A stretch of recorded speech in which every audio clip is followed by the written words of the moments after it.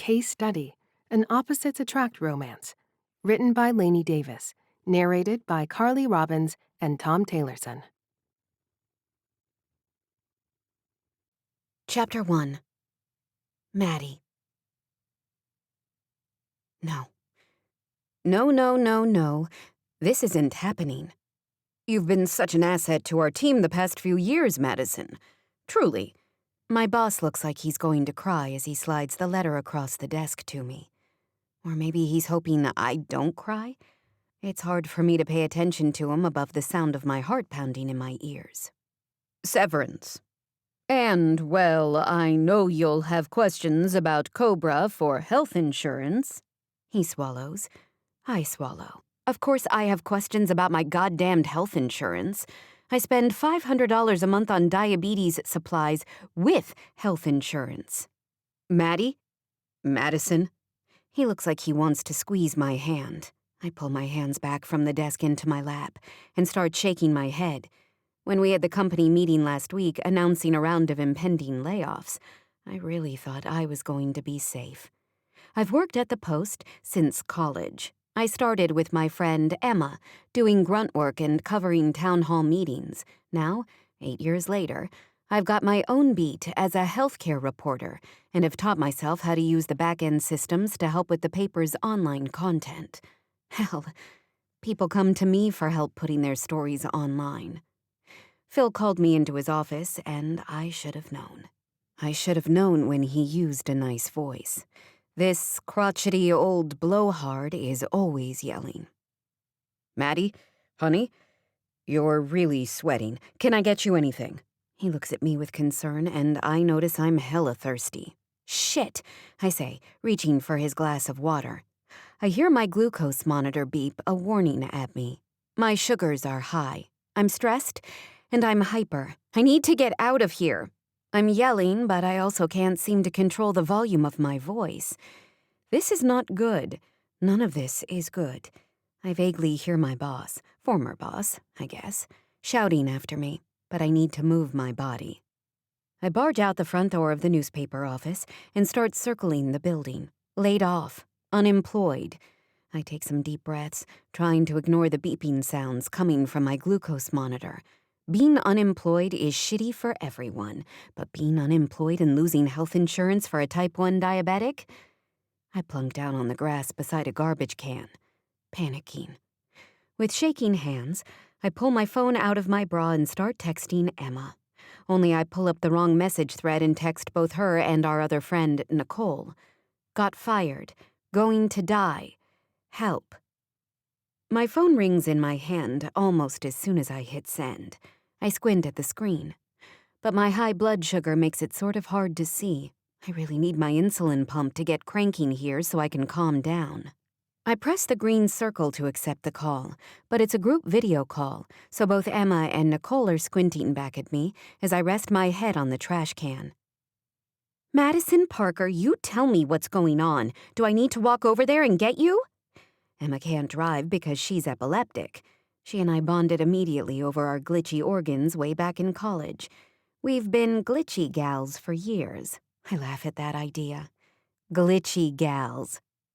I'm about to tell her not to strap her babies in the stroller on my account when Nicole shakes her head. Nobody is walking anywhere. I'm coming to get you. What about me? Emma looks insulted that she's somehow getting left out of the pity party. I guess they're throwing for me this afternoon. Nicole rolls her eyes. At least I think she does. My sugars are normalizing a little bit. I can feel it. But the screen is awfully small for a three-way video chat. Look, she says. I'm going to make sure Madison is not in a coma, and I will bring her to your house. Do you think you can have alcohol ready when we get there, Ems? Emma bites a fingernail, pondering. She doesn't drink alcohol either. See also epilepsy medication. Scratch that. Maddie, can you have alcohol when you're freaking out? I don't know all the rules. Anyway, Emma, we're tapping into your medical weed. I'm not sure how long I sit on the grass by the garbage. Eventually, someone hands me a dollar bill as I'm sitting there, and I realize I need to pull myself together and at least start emptying out my desk. Nicole screeches into the parking lot, parking sideways behind my editor's car so he's blocked in. I smile for the first time since I got to work this morning. Jesus, look at you, she says, hands on her hips, tapping her stylish shoe. I look down at myself. I'm a little rumpled. It's true. Most days I wear leggings and a compression tank to hold all my gadgets in place, and I top it all off with tunic dresses or long sweaters, and a fanny pack. I wear one everywhere. I've got a dozen of them. They're just the perfect size to hold all my snacks, and my reporter's notebook, plus my phone, and backup insulin cartridges. Nicole gestures at my dress, all bunched up and draping strangely. My tank is untucked because I was fiddling with my insulin pump. I see now why that passerby thought I was homeless. I sigh. Nicole starts pulling reusable cloth bags from her purse. "Do you have a lot of stuff to clear out?" she asks, raising a brow at me. "We're not waiting for security to clean out your desk or whatever the fuck. I'm getting you out of here." She drapes an arm over my shoulder and escorts me back inside. She tells me to sit down and pull any personal files off my laptop, handing me an external hard drive that she also has in her purse for some reason. I look at her, wide-eyed with surprise, as she starts pulling my photos off my cubicle walls. As Nicole opens my desk drawers, she starts shaking her head and laughing. "Seriously, Maddie, all you have in here is snacks and batteries." "That's not entirely true," I tell her, grabbing my crackers, leaving the batteries for the paper's voice recorder in the drawer and tugging open another. "I've also got my fanny packs." We share a laugh, my first today, and empty my stash of colorful pouches into one of Nicole's bags. If I'm going to be the weird girl in the black tunics with a fanny pack, I figure the packs should at least be cute. But really, apart from a few photos and 2 bags of bags and food, there's not much physical evidence of me here at work. I start to cry for the first time, looking at the empty walls of my cubicle, realizing how much more I'm losing than just my health insurance. My worst fear has been that I'll become a drain on society. I've spent a lot of time in hospitals. I've put my parents through a lot. I worked really hard to make it through college, and I thought I was on a really strong path here. Damn it. I like writing about healthcare. I have a really unique experience with healthcare, and I think it's made me good at what I do. "What the hell am I going to do, Nick?" I ask her. She scoops me up into a hug and just holds me for a bit. "We're going to figure it out," she says. "But for now, you're going to Emma's house to get high." Chapter 2. Maddie. I feel a little woozy, but also hungry, so I'm counting down the seconds until I can eat again once my glucose levels go down. My head throbs from the stress. I keep waiting for Emma and Nicole to come through with the Mary Jane they mentioned, but so far, this powwow is all spreadsheets and hugs from Emma's kids. Okay, so this is what I've got. Nicole props up the screen of her laptop so I can see all the red bolded numbers she's gathered together. I squint at the screen, hoping my insulin pump can get itself together here sometime soon. "You said you're getting 3 months severance, right? So I checked, and that will basically cover your COBRA insurance payments." Emma nods. I tug on the skin of my eyelids, making a crackling sound that used to drive my sister insane. "Maddie, knock that shit off immediately," Nicole scolds. "I, too, am appalled that health insurance payments are equal to your fucking salary. I almost want to just go ahead and marry you so you can get on my plan." Nicole works with Emma's husband's brother at Stag Law. It's a whole tangled web of tall, grouchy men. But Nicole's also not serious about marrying me because she's up to her eyebrows in love with her own grouchy guy. Nicole points at the next row on her spreadsheet. "Now, you'll also be able to collect unemployment, which should cover your cell phone bill and car insurance and your diabetes supplies until you find a job. I've also added a modest estimate for food." Emma sets her son on the ground and starts rubbing my shoulders. It feels nice. I take a deep breath and point out the obvious to Nicole. That doesn't leave anything for rent. Emma switches her movements to rubbing slow circles on my back, my favorite, and Nicole nods. Right. You didn't renew your lease yet, right? You're just going to have to not renew it. I roll my eyes, which are starting to focus again as my headache finally subsides. And in this plan, where am I living exactly? They both start to say I am welcome to stay with them as long as I want, and I snort. Emma's house is nice, but she's got 2 really young kids who cry all the time and wake up at 5 in the morning. Nicole is constantly telling me about the loud acrobatic sex she and Zach have all over her house. That might be an option for a day or two, but there's no way I can stay with either of them long term. Emma squints, thinking. What about your sister? Nope. I shake my head. My sister and her wife just signed traveling nursing contracts. They moved all their possessions into a storage unit and hopped a flight to Boston, en route to Chicago, and then Austin. Melissa is living life on the road, I remind my friends. They don't bother mentioning my parents. After I moved out for college, my parents immediately downsized to a 1-bedroom apartment to save money. They've worked hard all their lives, but neither of them has a degree and they don't earn much. I shove down the guilt, remembering how much extra they had to put aside for all my medication and supplies over the years. Nicole slams the computer shut. You'll stay with me for now, and we'll figure something out, she says. Emma perks up, noticeably relieved that she doesn't have to host a guest in her house filled with diapers and breast milk laundry. And you won't need to rent a storage unit for your stuff, Emma says. Thatcher has plenty of room in the studio to store your boxes. I smile at my friends, gratefully. I know I'm supposed to be more loudly expressing my thanks to them. I just feel empty and hollowed out. I've wanted to be a reporter my whole life. All I've ever done is write things. When I was diagnosed with type 1 diabetes in 5th grade, I started researching the disease and writing papers about it. I was editor of my high school and college newspapers, and I was damned proud of myself for landing a job at the Post. My healthcare beat was a huge source of pride, and I got to write features as well as short newsy stories. I did it all. Newspapers are struggling, though.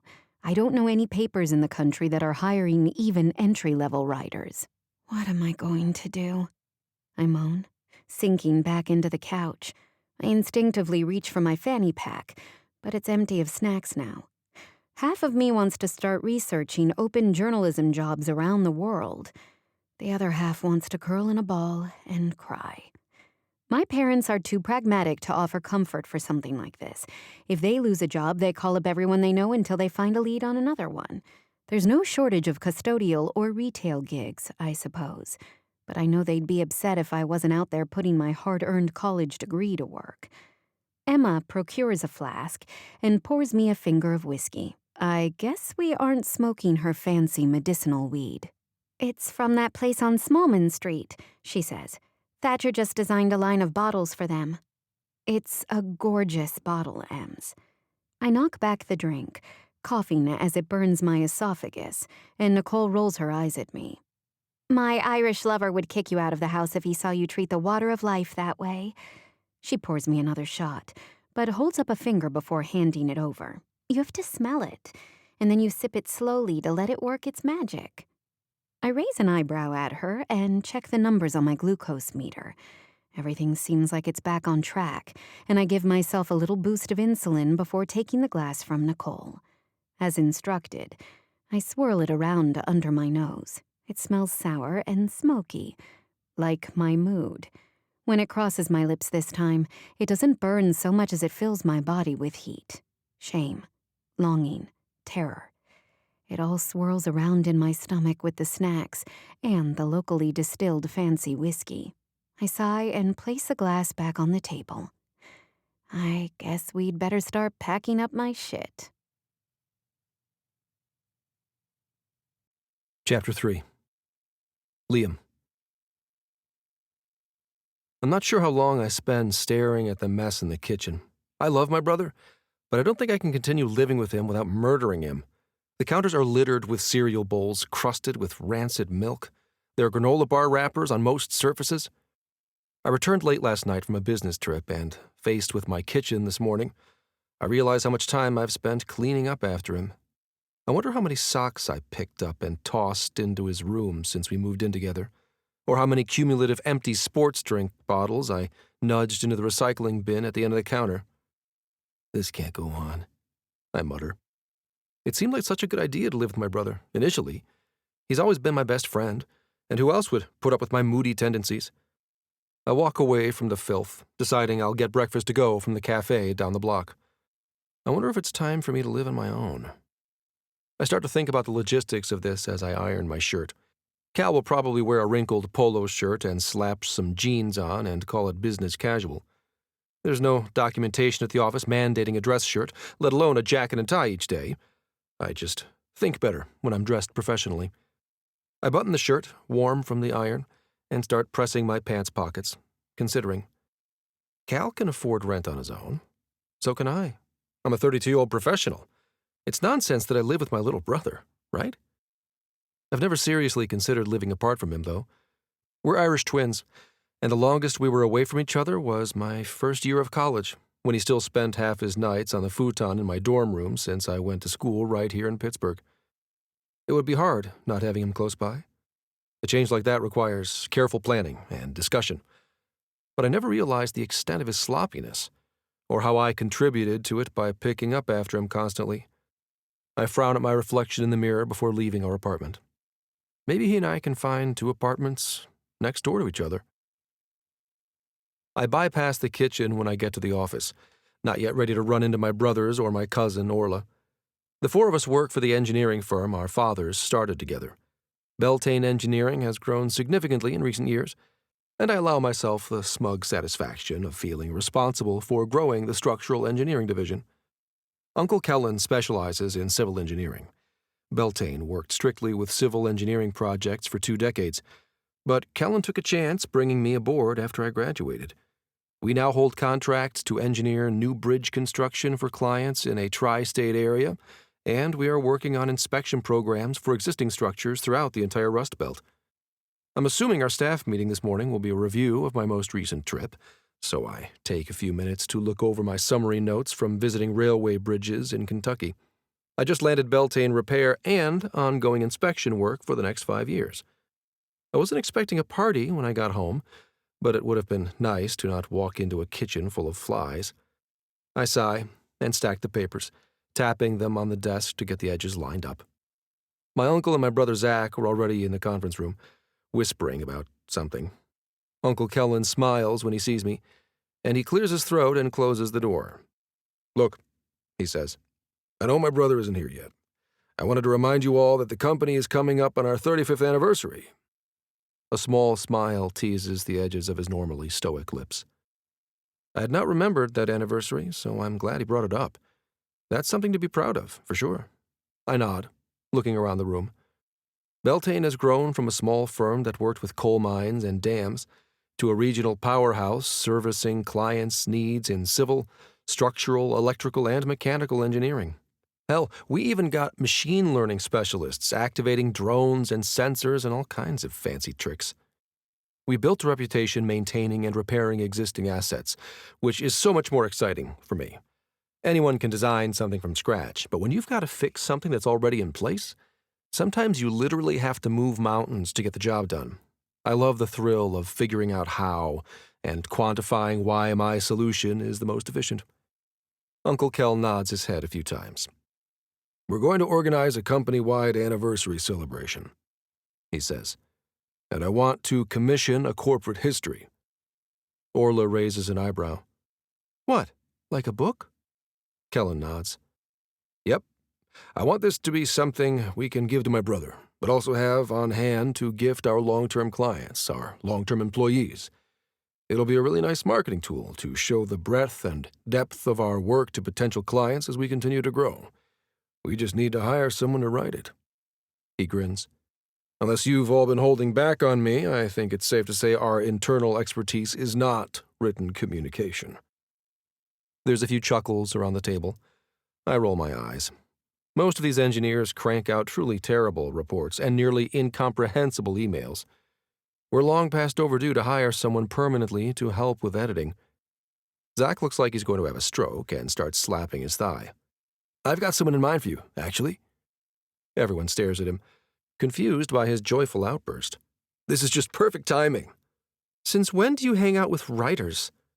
Orla and Zach never, ever avoid opportunities to give each other shit, but he just squints and points at her. Nicole is friends with a few of them, he says, referencing his girlfriend, who happens to be batshit crazy. Okay, not really, but she's an eccentric, loud person. I can't imagine any of her friends will be well suited to capturing the spirit of Beltane appropriately. I frown. But Zach already has his phone held out, showing Uncle Kellen someone's cell number. My dad walks into the room after that, and we pivot to new business. I listen to Zach talk about how he and his new partner are programming robots with cameras to inspect the insides of pipes and working on underwater storage capacity. Orla talks about the terrible wiring throughout most of the city, and then it's my turn to brag about bridges. I adjust my tie, clear my throat, and slip into my comfort zone. Free rein to talk about structures and my plans to improve them. Chapter 4. Liam. I straighten my tie before knocking on my uncle's office door, which is ajar, but I want to be polite, regardless. You wanted to see me? He smiles as he looks up from his paperwork. Come on in, son. Have a seat. Uncle Kellen calls me and my brother's son because we all grew up together. He and Orla moved in with my dad and us after Aunt Helen died. He certainly feels like a father figure to me, especially because we have so much in common. His office is what I would describe as perfect. Everything has a place. Every item in the room serves a purpose and was chosen to be both functional and attractive. This is a calm room. I sink into the chair opposite his desk, delighting in the comfortable way it hugs my lower back. So, tell me about Kentucky, he says, folding his hands together. I clear my throat. I've already been over all the numbers during the staff meeting, so I quickly try to recall the highlights. We secured several long-term repeat contracts for bridge inspection throughout the entire coal seam in Daniel Boone National Forest. I begin. But he holds up a hand. I know all that. I should have clarified my question. What was it like for you to be out in that role, discussing our work, closing deals? Oh, I say, feeling my eyebrows shoot up toward my hairline. Well, to be frank, it felt very natural. I don't need to explain to my uncle that I know our inspection program inside and out, and I know that we are flexible, fastidious, and efficient. Can't help but notice your notes here about the electrical transformer towers out there in the deep woods. Uncle Kellen moves his mouse and pulls up a document where I had been typing random notes in the margins. I hadn't realized I'd emailed him a rough draft. I don't usually make mistakes like that. I'm sorry that I sent you that version of the report, I tell him, squirming. This is very unlike me. I had meant to poke around that line of thinking a bit more before I brought it to your attention. Uncle Kellen grins. Let's just say I did some poking myself, he tells me. It's no secret that our nation's power infrastructure is crumbling. I nod. Just glancing at some of the rail systems I visited, I could easily spot damage to towers, not to mention the wires. Takes some pretty sophisticated logistics just to get a crew into those remote spots to inspect the structures. Maybe even something like one of Ray's robot cameras. My uncle is nodding his head now. He clicks around on his computer and pulls up his contacts. You ever try to get a meeting with a public utility before? He squints at me, studying. I shake my head. Well, no. But I did just meet with the railroad, and like I said, I had been planning to do some preliminary research before I brought this to you and Dad. He waves his hand, dismissing my nerves about the doodles. Your brief note was all the spark we need, Liam. Now, tell me what you imagined. Just top of your head, big picture idea. I swallow. This had been all I could think about since I got back from Kentucky, apart from the Cal's filth interrupting my thought patterns. I propose we inspect the entire power grid for each utility company and make a plan for maintenance and repair, and then engineer those maintenance and repair solutions. I agree that Ray should be a huge part of the discussion, and that sensors installed throughout the grid would be instrumental. This could be national. I blurt.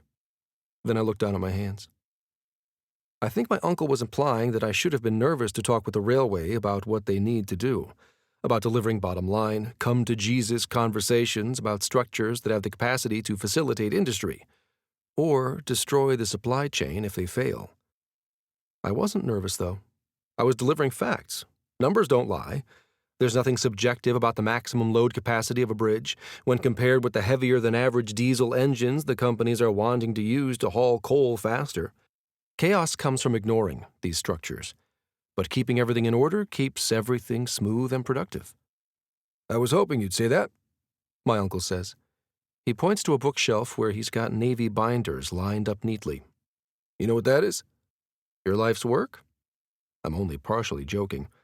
I'm pretty sure he started keeping his records on the computer in the 90s.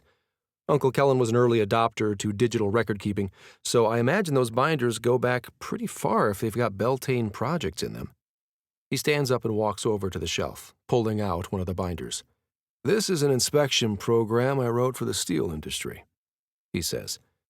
He hands me the binder, and I take a look at the step-by-step instructions for analyzing the safety, integrity, and function of massive industrial facilities. We started out writing these protocols for just one client, and this grew to become our proprietary inspection program. He taps the binder. Anyone in the nation who wants to keep their slag heap up to code is purchasing our intellectual property to do it. I sort of knew all of this. I know our work constitutes a vital piece of industry. Hell, the entire economy depends on these industries. When the streets of Pittsburgh crack open with sinkholes and city buses fall in, there are massive ripples of impact on everything from the city's water system to the service workers who can't keep the restaurants open downtown because their buses are detoured. I thumb through my uncle's old Xeroxed dot matrix notes, the blue ink fading with age. I love the fastidious, thorough orderliness of it all. 2 pages discussing the acceptable depth of rust on a load-bearing beam. 2 more pages about the proper cleaning of dust from an air vent. Here's what we're going to do, Liam, my uncle says, leaning back against his desk. We're going to let your dad do what he does best and start up the conversation with these folks and get them to admit that they've got a problem. Meanwhile, you and I are going to do the work developing the solution they were worried was too difficult to imagine. I like the sound of that, I tell him. Where should we start? He holds up a finger. We're going to start with that corporate history I mentioned. Certain I misheard him, I tug on my earlobe. I'm sorry, what? He grins. Your brother found us a writer for the corporate history. She's great for this project. Much more your father's brand of energy than you or me or Zach. I'd like to have her begin with a specific slice of our company history. I feel my face curling awkwardly in confusion, something I've been working very hard on not doing in client meetings. Orla tells me it makes me seem disapproving. I'm sorry, but how does that advance the utilities inspection project? Kellen grins. A few decades ago, your father had to go to traffic court over a road rage incident. I know this story. It comes up at holidays. Dad was late getting home, likely because he was gabbing endlessly with someone in the lobby at work, and tried to drive around a busy intersection. He actually drove up on the sidewalk to get around a car that was taking too long, for his liking, to accelerate. In the waiting area for his case, your father got to chatting with someone else who was there for an unpaid ticket. I nod. This is typical for my father. Let me guess, I interject. They became best friends after bonding over the injustice of their citations, and it happened to be a state senator. Close, Kellen says, nodding. It was the CEO of Allegheny Power. Chapter 5. Maddie. Excited for your first day? Nicole and I are combing our hair in her bathroom like it's college again, and we're in the dorms. I sort of love it, even if I did have to crank my headphones last night to avoid listening to her and Zach. Excited feels like the wrong word, I tell her. Zach randomly called the other day as we were moving my stuff into Nicole's house to say that his company is looking for a writer for a corporate history. I've never done a corporate history before, but I figure writing is writing. I jumped at the chance. Nicole told me to double whatever I was planning on quoting them for the project, and I just about flew out of my chair when they didn't balk at the number I threw out. I'm brimming with questions, that's for sure, I say, tying my hair back into a sleek ponytail and smoothing my usual black dress over my leggings and tank. Nicole winces when I hook on the fanny pack of the day. "What?" I shrug. "You know I need a bag with me." "Yes, but surely you can choose a nice, elegant crossbody satchel? Something that doesn't fasten with a plastic buckle?" "I'll wear the black one," I tell her, swapping out my emergency medication and my snack baggies. "Nobody will notice." Nicole laughs. "They're engineers, Mad. They notice everything." I shake my head at her. Not true. I bet you $45 they never notice a woman's clothing or accessories. We walk back to her bedroom to examine ourselves in her full-length mirror. 45 is an awfully strange number. Nicole slides her feet into an impossible pair of spike heels as Zach bursts into the room, damp from the shower, dressed for work. He pecks her on the cheek and makes to dash out of the house. "Wait!" I shout at him. He freezes. "Aren't we going to ride in together?" He furrows his brow, clearly considering this for the first time. "I suppose that would make sense." He stands in the hall considering. "I'm in a bit of a hurry." Nicole rolls her eyes. "Nobody cares if you're only 8 minutes early today instead of 15. Maddie, why the $45? I slide on my perfectly reasonable, adorably cute black flats and grin at Nicole. That's what I've got in my bank account after stocking up on my medical supplies and paying my first month of insurance. Nicole looks like she's going to cry and starts shaking her head. "Do you have money for lunch?" "Babe, please buy her lunch today." Zach taps his chin. "I think we're having stuff brought in today anyway," he says. "Noon meeting and all that." Nicole nods. "Good." I like the sound of this noon meeting complete with food. I make a note to adjust my snack schedule and estimate I'll be eating by 12:15 so I can monitor my blood sugars. I climb into Zach's truck and zip my pack shut with a flourish. "Don't you need, I don't know, stuff?" Zach looks at me like I'm missing a limb. "Nicole always has bags and things when we leave the house." I pat my lap. "That's the beauty of this right here. I'm telling you. It's the perfect bag. I never have to think about it. Got my snacks, got my phone. Fanny packs are where it's at." Zach chuckles. We make the short drive to his office, and he pulls into a spot in the side lot. "You guys have your own parking lot?" I gape at the prime real estate near the hockey arena. "Your business must be pulling in bank. I can't believe I didn't quote you a higher number." He laughs at that and swipes his ID to get us in the lobby. Then he looks at me like he's not sure what to do next. The receptionist isn't in yet, and I rock back onto my heels. "Well," he says, "I guess I'll take you for some coffee? And to find my uncle?" "Kellen did say I'd be meeting with him first," I offer. We start climbing the stairs to the company kitchen. It smells like shitty coffee and powdered donuts. I see a box of the latter on the counter with only one missing. "My uncle must have brought these," Zach says, popping one into his mouth in 2 bites. I make myself busy pouring the coffee and that awful shelf-stable creamer when I hear voices from the doorway. "You're such a pecking mother hen, and I'm sick of your grouchy attitude." I think this is the middle Brady brother, Cal, but I'm still not sure who is who in Zach's family. "It is not grouchy to insist that you stop leaving food to rot in the sink," the stern-looking one says. His mouth pulls down in a severe line, and I can see a vein pulsing in his neck. "I found mold growing in your cereal bowl, Cal. Actual mold."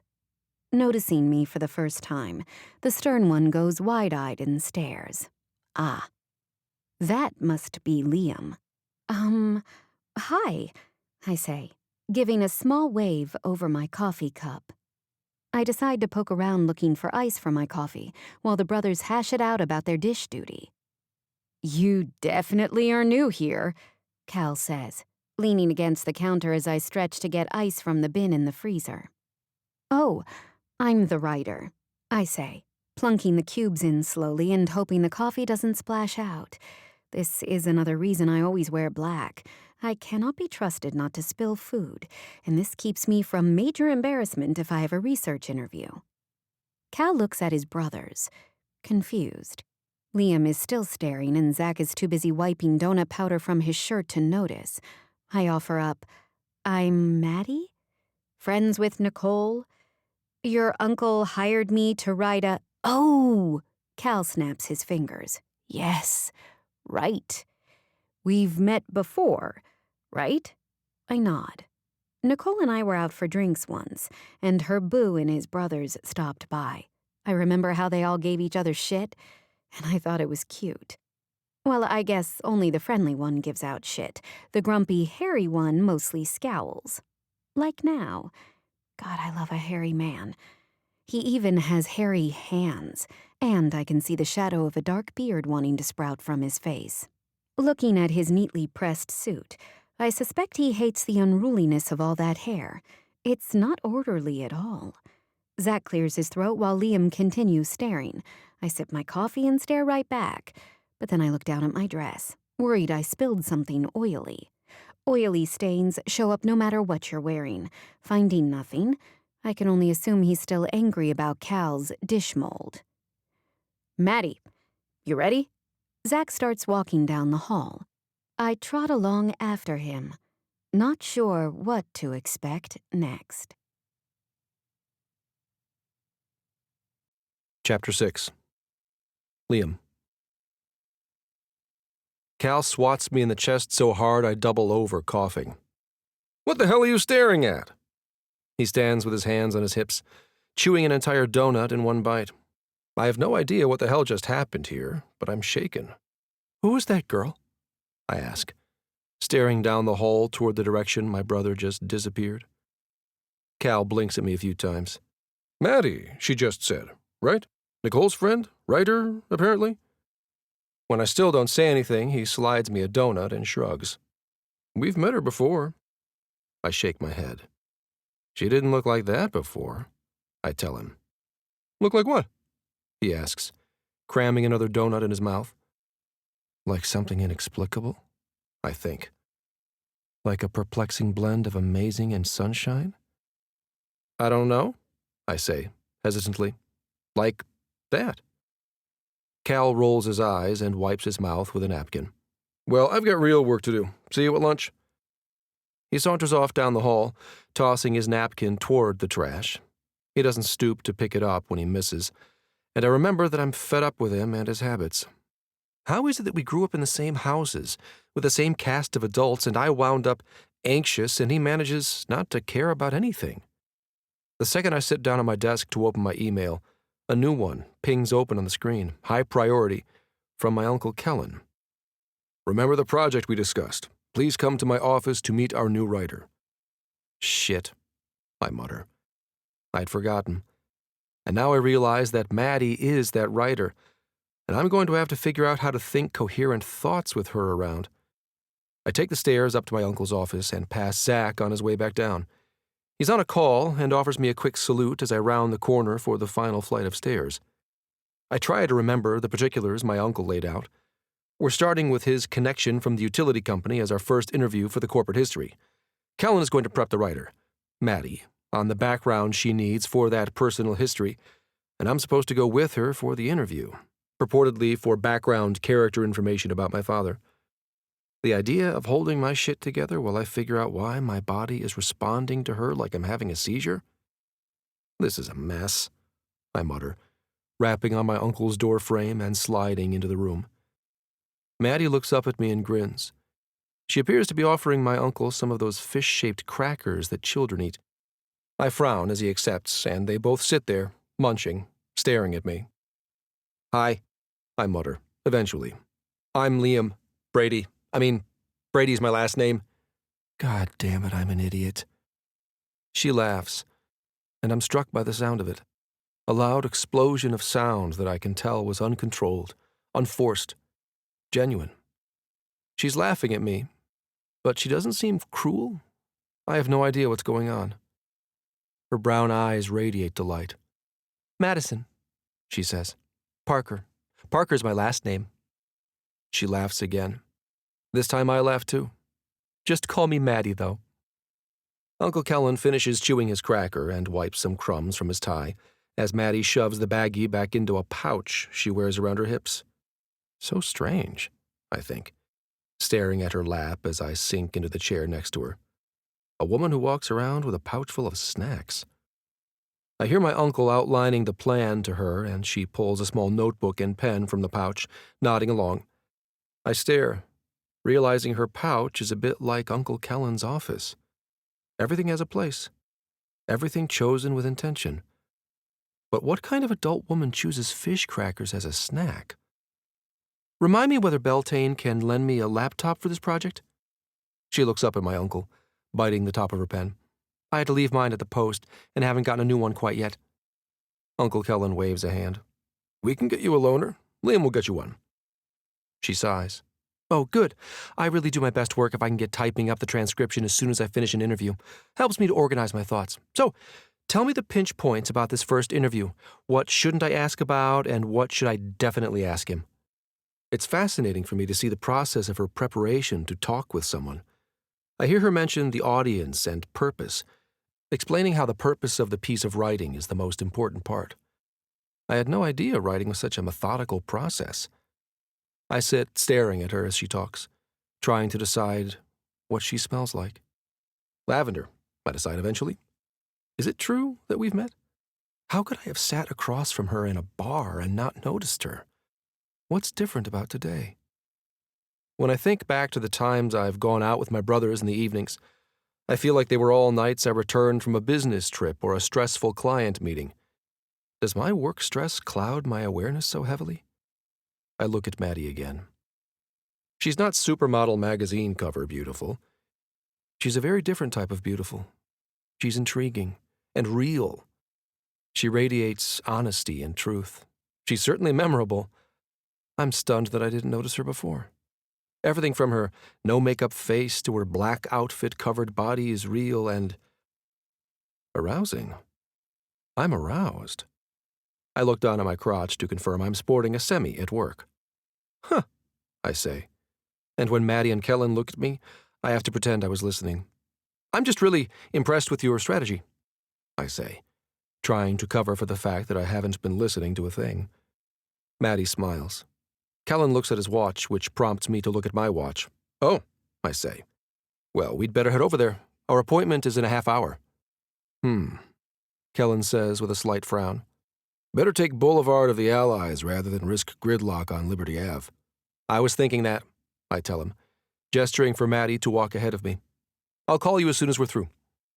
With a nod, I follow my new sidekick to the parking lot, where she looks around awkwardly until I remember that she doesn't know which car is mine. I thought we'd take a Beltane car, I tell her, pointing to one of the black Saabs my dad bought for important client meetings, not to be confused with the black pickups he bought for field work. I unlock and start to get in, and then I wonder if I should have held her door open. This isn't a date. I'm not supposed to be attracted to my colleague or to my brother's girlfriend's friend. This is a damn disaster in the making is what it is. Maddie clicks her seatbelt in place and looks up at me expectantly. I drape my arm around the back of her chair so I can look behind me to back out of the spot. And immediately I wonder if I should have done that. But I'm not sure I can drive in reverse without my arm there, so I just hit the brake and sit, staring, not knowing what to do next. Everything okay? Something in her bag beeps, and she unzips it and begins to fuss around, popping more crackers in her mouth. You probably shouldn't eat in the company car, I say, pulling my arm back into my own space and gritting my teeth until I get the car headed in the right direction. I'm sweating. I can feel it. Sorry, she says, zipping the bag shut again. And then she starts rehashing the plan about Clayton Monroe. My portion of the song and dance is really only important at the beginning and the end, where we need to get him to ask after my father. I see Maddie changing her energy as we get closer to the Allegheny Power Office. I can feel her getting ready for the interview, deciding on her approach. I like it. I hang back silently while the receptionist greets us and takes us up to the top floor of the massive building. Mr. Monroe will be in soon, the receptionist says. gesturing toward comfortable leather seats in the conference room. "Please make yourselves at home." Maddie starts arranging her notepad on the table alongside a small digital recorder, all of which she pulls from that pouch around her waist. I stare at it again, conceding that it's an extremely useful pouch for someone in her role, but it's certainly unusual. I can't think of a professional environment where I've seen someone wear a fanny pack. But then I start considering the tool belts I wear for field work, and I consider that Maddie may have invented a reporter's tool belt. I like how it nips in at her waist, giving me a sense of the swell of her hips beneath it. And there's my semi again, at a meeting. I'm still staring at Maddie when Clayton walks in, all bluster and loud small talk. "Liam Brady," he says, pounding me on the back as I rise to shake his hand. "You are the spitting image of your old man. Hope you don't have his lead foot." He laughs, so I laugh, but it feels forced. Maddie does not laugh, and I decide I like that about her. She smiles, but only laughs when she's actually amused. Chapter 7. Maddie. "Tell me about yourself, young lady," Mr. Monroe says, settling into a seat at the head of the conference table. "Well, first of all, I'm not that young," I tell him with a wink. He chuckles and points at me. "Guess I gotta watch out for you." "Guess you'd better," I say, and I hear a beep. It's not my beep, though. When it happens again, Mr. Monroe clears his throat. "Maddie," Liam says through gritted teeth. "I think your phone is beeping. Mr. Monroe's time is very limited." I shake my head. "Not mine. My ringtone is the theme song from Survivor." Liam stares at my fanny pack like he's not convinced, but eventually I say, "You know, Liam, I think it might be your phone." His cheeks flush as he pats his pocket, where his phone is indeed buzzing like mad. "I'm terribly sorry," he sputters. "This is my father. Mr. Monroe, I'm going to step in the hall and take this." Liam rushes out of the room, hissing hello to his father. Mr. Monroe laughs. "Nervous fella, isn't he? Not like his old man after all, I guess." I shrug. I don't really know him that well. Monroe folds his hands on the table. "Well, what do you know? Maddie from Beltane Engineering?" "Oh, I'm not really from Beltane." I start to explain. I'm flustered by the unexpected departure of Liam, unsure if I should tee up the plan or stall with small talk. Small talk is dangerous for me. I'm a blurter. "My friend Nicole is living with one of the Brady boys, romantically, I mean. Isaac is her boyfriend." I feel myself rambling, but am also unable to stop. I was really doing great taking control of the interview until Liam accused me of having my phone go off. "So anyway, I've known Nicole since college, because her roommate Emma was my friend. We met in line for disability resources." Monroe looks at me wide-eyed. "I'm diabetic," I blurt. "Type 1. His face transforms. "Is that right?" He holds out a hand, the fingertips leathery and calloused from decades of jabbing. "Me too." "Really? That's amazing. I don't know too many people in my weird boat." He chuckles and opens his suit jacket, patting the pocket. He says, "I carry these injections with me everywhere. Got extras in my desk, in my car. You know how it goes." I shake my head. "No way, dude. I use a pump." "Do you really not use a pump?"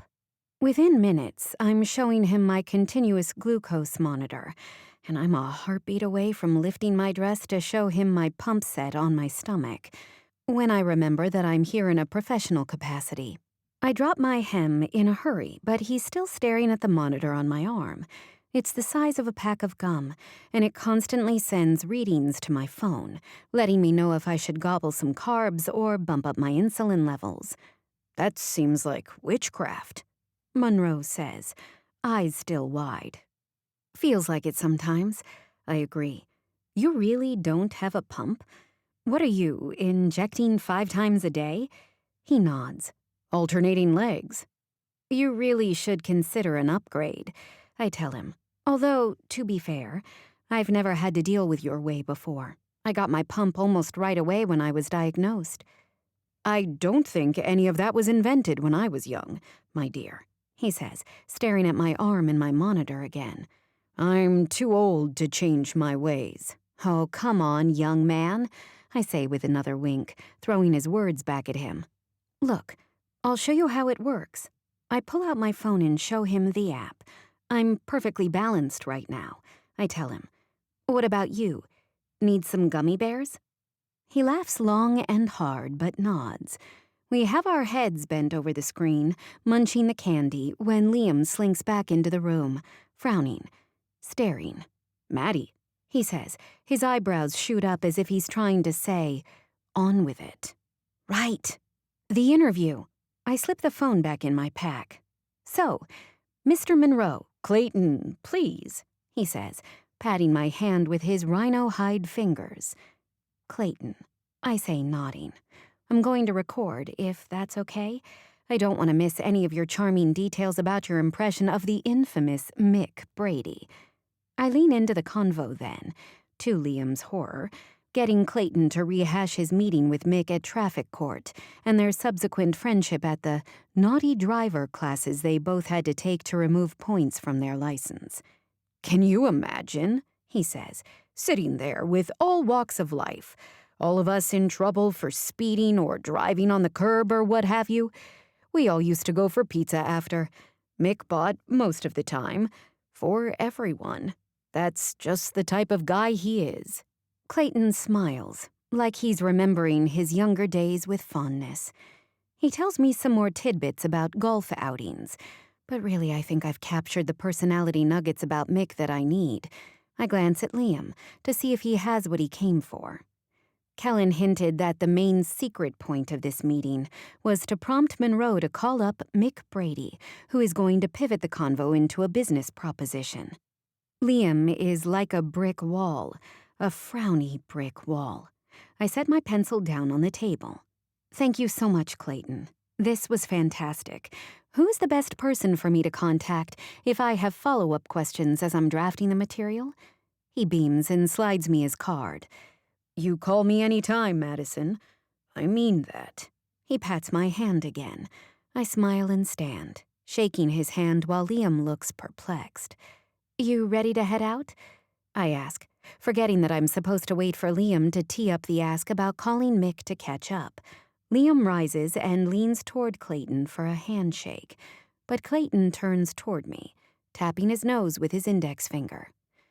You know, Maddie, would it be okay if I called you this week? I'd like to talk with my wife about that upgrade you mentioned. He snaps his eyes quickly to Liam, and I can tell he doesn't want me to mention anything about our personal connection. Of course, I tell him. I'll be working at Beltane for the next few months, so you can always find me there. I keep thinking I've set up the perfect opening for Liam to jump in and say he will have his dad call or something, but he just stands there, staring at me. We all finally shake hands, and Clayton walks us to the elevators personally. When the doors slide shut, Liam runs both hands through his hair. Jesus Christ, what a mess. He growls. What the hell were you doing in there? Me? Yes, you, with the candy, playing around on your phone. You were hired for a very specific job here, Maddie. I feel my chest swell up and absorb the rest of the air in the elevator. Excuse me, but you're the one with your phone going off, bursting in and out of the room and then staring like a silent clown when I was teeing you up to get Monroe to call your dad? He works his mouth open like he's about to spit a retort at me. "Huh-uh," I say, shaking my head. You're not going to imply that I did anything less than my job here. I got fantastic audio for the corporate history and established rapport with Clayton Monroe where you clearly could not. I absolutely hate being told what to do. I spent most of my life being told what I can and cannot do by doctors, and I'm over it in my personal life. Plus, I know I'm right, and I also hate when people don't listen to me. He sinks against the wall. You're right, he says. What was he talking about at the end, anyway? What kind of upgrade is he looking for? It's not really my place to tell you. I say. When the doors slide open, I stalk across the lobby and out into the sunshine. You know what? He frowns at me. It's a nice day. I think I'll walk back to Beltane. Before he can object, I stomp off down the street, cramming crackers in my mouth as I walk. Chapter 8.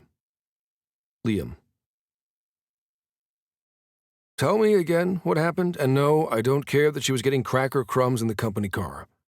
My uncle frowns at me disapprovingly as I try for the third time to make sense of what went down with Clayton and Monroe this morning. I feel like I'm on hour 36 of an all-nighter. My head feels inflated and my heart beats erratically. Can this all be related to the mold growing in my kitchen sink? I start to wonder if Cal is actually killing me with his hog habits. I take a deep breath and go through the main points again. Dad calling during the meeting, me returning to Maddie and Clayton poring over a cell phone.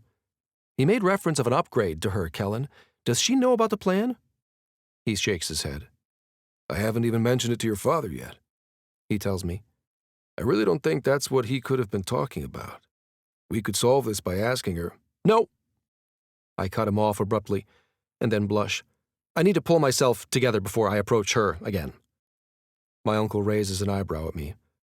I'm sorry, I tell him, and let out a long breath. What's going on with me? Uncle Kellen laughs, which surprises me, because I was sure he'd be pissed that I didn't tee up a phone call between Dad and Monroe. Phase 1 of our plan to inspect and re-engineer the power grid depends on us getting an in with the utilities. How could I be so stupid? Want to know what I think? Kellen is smiling now, which flusters me even further. How can anyone smile when so much is on the line? I shrug anyway, and he says, I think maybe you have the hots for Miss Parker. What? No! I lie. How can he tell? It doesn't even make sense that I'm attracted to her. But it doesn't matter, because she's several degrees of off-limits anyway. No? Kellen raises an eyebrow at me skeptically. Liam, son, I hope this doesn't come out wrong, but you're generally wound tighter than a cable-stayed bridge. I snort. Like those cables, I need all the pieces in my life to help support the load and let me function at my best. Kellen laughs. Well, from what I saw this morning, Maddie Parker put a kink in your design. She's like a gust of wind coming in from the bay. Am I right? Before I can think, I mutter, she certainly causes vibrations. When Kellen barks out a laugh, I realize I've said that out loud, and I grit my teeth. I won't let it become an issue. I was taken aback this morning. Kellen leans forward and squeezes my shoulder. I know you won't let it be a problem, Liam. But I also know we need to set Clayton Monroe up with your dad for a call. Let me call Maddie at her desk and get her in here to collaborate on this. He reaches for his phone. There's something else I didn't tell you. I fidget in my seat. I may have yelled at her after the interview and she refused to ride back with me. Said she'd rather walk. I flush. I'm a professional in my 30s. I aced my professional engineering examinations. I've negotiated with railroads. Yet today I fell to pieces because an intriguing woman pulled crackers from her fanny pack and smelled like flowers. My uncle's eyes look like they're going to bulge out of his head. Well, where the hell is she now? I shrug. For heaven's sake, Liam. Kellen stands and grabs his keys, punching numbers into his cell. I assume he's trying to call her and drive to fetch her, although it has been long enough that she's likely close by now. It's a nice day, I sputter. Just then, Maddie rounds the corner, her cheeks flushed from the walk in the sun. She's smiling, although she frowns when she sees me. Hi, Kellen, she says, ignoring me. I was hoping we could debrief before I get to transcribing the interview. My uncle dismisses me with a wave, and I sulk back to my office to formulate a plan to get my shit back together. Along the way, I run into my brother Cal, eating pizza in the hall with a plop of red sauce dripped on the web between his thumb and forefinger. Callum, you are such a fucking slob. I growl at him and shove him against the wall. What gives, Liam? You're missing pizza, by the way. He gestures toward the conference room with his thumb. You don't get it, do you? That I'm not joking around when I say I can't live like this anymore. We're not in a frat, Cal. Cal squints at me. I'm going to assume you're hangry right now. We can regroup back at home later. He hustles off toward his own office and closes the door with finality. I pinch the bridge of my nose and breathe deeply. He's probably right. I need some food, and then I need to apologize to Maddie. Then I need to tell Callum we can't live together anymore. Settling on a plan of action, I make my way to the conference room. I nod at Orla and Zach, leaning against the counter in the back, laughing. They see me, and Zach asks where Maddie is. I shrug again. She's with Uncle Kellen, I say, debriefing. Zach looks concerned and glances at his watch. I promised Nicole I'd get her fed on time today. He pulls out his phone and starts tapping out a text message. I reach for a slice of pizza on the table. I'm sure she filled up on fish crackers and candy, I mutter, but Zach swats at my arm. Don't be like that. I remind myself that apologizing to her is phase 2 in my plan to get back on track. I grab a second plate. I'll bring her a slice. How's that? Zach smiles and nods. Orla chimes in, saying, Much better, Lee. My cousin and my brothers have been trying to get nicknames for us Brady kids to stick for years. Zach is short for Isaac, Cal for Callum. Sometimes Cal calls her Lala. They're all trying to get me to agree to Lee, but I'm not interested. Liam means protector, unwavering. I like that my name already fits into my history. My parents divorced when Cal was a baby, and Dad got Zach's mom pregnant with him. My entire childhood was marked by upheaval and chaos. Cal and I spent every other week in a different house. I was his constant through all that, and Zach's comfort on the days before we'd take off and leave him behind. Then, when Kellen's wife died and he and Orla moved into our house, I was again the keeper of the peace. Kellen was comatose with grief. Dad had always been flighty. There were 4 kids who needed to be fed regularly and kept semi-clean. Uncle Kellen is right that I'm high-strung, but someone at the Brady house needed to be. It's the only way the 6 of us made it through. I roll my eyes at Orla and head back upstairs with the pizza, only to catch sight of Maddie in the hall on her way toward her temporary cubicle. Maddie? I say, walking toward her with the pizza. She sighs. Hello, Liam. Something about the sight of her with her hands on her hips, her brown eyes shooting sparks at me, has my heart racing.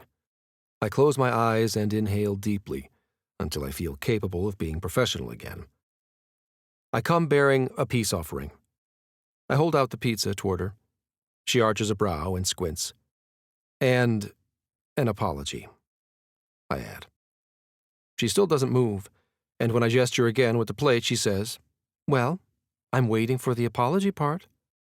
Fuck me. I'm eviscerated. Done. Ruined for all other women. I want her so badly in this moment, and she hates me, and I can't have her anyway, and I need to go sit in my office and figure out a new plan. I nod. Yes, I'm sorry, Maddie. I behaved terribly and spoke from a place of heightened temper and panic, and it won't happen again. She smiles. Forgiven. She snatches the pizza and begins eating, hungrily. Is there more of this?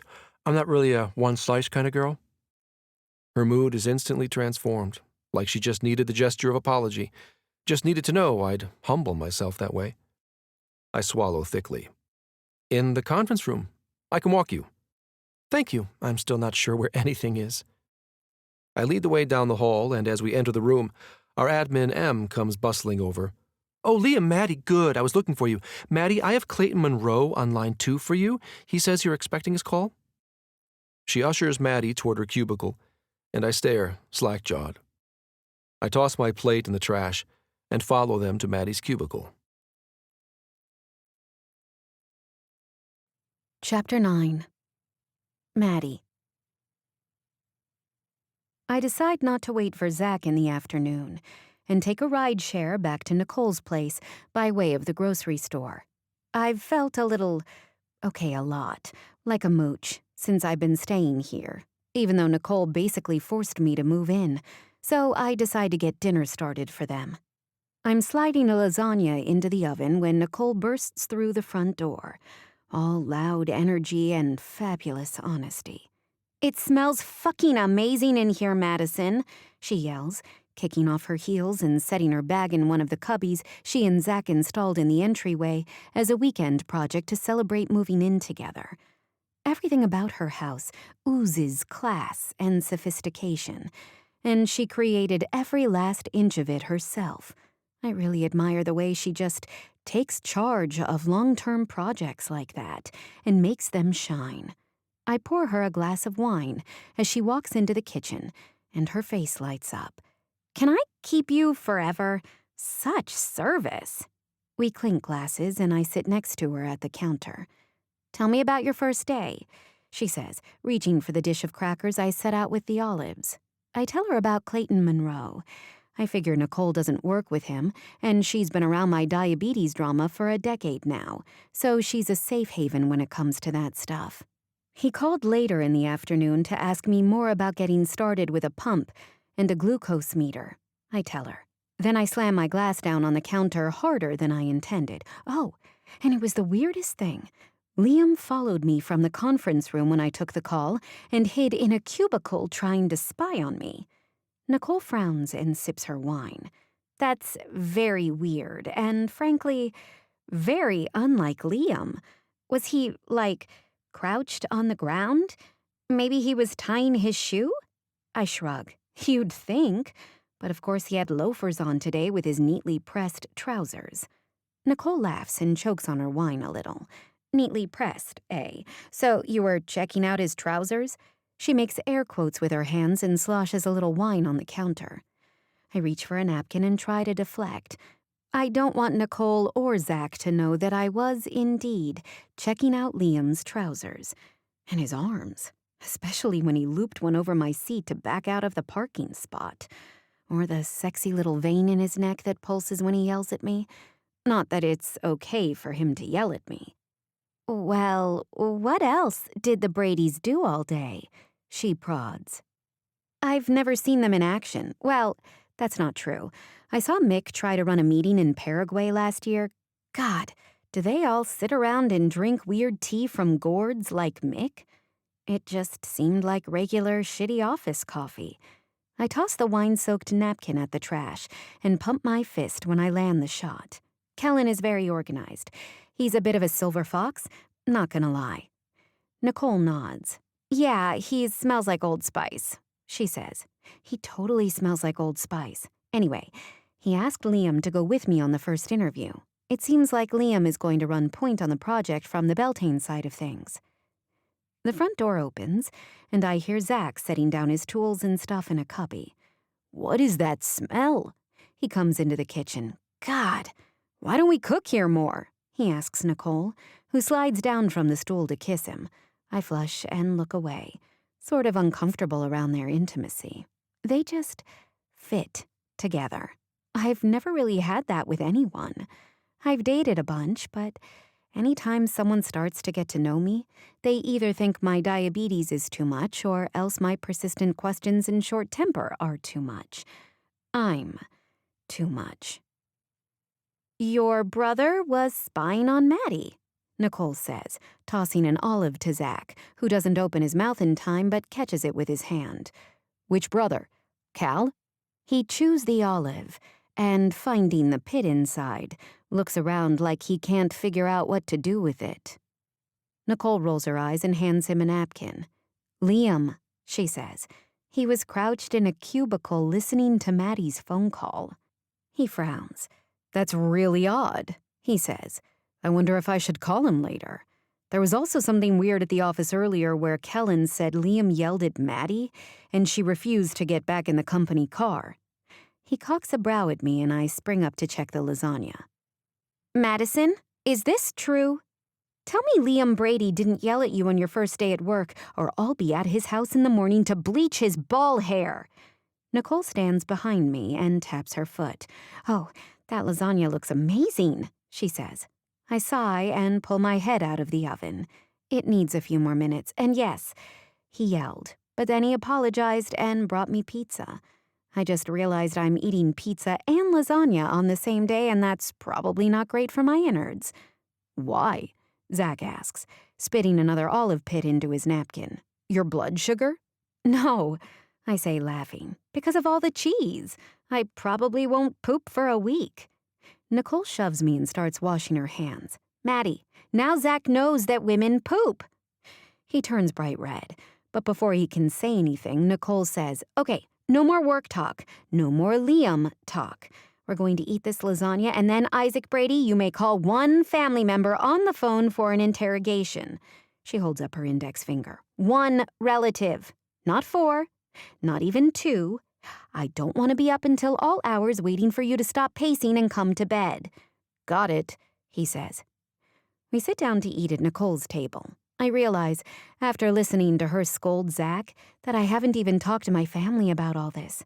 It's not that I don't have a good relationship with my parents. It's just that, well, they'd expect me to find solutions. If I called them at the problem stage of my problems, they'd want to know what I was going to do to fix them. After we clean up and Zach calls up his brother to yell at him for being weird, I slide into the sunroom to call home. Maddie? My mom answers like she wasn't expecting to ever hear from me again, and I called during something important. Yeah, Mom. It's me, I tell her. What are you and Dad up to?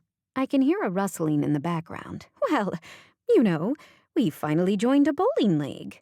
Really? That's so great. In Lawrenceville? She scoffs. Well, there aren't any other bowling alleys in the city anymore, you'll recall. I roll my eyes. I know, I just meant... Well, I'm living nearby the bowling alley now. I hear a thud and hope she didn't drop a bowling ball on her foot or anything. You moved out of your apartment? Yeah. I start to chew on my nails, but then I worry that she can see me and will scold me for it, so I put my hand in my lap. I got laid off last week. Silence. From the paper. I always hated that rag, she scoffs. They print a lot of nonsense in there. It's still a good paper, Mom. They're just not doing well financially. I hear the sound of pins falling in the background, and what I assume is my dad whooping for joy. Well, my mother starts to say, what are you gonna do now? I don't want you to worry, I say quickly. I got 3 months severance and can keep up my health insurance that long. Nicole actually got me a temporary job already. I'm staying with her and working with her boyfriend. Nicole has a boyfriend. I feel myself rambling again and pull the phone away from my ear to check my sugar. I'm never sure if I ramble because I spent my whole childhood being grilled by doctors, or because my blood sugar is low and it makes me loopy. It is, in fact, a little low. Not sure how that can be after I just ate all that damn cheese, but I reach into my fanny pack and pull out some fruit snacks. I'm not entirely sure what to make of what you're saying, Madison, Mom says. I don't blame her for getting confused. You keeping track of your sugars? Cleaning your pump and all that? Yep, I say, mouthful of candy. I was panicked there when it first happened, but I've got a plan and a budget thanks to Nicole. I'm writing a corporate history for an engineering firm. I hear my dad urging my mom to come take her turn at bowling. Just a minute, she whispers off to the side. What's a corporate history? It's a book, Mom. I'm writing a book about this company and they're paying me good money. I should be able to find something permanent by the time I'm done with the project. A whole book, huh? She sounds proud, and that makes me feel good. Just a minute, I said, she hisses. Well, listen, Madison, I gotta go take my turn. I'm real proud of you, honey. I'm glad I waited to call until I had a plan. I hang up with my mother and toss my phone down on the arm of the chair. I step out back and walk over toward Nicole's tank pool. Zach built her one of those trendy animal trough pools and even rigged it up so it can be a hot tub in the winter. I climb inside. The water's only 2 feet deep, and I can stand in there in my shorts, staring at the sun setting over the river. I'm grateful Nicole and Emma helped me make a plan and put it in action. Where would I be without them? Alone and broke in a diabetic coma, I think. I pop another fruit snack in my mouth and head inside.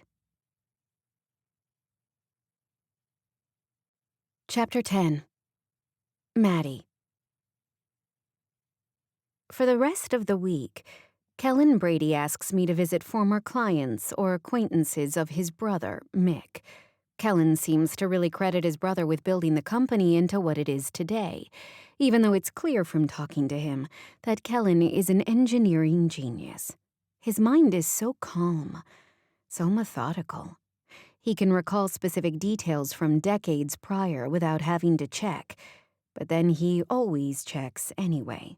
And he's always right about whatever dollar amount was spent.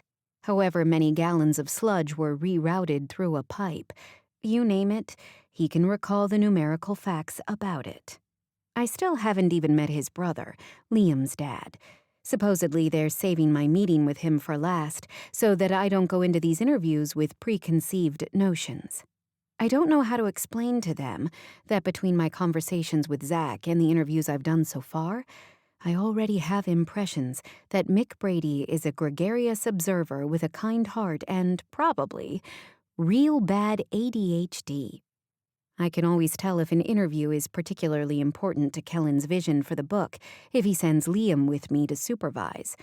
I'm sure he's not actually supervising me because Kellen has seemed really pleased with the outlines and notes I've sent him to check over. He seems to have an ulterior motive for all the contacts he includes Liam on. I wish he'd just tell me what that motive is, so I didn't have to spend my days wrestling between my annoyance at Liam's grouchiness and my growing attraction to, well, his grouchiness. Today, Liam asked me to come ready to go into the field, whatever that means. Like, is it an actual field? A flower field? I have so many questions. That's what makes me good at my job. I take off on a hunch until I get to the hidden meat of an issue. I feel okay saying I'm good at what I do. It's been 10 years, after all. I opt for jeans and sneakers today, figuring I can clip my pump on the waistband without being too obvious. Zach lends me a Beltane polo shirt, but it's huge, so I knot it at the side and cover the pump. Liam is waiting for me in the parking lot when I arrive, and I have to take a minute inside my car and just drink him in.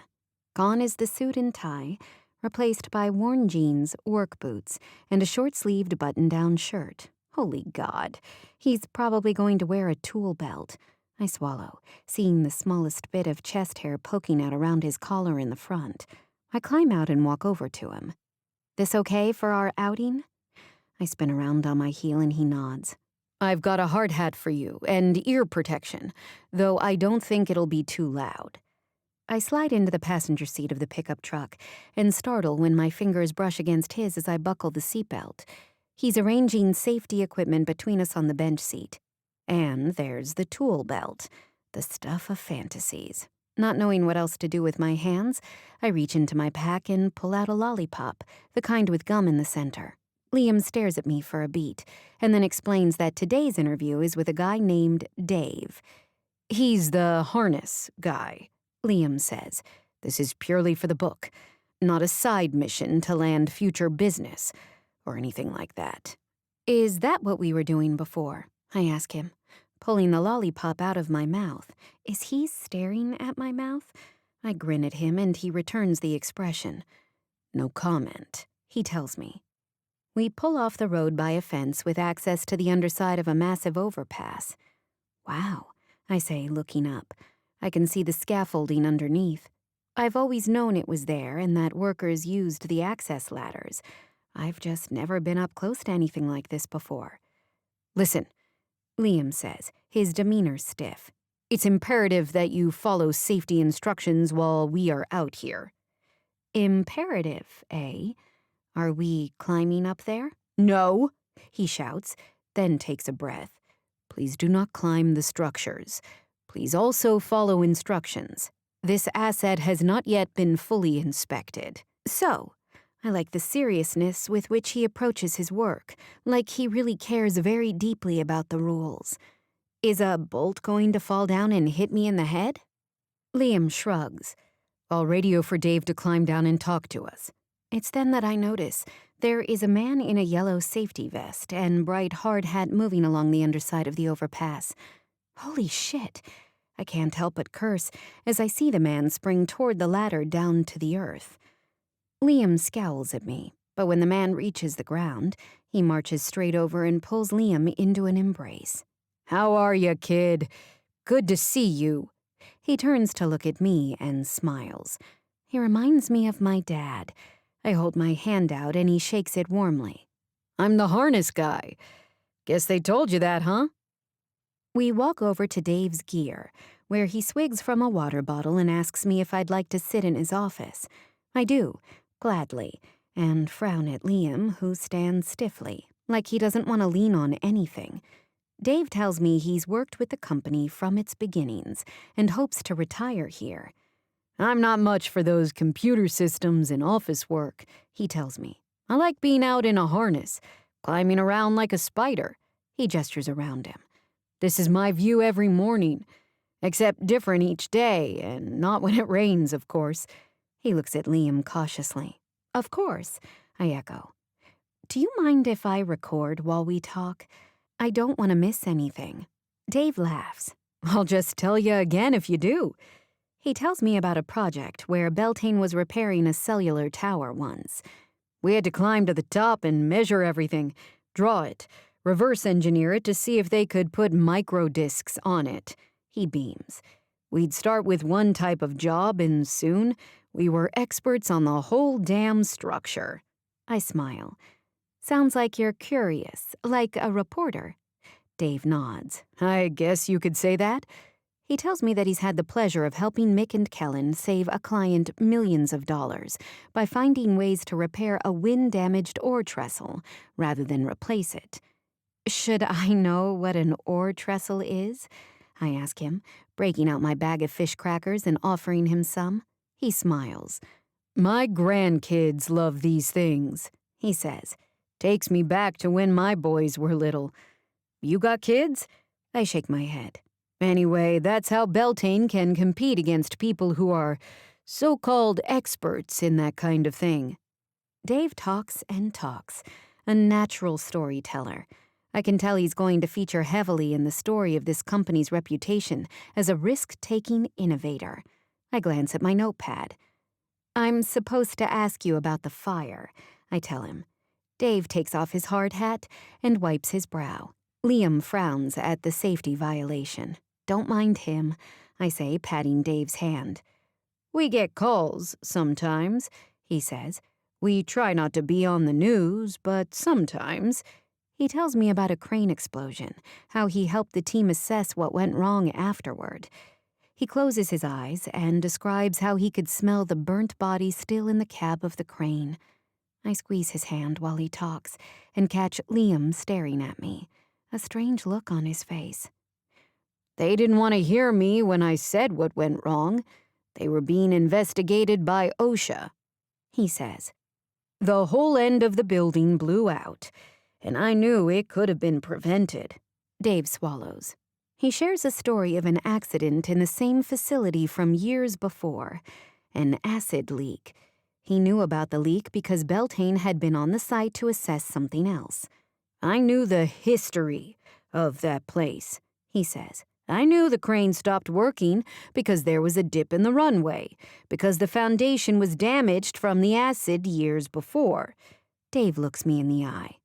"Back when that happened, I mentioned it to the client. He chose not to listen. Said that was outside my scope of work. I've seen things, you know?" I nod. I know. And you're right. History is so important. I think that's why Mick and Kellen wanted me to talk with you, to really demonstrate how Beltane does its homework, looks closer, and remembers. Dave takes a deep breath. "I don't do site visits anymore," he tells me. "Just bridges now. Just the bird's eye view for me." I smile warmly and assure him I feel safer driving over a bridge he's given his special attention. Liam shakes hands with Dave. "We've kept you from your work long enough," he says, his voice strange. Dave waves him off. "Happy to climb down and gab for a while," he says. I get his contact information so I can email him if I have follow-up questions and have to run to catch up to Liam, who has already climbed into the truck. I take off my hard hat and shake out my hair, noticing that Liam is staring at me intently. What? A beat passes, then two. How did you get him to do that? What? To... Liam seems at a loss for words. To talk to you like that. Tell you those things. I shrug. I've known Dave my entire life. I've never heard him say anything beyond small talk unless he was reviewing numbers for a report. I shrug again. I don't know, I tell him. It's just what I do. I talk to people until they talk back. He starts the car and heads toward the office. He makes a grunting sound and I stare at his hands on the wheel, the thick veins showing through the dark hair I long to touch. I find myself wondering if it's soft or coarse. He mutters something I don't quite catch. Pardon? His dark eyes flick to mine for a brief instant, liquid and intense. I said you're really good at what you do. I'm not prepared for him to speak this frankly, to offer a compliment. I flush. Thank you, I whisper. Liam Brady is unexpected. I'm not sure what to make of him, but I stare at him, driving, deciding I want to figure it out. Chapter 11. Liam. Secret trail today? Orla's suggestion is a welcome one for our after-work family run. We love the tight switchbacks and gentle inclines on the little used mountain bike trail in Highland Park in Pittsburgh's East End. The trail winds its way through so many areas of the park that people never see. My family, of course, appreciates the engineering of the trail and the way urban infrastructure like wiring and piping wind their way through the park tucked out of view to all but the most adventurous runners. I send a few thumbs-up emojis, hoping to convey my enthusiasm for Orla's idea. And then I remember I'm on a site visit with Maddie. If I take her to the office afterward, I'll miss the group outing. I mutter a few curses, trying to figure out how we can cut out early. I look over at her, squatting on the ground with our drone pilot. I force myself not to notice that Lind handed Maddie the controls, praying silently that she's just looking and not actually driving the device. Beltane started using drones to photograph hard-to-access assets for clients, right as that technology was becoming popular. At the time, drone operators needed to go to flight school. Beltane paid for Linda to obtain her commercial pilot's license, just so she could operate the flying cameras. The choice has paid off. Linda is able to physically deliver my dad or my uncle to remote locations, then fly the drone for image analysis. I hear Maddie's voice as she hands the device back to Linda. So the real talent is in how you analyze the footage, I imagine, she asks. Linda beams and explains how she's partnering with our newest hire, Ray, who developed machine learning technology to analyze the video. Ray's robots can study hours and hours of recordings, find abnormalities, and write up a report for me overnight, Linda says. Today we're just checking this dam for cracks, though. Maddie watches as Linda brings the drone back down. I realize there's no real way for us to leave the site early, since Maddie is engrossed in the work, and it wouldn't be fair to her or Linda if we left now. Maddie's eyes are wide as she observes.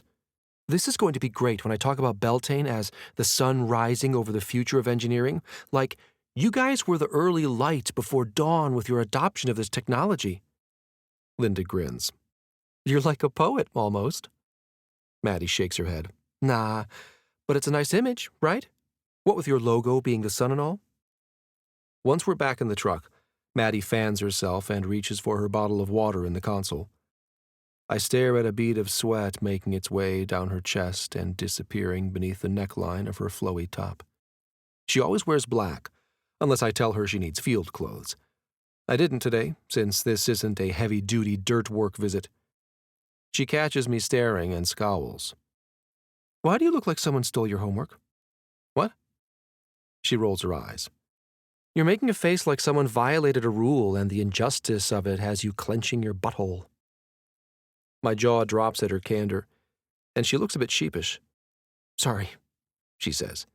You just look upset. Care to tell me what's wrong? I shake my head. It's nothing. I'm just supposed to go running with my family this afternoon, but I forgot you and I have to... Oh, she exclaims. Is Nicole going? She can bring me sneakers. I can come, right? Nicole's been dying to bring me so I can be slow with her while you all sprint on ahead. I say. But Maddie has her phone out and taps quickly on the screen. Awesome, she says. Where are we running? Nothing too hilly, I hope? I drive to the back of the zoo parking lot, heading in as all the minivans and station wagons full of families head out for the close of day. We park in the overflow parking lot where the zoo butts up against the park. There's a trailhead back there, running parallel to the Allegheny River for a while before we turn up into the park behind the public pool. I always have my workout stuff with me in the truck, in case I need to run off some steam or think about a problem, or meet my family to goof off. What I don't do typically is change in front of a woman who intrigues me. I feel my jeans tighten at the thought of Maddie being present while I slip into my shorts and t-shirt. I stutter. Are you going to change into something? I turn to face her when I park. She unbuckles. Nope, she says. And to my horror, she pulls off her tunic top. But she's got a whole other outfit on underneath it. I can run in this, she says, gesturing at her tank top and leggings. She snaps the fanny pack back in place. Guess you have to change, don't you? I nod, stiffly, and she climbs out of the truck. I'll close my eyes, I promise. I can stand out here and warn you if any of these kids' moms are heading your way looking for an eyeful. I glance around her, checking to see if there are women on the loose, chasing their children, and Maddie laughs. God, you're really easy to ruffle, Liam Brady. I stare at her and reach for my duffel bag. It's okay, she says. Then she turns around, leaning her back against the door of the truck. You're all clear, sir. Feel free to get naked. I tear off my pants, changing into my shorts faster than I've ever done in my life. I carefully remove my button-down and decide my undershirt will do for today's run. By the time Zach and Nicole pull up, I'm carefully folding my work things and sliding them back into my bag, reaching into the side zipper pockets for my sneakers and running socks. Maddie greets Nicole with a hug, and I watch as she swaps out sandals for sneakers. Everyone takes off running into the woods, and I fall back, listening as Maddie and Nicole admire the trail. I don't know why, but it's important to me that Maddie appreciate this space. And I feel a surge of relief and longing when she points out the way the light trickles through the leaves and notices how the vines of honeysuckle threaten to overtake the concrete stairs. It's so interesting that the more natural rocky steps are clear and the ones people put here are getting taken back over by nature. Cal catches me staring as Nicole nods along. I jerk my eyes away and sprint on ahead. Chapter 12. Maddie. On Wednesday, I roll into a parking spot in the company lot just as Liam's arriving. We're meant to visit with some sort of oil tycoon today. Not really, but some guy who is high up at a gas company. Beltane engineered plans for them for a refinery like 30 years ago, and I guess the original structures are still in place, which I gather is unusual for that type of equipment. As I climb out of my car, I see Liam squinting at me, looking me up and down. I glance down at my outfit. Standard fare. Black cropped leggings and compression tank under a black dress, black ballet flats, bright red velvet fanny pack today to go with my red earrings. I even wore lipstick. Well, okay, it's not lipstick. It's a tinted chapstick, but it is almost lipstick. What? I ask, eventually, worried I'll turn to stone under his gaze, trying not to remember the feel of his skin from the other day, how it felt like touching a live wire when I brushed against his arm. I stare right on back at him, in his perfectly pressed suit and polished shoes. My glucose monitor beeps, and I unzip my pack, opting for salted cashews this time. Liam actually growls. What? I say it again and try not to shove him. He shakes his head and strides toward the door to the office.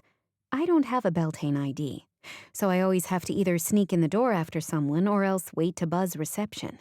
Liam almost closes the door on me, and then looks alarmed when I shove my hand in the crack at the last minute. Don't mind if I join you, I say. He pauses in the lobby, closes his eyes, and pinches the bridge of his nose with his slender fingers. I owe you an apology again, he says. It's just that Never mind. He starts to walk toward the stairs, and clinging to this opening, I follow him. Just what? He doesn't turn. Liam, look at me. He stops on the stairs and turns toward me, fiddling with his tie. You perplex me, he says.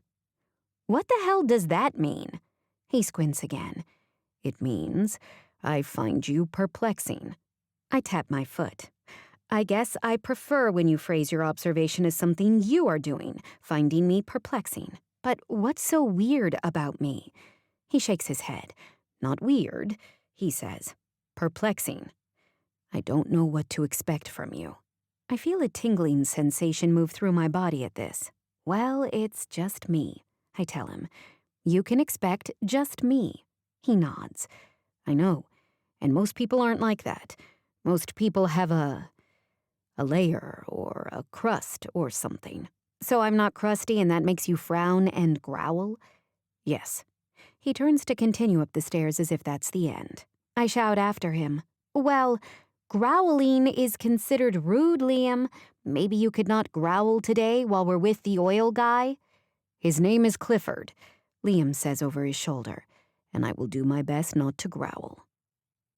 True to his word, he does not growl once on the way to the oil company, although several of his grunts come damn close. He perplexes me, too. I'm usually pretty easygoing. Why do I find myself snarling at him so often, bristling when he makes observations? We settle into the table in the conference room, as has become my new routine. I spread out my supplies. A rich dude comes in and shakes hands with Liam. I explain my take on Beltane as a nimble little company with their finger on the pulse of the next big engineering thing that will help their clients. Clifford nods along at that. It was clear to me immediately that Mick Brady had no idea what the hell he was talking about when it came to engineering, Clifford says. No offense to your old man there, son. Liam raises a hand. None taken. Dad has a sociology degree, after all. Yeah, your uncle, though. Clifford's eyes focus beyond my shoulder as he thinks back to their first meeting. Kellen Brady knew what we needed before he set foot on our site. Hell, I didn't even know what we needed. You gotta understand, 30 years ago, people weren't thinking about what we needed to do to make sure an underground storage tank was still intact 30 years down the line. Clifford talks about Kellen and Mick convincing him to use thicker concrete than required, about testing new plastics for liners. Kellen convinced Clifford to plan for regulations that didn't exist yet, and as a result, their company could flourish when others around them were shut down for environmental violations. Beltane gave us our reputation as a safe company, Clifford says. Not sure Mick knew that, but here we are. I smile warmly and glance over at Liam, who leans forward. You know, he says, you should give my dad a call sometime. He mentioned you guys hadn't played golf in a while. I get so excited for Liam nailing his portion of the mission that I forget myself and flash him a double thumbs up. Clifford laughs, and I blush. You like the idea of me calling up Mick? I have to think fast and remember not to ramble. I like the idea of coming along when you two go golfing, I say. My cheeks flush because this is way outside the plan, and I'm worried Liam is going to have a stroke. I try to cover. Just think of the fodder I'd pick up for the book. Clifford slaps the table. Yeah, but half of it would be off the record. He winks. I clear my throat and glance down my notebook. Well, I think we hit all my questions, I say, chewing the tip of my pen. I can email you with follow-up questions. That is, if we're not hitting the links together. Who'd be our fourth if we get out there on the green, Ms. Parker? Clifford pulls a pair of reading glasses from his pocket along with his datebook. I love the sort of older gentleman who still carries around a paper datebook. Liam, of course, I blurt without looking over at him. I don't need to. I know he's going to break his promise and growl the entire way back to Beltane. Chapter 13. Liam. I've never found myself so flabbergasted by someone before. As we walk to the parking lot, I try to think if I've ever been around anyone like Maddie Parker in my life. My brother Cal is flaky, and people consider him fun. He's not perplexing like Maddie. He doesn't ask probing questions, shirk protocol, or eat crackers in cars. Perhaps it's unfair to say she shirked protocol. My uncle never specifically said she wasn't supposed to insert herself when he revealed that I was supposed to be the one to suggest Clifford and Clayton and all the other tycoons ring up my dad for a chat. That was unbelievably irresponsible, I say, pulling onto the highway from the ramp near the parking lot. What was? Inviting myself golfing? Yes! I merge into the center lane and head north toward my mother's house. It's Wednesday, and Cal and I always meet her for dinner on Wednesdays. I'm glad our meeting with Clifford was the last one of the day because I don't think I could go back to the office after that. Why? Maddie looks at me as she nibbles the end of a piece of licorice, and I have to snap my eyes back on the road to avoid staring at her perfectly aligned teeth as they sink into the candy. Since when is candy so erotic? Jesus, what's come over me? Do you even golf? Of course not, she says, like this is inconsequential. It's not about golfing anyway, right? It's about your dad dropping hints about your big secret project, whatever it is. Yes, but you still have to carry out the game. The golf it's a scaffold for the conversation. She arches a brow at me, and I keep glancing at her, even though I need to watch the road. A scaffold? You don't spend much time away from engineers, do you, Yum? She called me Yum. I feel simultaneously irritated because it's stupid, and amazed because that's not a nickname my cousin has ever come up with before, and she's tried for a long time. Yum? I ask with a swallow. Yeah, she says, biting off another piece of licorice. Lee Yum. Yum. Yummy. Yummalicious. She laughs. The sound is so contagious that I laugh too. You're right, I tell her. I do not, in fact, spend much time with people who are not engineers. Are you saying that non-engineers are all like you? Another laugh. The car feels full of her laughter, like I can almost see it holding up the roof of the car. It somehow makes the world feel more spacious. No, I'm perplexing, remember? I can't tell if she's trying to restart a fight or give me shit about what I said the other day. Hey, Yum, where are we headed anyway? Isn't our office back downtown? As we pass the sign for Cranberry, I realize that I have once again let my overwhelm at Maddie distract me. Shit, I say. I have dinner with my mother tonight. And were you going to invite me formally, or is this how engineers handle such things? She gestures at me with the bag of licorice, and I take a piece, even though I don't normally eat candy. I'm surprised by the strawberry flavor as it bursts in my mouth. This is really good, I tell her, and she nods. I got distracted after our meeting with Clifford, and I sort of went into autopilot, driving toward my mom's, and if I take you back now, I'll be late, and I'm not sure what to do, if I'm being honest. You could try inviting me to dinner, and then maybe calling your mom to see if it's okay for you to bring a +1. It all just makes so much sense the way you say it. I spot our exit ahead and signal to change lanes. Maddie, would you like to have dinner with me and Cal and our mother tonight? She frowns. Won't Zach and Nicole be there? I guess I was assuming I'd ride home with them. Now it's my turn to frown. Zach has a different mother. My father... I drift off, wondering how to explain all of that. But she cuts me off. Say no more, sir.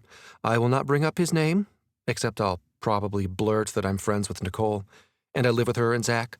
Does your mom know all that? What's her name? The idea of my mother not knowing what's going on with any of the Bradys is laughable. She knows all of it, I say. And her name is Sheila. Sheila, Maddie says, like she's practicing. Sheila. Want me to text her from your phone so you don't murder us with distracted driving? Before I can answer, she pulls my phone from the console and angles it toward my face. I'm stunned to see she has finagled the face recognition to unlock it that way. You have your mom listed as Sheila Brady, not Mom? She never took her name back? Do I call her Mrs. Brady? You should call her Sheila, and everyone is in my phone organized by their actual name. Isn't that how everyone does it? When Maddie chuckles and shakes her head, I can tell she's laughing at me and not with me.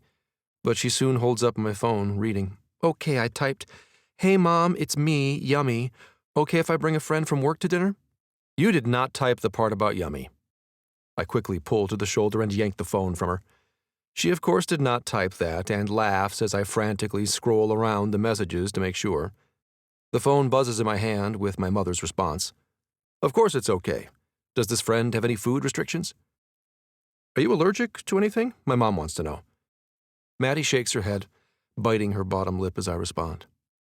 I try not to think about how I'd like to bite her lip, and what it means about me that I suddenly want to bite a woman when I've never once considered that before. "Hope you didn't spoil your appetite on snack food," I tell her, tossing the phone back in the console and pulling back onto the road. Mom always cooks enough for an entire flock. Flock, eh? Is she a shepherd, Liam? Like Little Bo Peep? Little Sheila Peep? I can't help but snicker at that image, and by the time I pull into Mom's driveway, I am laughing. Are we flirting together? Is that how this works? I stopped caring that Maddie invited herself on a networking golf outing, stopped caring about how loud she types on her keyboard when she's transcribing notes in her cubicle. Without thinking, I hop around the car and open her door for her as she looks at me strangely and my mother bursts through her screen door yelling, "Come give your mother a kiss!" Chapter 14. Maddie. "And just who is this?" Sheila says, releasing Liam from her embrace and clutching at her chest like my presence is giving her heart palpitations. I know I'm a whole lot, but I suspect her flutters are more due to Liam's typical rigidity than my bright red fanny pack. I stick out a hand and say, "I'm Maddie Parker. I'm doing some consulting work with Beltane." Sheila squints for a minute before returning my shake. "You don't seem like an engineer," she says. I smile at her. "I'm a writer. They've got me crafting a corporate history for their upcoming anniversary." Sheila starts walking toward the house, gesturing for us to follow. "That idea reeks of Kellen Brady," she says. "I can see him now, outlining exactly how many inches tall he built a tower in 1980. "Well, that's where I come in," I tell her. I edit out all the numerical references and spice up the discussion of how innovative an idea it was to build the tower in that specific location. "Oh, I like you," Sheila says. I tow off my shoes in the bin inside the front door, seeing the collection of shoes there. Liam stares at my toenails as he sits on the step to take off his fancy shoes. "Do you consult full-time then, Maddie? Or always looking for good people?" Liam's eyes flash toward his mother. "You cannot hire Maddie, Mom." "Why not?" Sheila and I both say at once, and then share a laugh. "My contract with Beltane is temporary," I tell her. In truth, I was downsized from the Pittsburgh Post, where I'd been a reporter since college. I'm working on this project while I find my next permanent position. "Goodness, with a background in journalism and corporate communications, you'd be an excellent fit for us. Liam, you're just going to need to get over whatever it is that's bothering you, because I'm going to recruit this woman." Liam looks a little like he swallowed a bug, and I do something I'm not entirely proud of. I stick my tongue out at him. It's sort of worth it to watch his eyes widen in shock, but the whole thing becomes moot when Cal plows through the front door. "Hello, baby," Sheila says. "Did you know your colleague Maddie was joining us?" Cal grins and shakes his head. "No, that's cool, Mom. Did you know she's living with Zach now?" Sheila hands Liam a bottle of wine to open. "Isn't Zach living with his girlfriend, Nicole?" Liam starts pouring glasses for his mother and brother. "Nicole and I are friends," I say, reaching into my bag to check my numbers before saying yes to the wine. I give myself a little insulin bump and accept the glass Sheila holds out. When I got laid off, she helped me make a plan to get back on track, which included moving into her guest room temporarily. Zach hooked me up with the Beltane gig. I watch as Liam pours my wine. "That's good, Yum." Cal and Sheila stare at me, hearing the nickname slip out of my lips. I hadn't intended to call him that in front of other people, but the damage is done now. I bring my glass to my lips to hide my flush as Cal pokes his brother in the chest. "Yum? Fucking yum? I can't believe we never thought of that one." Yum. Right, Maddie? High five. We slap palms while Liam starts to protest that Yum is not a nickname for an adult professional. All right, boys. Set the table. Sheila scolds. Maddie, you don't have any food restrictions, do you? I know Liam said no, but I wanted to double check. That's so sweet, Sheila. Thank you. I eat all the things. Cal loads his forearm with a stack of silverware and china plates. But you have to check it all, right? You said you have to check the sugar? Nodding as I sip my wine, I explain. Yes, I'm diabetic, so I do monitor things. Liam freezes in place with the salad bowl, and Cal crashes into his back, holding the dressing and a peppermill. Liam frowns. You're diabetic? Cal pokes him with the pepper. Yeah, dude, she was talking about it the other day. You were there when she explained about the snacks in her pouch. Liam starts shaking his head vehemently, and Cal nudges around him to the table so he can go back for another armload of food. I most certainly do not recall this conversation, Liam says. It's all right, dear. Sheila pats his arm. I know you only really pay attention when there are bridges. Liam sets the salad bowl on the table hard, and then steadies it when it seems likely to topple. I pay attention, he insists.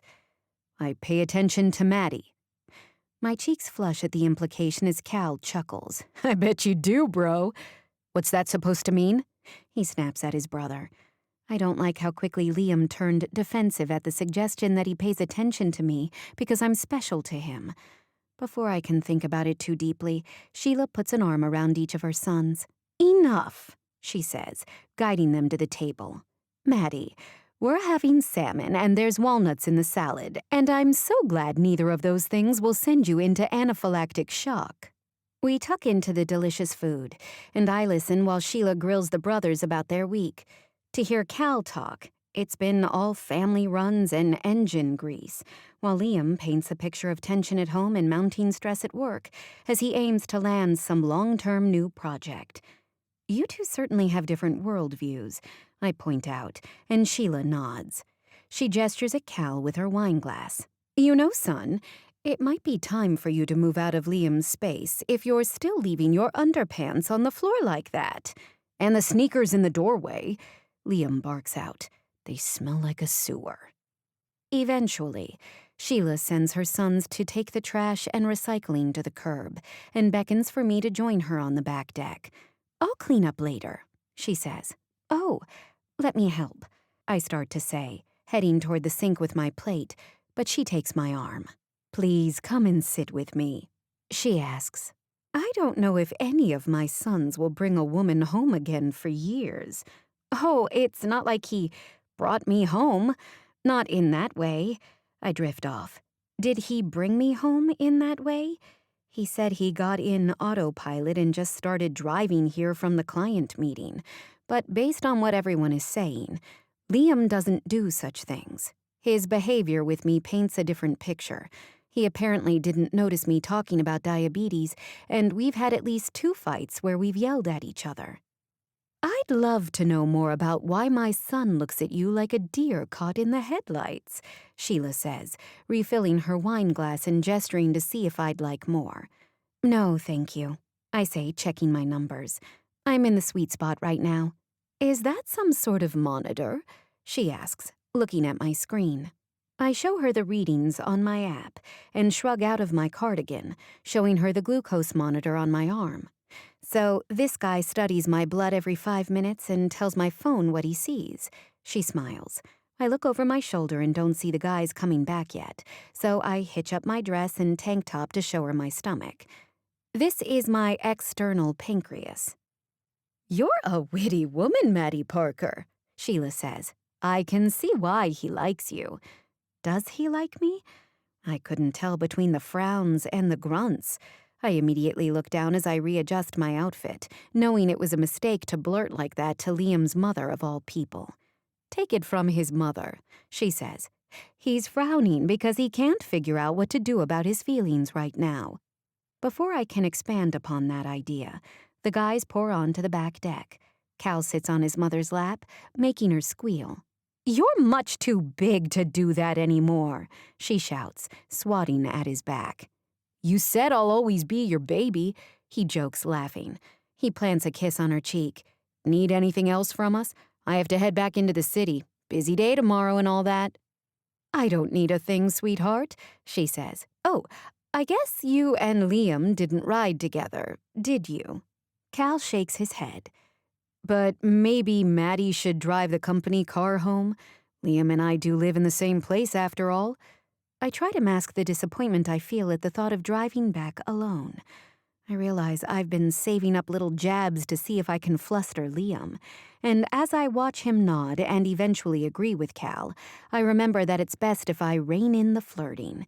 Even if nobody else can recognize my odd behavior as flirting, it's not a good idea to let my thoughts go there. Not with someone from work. Not with my friend's boyfriend's brother. Too messy.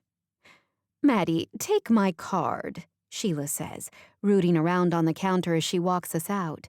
She hands me a crisp blue and white oval that reads, "Classic design for all your corporate needs." "You're a graphic designer?" She nods. "Yes, and I'm sick to death of subcontracting when my clients need writing and design. I want to poach you from Kellen and bring you in full time," she says with a grin. I don't know what to say, I whisper, staring down at the opportunity. "I can probably help you with some copy for that slogan, though." And then I wince. Way to flub a potential job opportunity. But Sheila beams. "Email me tomorrow? Please."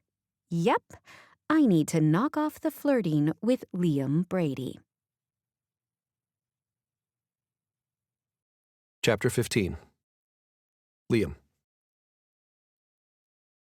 "We need to chat, bro," Cal says as we drive home. I stare out the window, trying to figure out what's happening in my head. It feels strange to be leaving without Maddie, even though I never intended to bring her along to my family dinner in the first place. "Liam? Yum?" I realize I've been ignoring Cal. "What should we talk about?" He rolls his eyes. "I can think of 2 main topics, but let's get the easy one out of the way." He turns off the stereo. "We need to stop living together." "Yes?" I answer rapidly. "I think that's clear, yes." "Gee, brother, try not to miss me too much." He deadpans. "I'll worry you slip into a depression. We're adults, Cal, and we have different habits." "I guess that's a nice way of putting it. Anyway, I saw someone was looking for a housemaid in one of those cool condos in East Liberty, right by that barber shop where they serve beer." I consider that Cal must have started looking into this around the same time I began ragging on him for leaving his mess everywhere. "You don't want to live alone? You can probably afford it." He shrugs. "I like people. Aren't those condos right on top of each other? You could live alone there, and it would still be like a college dorm experience." Cal exits the highway toward our loft. I enjoy living in a remodeled industrial loft.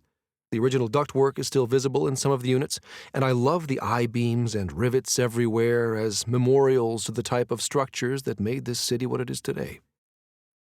"I hear you saying that you want to live alone, Yum. I'm calling you that forever, by the way. Maddie is amazing." I feel my stomach tighten at the thought of Cal noticing Maddie and taking a liking to her. That's unusual, too. I generally don't look twice at the women Cal goes after. Why does he have to start liking the one who currently has me out of sorts? "You're right," I concede. "I do want to live alone. Thank you for letting me stay in the loft." "You gonna roller skate around in there with all that extra room once I move out?" He starts laughing, and I'm glad he understands that that's ridiculous. For one thing, the wheels would damage the finish on the polished concrete floors. He pulls into the below-ground parking garage at our building. "My new digs will have parking with better air circulation," he says, reminding me that I need to manually lock the door on his ancient SUV. He still has crank-down windows on this thing, and I'm not even sure why he bothers to lock it. "Did you say there was a second thing you wanted to discuss?" I raise a brow at him as we both instinctively head for the stairs. Our father has always had far too much energy to be confined to an office job, and taking the stairs as often as possible was our normal. The 3 of us brothers maintain the habit. Cal leaps up the stairs 2 at a time, barely looking over his shoulder as he says, "Yeah, we need to talk about how you want to get in Maddie's pants." "Hey!" I scold. putting a hand on his shoulder. Don't talk about her that way. He laughs. So it is like that, is it? Like what? Like you shouldn't be so crass about someone we work with? About a woman who is friends with your brother's girlfriend? Relax, Yum. I was just seeing if I was right. I would never diss Maddie. She's cool as shit.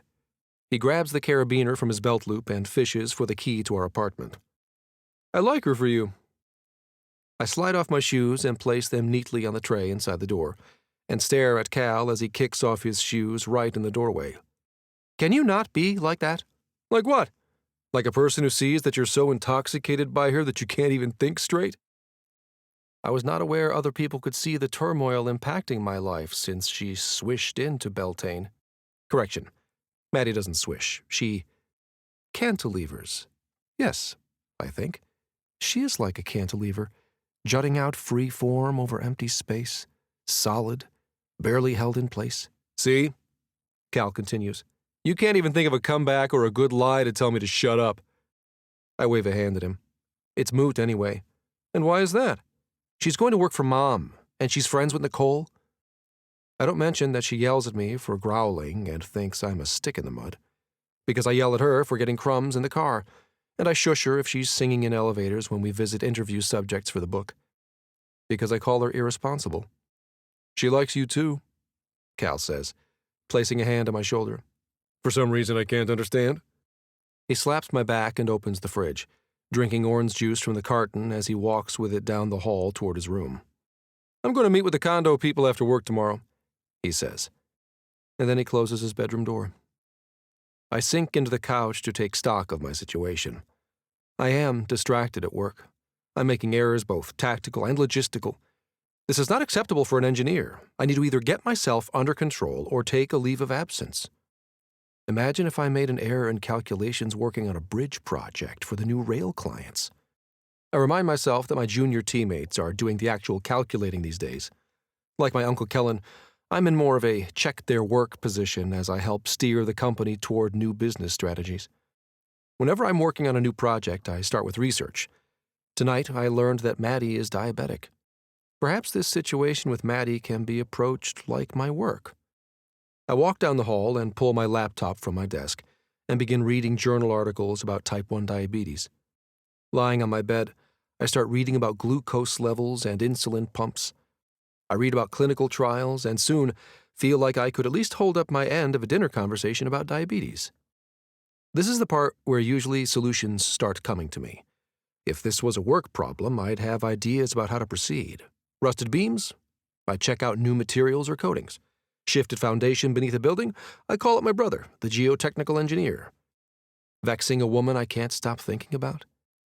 I think back to our ride to my mother's house, how Maddie's lip looked, pulling the red candy into her mouth. My traitorous mind immediately jumps to wondering how those lips would feel on my skin, whether she would taste like strawberries. I close my eyes and I can smell the faint hint of lavender that hovers around her, mixed with the salty scent of her ever-present snacks. There's no getting around it. I want her. I no sooner think the thought than I feel my body respond. My blood pounds as if my heart is beating out, yes, now, yes, now. The thrumming energy settles in my crotch, where I stare in wonder at an erection that threatens to burst the seams of my very favorite trousers. I swallow and rise to lock my bedroom door, removing the pants and draping them neatly over the back of my desk chair. I slide my laptop into my desk drawer and lie back on my bed, thinking about how it would feel to run my fingers through Maddie's brown hair, to tug on her ponytail. I wrap my fist around my throbbing dick and close my eyes, flicking my wrist as I imagine ripping off Maddie's ever-present fanny pack, shoving her against a wall, and spearing her beneath those black dresses she wears every single day. In my fantasy, she bites my neck and then whispers against my lips, that strawberry-stained mouth begging me to make her come. I groan and almost don't make it in time to grab a tissue from my nightstand as I blast off into my fist. After, I drift off to sleep and dream of her teasing me, calling me Yum. Chapter 16. Maddie. You sure you got everything? I joke. Zach's truck bed is piled high with bags as he and Nicole prepare to leave for an overnight trip. They're going to the Stagg family getaway along with our friend Emma, her husband, his brothers, their wives, and all their babies. Nicole always goes to Stagg family dinners and such. I've been a few times since I moved in with Nicole, and they all assure me there's space in the giant cabin they all rented, but I've got a very important golf game to attend this weekend. Zach claps me on the shoulder. Sure you wouldn't rather come play Sushi Go with Tim Stagg than play golf with my dad? Well, I haven't met your dad yet, so I feel like I don't have enough data to answer that question, Mr. Brady. I laugh as he rolls his eyes at Nicole wanting to bring all her fancy bedding along to the cabin. Go, I tell them. Have a great time. I promise not to throw a rave. Nicole clasps my hands, biting her lip. You know I don't really do the wilderness. She pouts. Maybe I can go golfing and take really good notes, and you can go be witty and drink beer and use bug spray? I do love beer, I tell Nicole. She knows she can't take good enough notes to help me with my creative process. I have to see the men interact, follow up on my hunches. If I'm going to write this book about Mick Brady, I have to see him in his element, see him interacting in a way that's not rehearsed. I wave as they drive away and head inside to finish getting ready. Liam has texted me at least 15 times to make sure I have a Beltane polo shirt. I do. And golf spikes. I do not.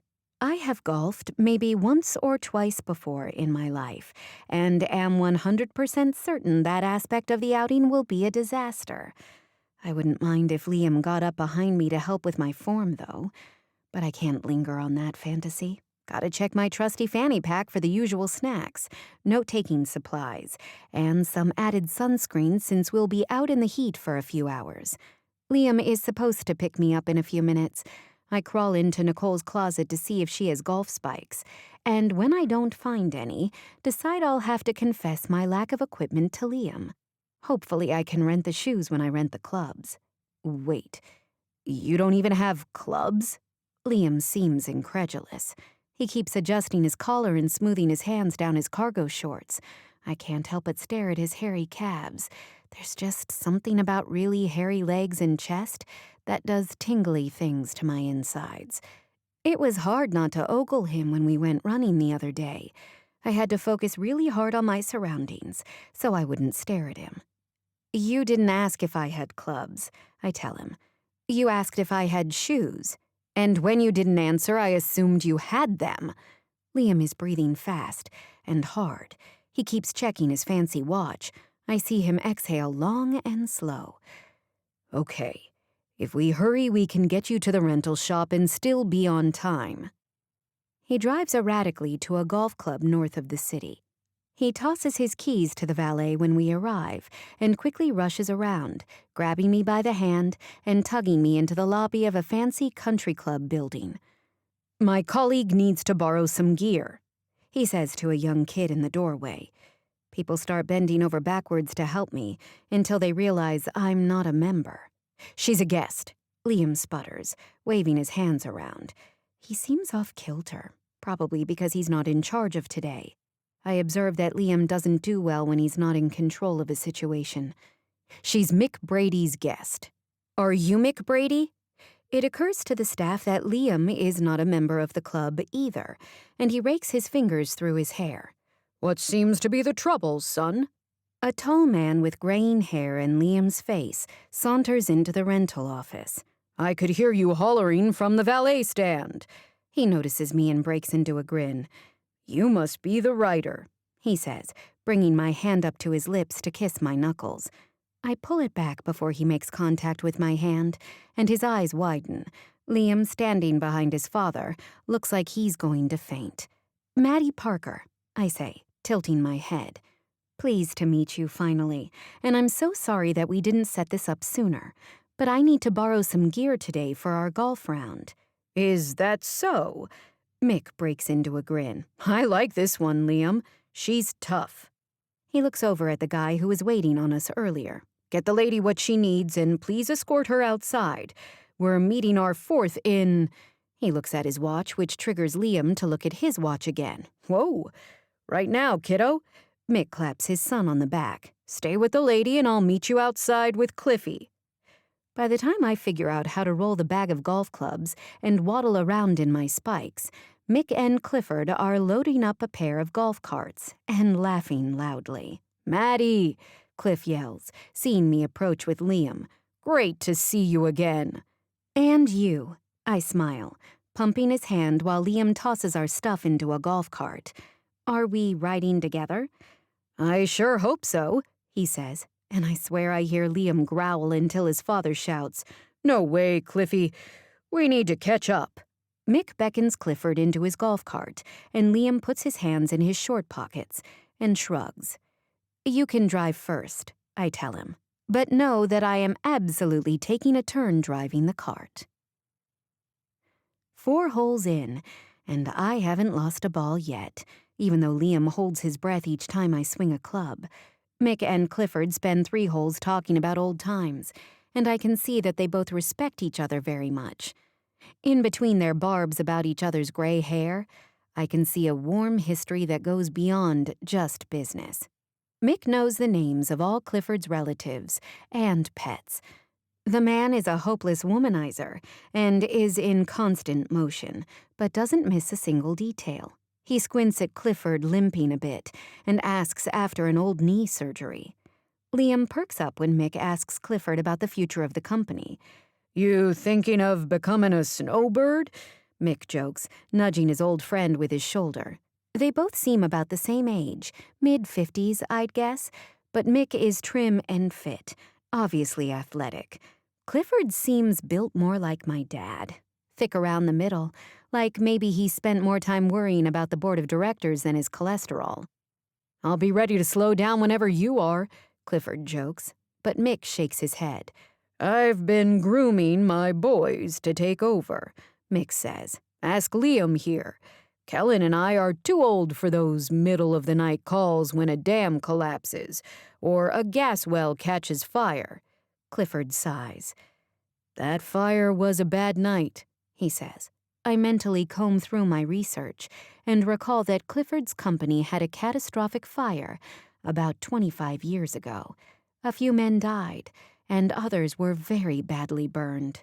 This wasn't even the same fire that Dave was telling me about, and the weight of Dave's observations about the importance of their work settles heavily in my bones.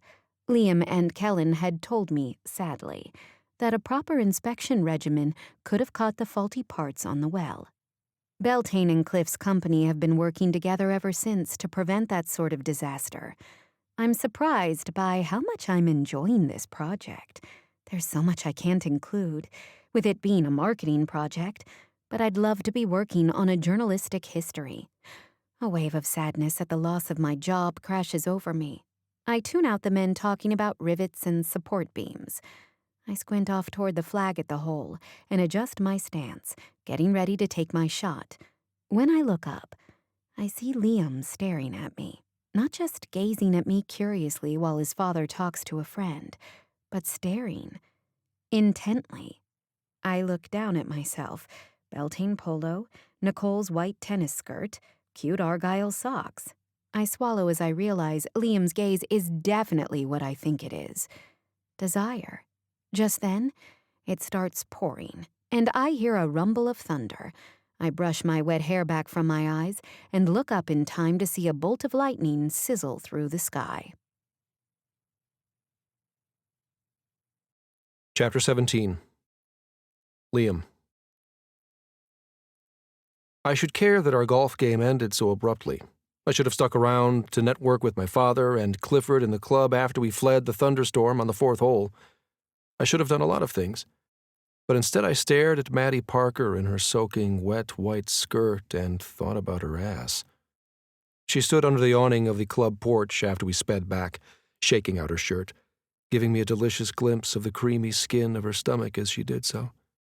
She ran her hands through her sopping wet hair, and I just stood, staring, as her nipples formed stiff peaks that poked through the wet polo. I think I should take Maddie home, I say to my father, abruptly turning before he can respond. So nice to see you again, Maddie yells as I rush toward the valet and tip him $50 to hurry. Take care, dear, Dad shouts after us, signaling for a gin and tonic. She starts shivering as soon as the AC starts blasting in my car. We can open the windows instead, I stutter. If you're cold. She shakes her head. It's too humid. I'll be okay. But you're shivering, I say, adjusting the dials so the air conditioner is still on, but at a warmer temperature with no blowing. Is that better? I look over and study her arms as the goosebumps recede. Wow, she says, looking impressed. It is better, and it's still not so humid. She digs in her bag for the licorice. Never in my life have I seen anything as erotic as Madison Parker chewing on that goddamned licorice. I try to keep my eyes on the road and not on her hard nipples in the wet shirt, paired with the strawberry candy staining her lips red as she talks. I sort of just have two settings for the AC in my car, on and off, blasting and, well, off. I'd be happy to walk you through the wonders of variant fan settings, I tell her, and then snap my mouth shut, because what the hell am I doing talking about variant fan settings? I watch as she unbuckles the pouch from around her hips and sighs, setting it in the console, where it drips on my interior. She really got drenched in the rain. I wish I had towels in the car or had thought to grab some for her from the club before we rushed out of there. So, she says after she finishes the licorice, I think I got some really good stuff about your dad for the book. It was good that I was there today. Really? We were only there a little while and you didn't ask him any questions. She laughs. The questions are never how I find anything out, she says. The real meat comes from just watching and listening to people in their element. I turn to look at her, confused. What will you write about my dad that you saw from a few holes of golf? She starts listing all these characteristics about my father. That he's a flirt, has a deep repository for information about the people in his life, is in excellent shape. I don't understand things that aren't quantitative, I tell her. I just don't see how you gleaned all that from watching him golf. He barely golfed. She laughs again, and I feel the force of it moving the blood cells through my veins. Well, why don't we have you stick to the bridges and towers, and I'll stick to the adjectives and participles. I park in front of Nicole's house and shut off the engine.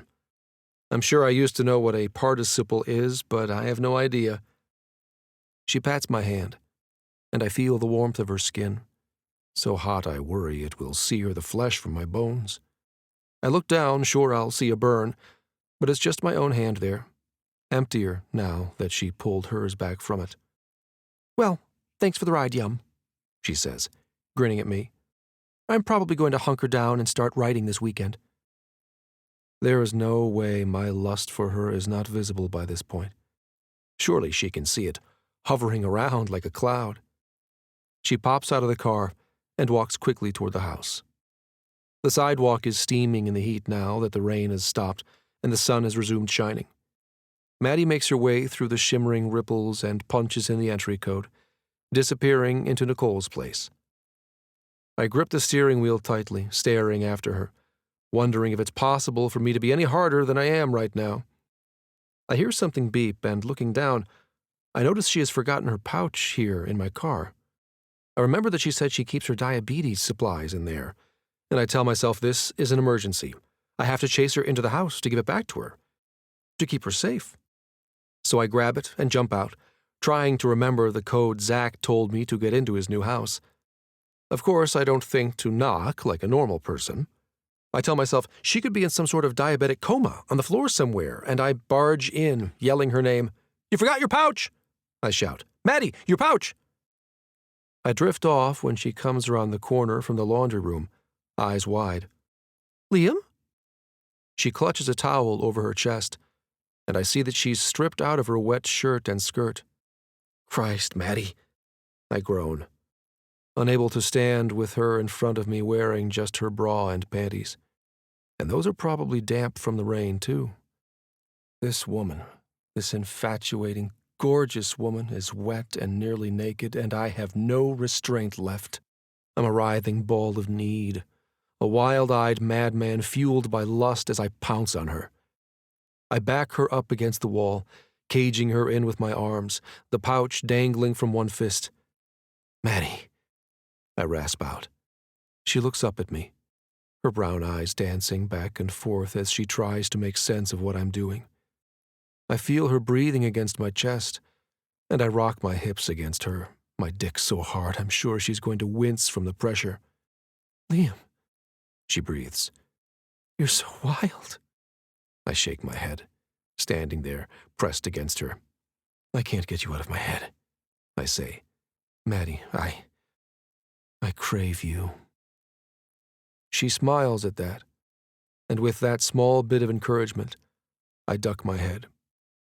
I crash my mouth against hers, not thinking, consumed by the urge to taste her. "Fuck," I groan against her lips. She tastes just as I imagined, like strawberry candy and heat. I swipe my tongue along her lips again and again. Our teeth bump together, and she laughs against my mouth. "I'll show you wild," I growl, sinking to my knees and tearing the towel away from her, biting along her chest until... What is all this? Kneeling on the ground in front of her, I trace my fingers around two white discs attached to her belly, and a length of tubing that leads to... something. "That's my pancreas," she breathes, eyes shut and head back against the wall as I keep stroking her skin. "That feels so good," she says. "What's it really?" I ask, dotting kisses above and around each of the circles, careful to avoid the tube in case I hurt her. "Don't you dare stop touching me," she yells, thrusting her hips forward. I greet her movement with an open-mouthed kiss at the top of her waistband. "The circle by your left hand is my insulin pump." She groans as I grip her hips and let my thumbs caress her panties. "And the other?" I don't look away from her beautiful face, reveling in the look of pleasure she is taking from my touch. She exhales slowly, moaning as I slide just the tips of my fingers inside the waistband of her underwear. "It basically helps hold the pump and tubing place," she grunts. "Tell me what I need to know," I ask, kissing her stomach again, "to make it good for you." She doesn't answer, has a wrist against her forehead as she pants while leaning against the wall. "I mean, if you want to, you need to not be gentle." She thrusts against my hand. "You need to know you're not going to break me." I nod, hearing that. That makes sense. There goes that. My glucose meter keeps beeping until I reach around for the snacks I can't seem to find. My fingers shake as I locate the fanny pack and try to get my backup candy. I yelp when Liam scoops me out of the water. Both of us are dripping as he sets me on the couch in the sunroom and runs back outside for my pack and my pump. "Tell me what to do," he says. "How can I help?" "I need apple juice," I say. "Friginator. Friggy... shit." Liam jogs into the kitchen and I hear the fridge open. When he comes back, he's got packets of snacks from the pantry, including the fish crackers I love, and he hates. I watch as he fiddles with the plastic wrapper on the straw and punches it through the foil disc at the top of the juice box. He meets my eye as he slides the straw between my lips. I drink for a while and then swallow, closing my eyes before looking up at him. I feel better already. Did I fuck up our fuck? His eyes go wide. "What? No way. I mean, if you're still up for it." Liam frowns and stares at me as I sip the juice. I drop one hand to his chest, and he watches as I run my fingers through his curly dark hairs. He swallows. "I always want to do that with you, Maddie. Fuck you, I mean." I sip more of the juice, and his gaze softens. "Always, Maddie."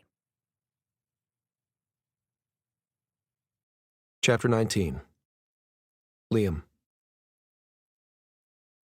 She just scared the life out of me, and yet I'm somehow still horny and wild for her. I have no idea what the best next move is, though, but I suspect I should go find us some towels. I hand her the baggie of fish crackers and kiss her knuckles. She smiles. "I'm going to grab us something to dry off a bit," I tell her. "Don't move." She laughs. Yeah, not likely.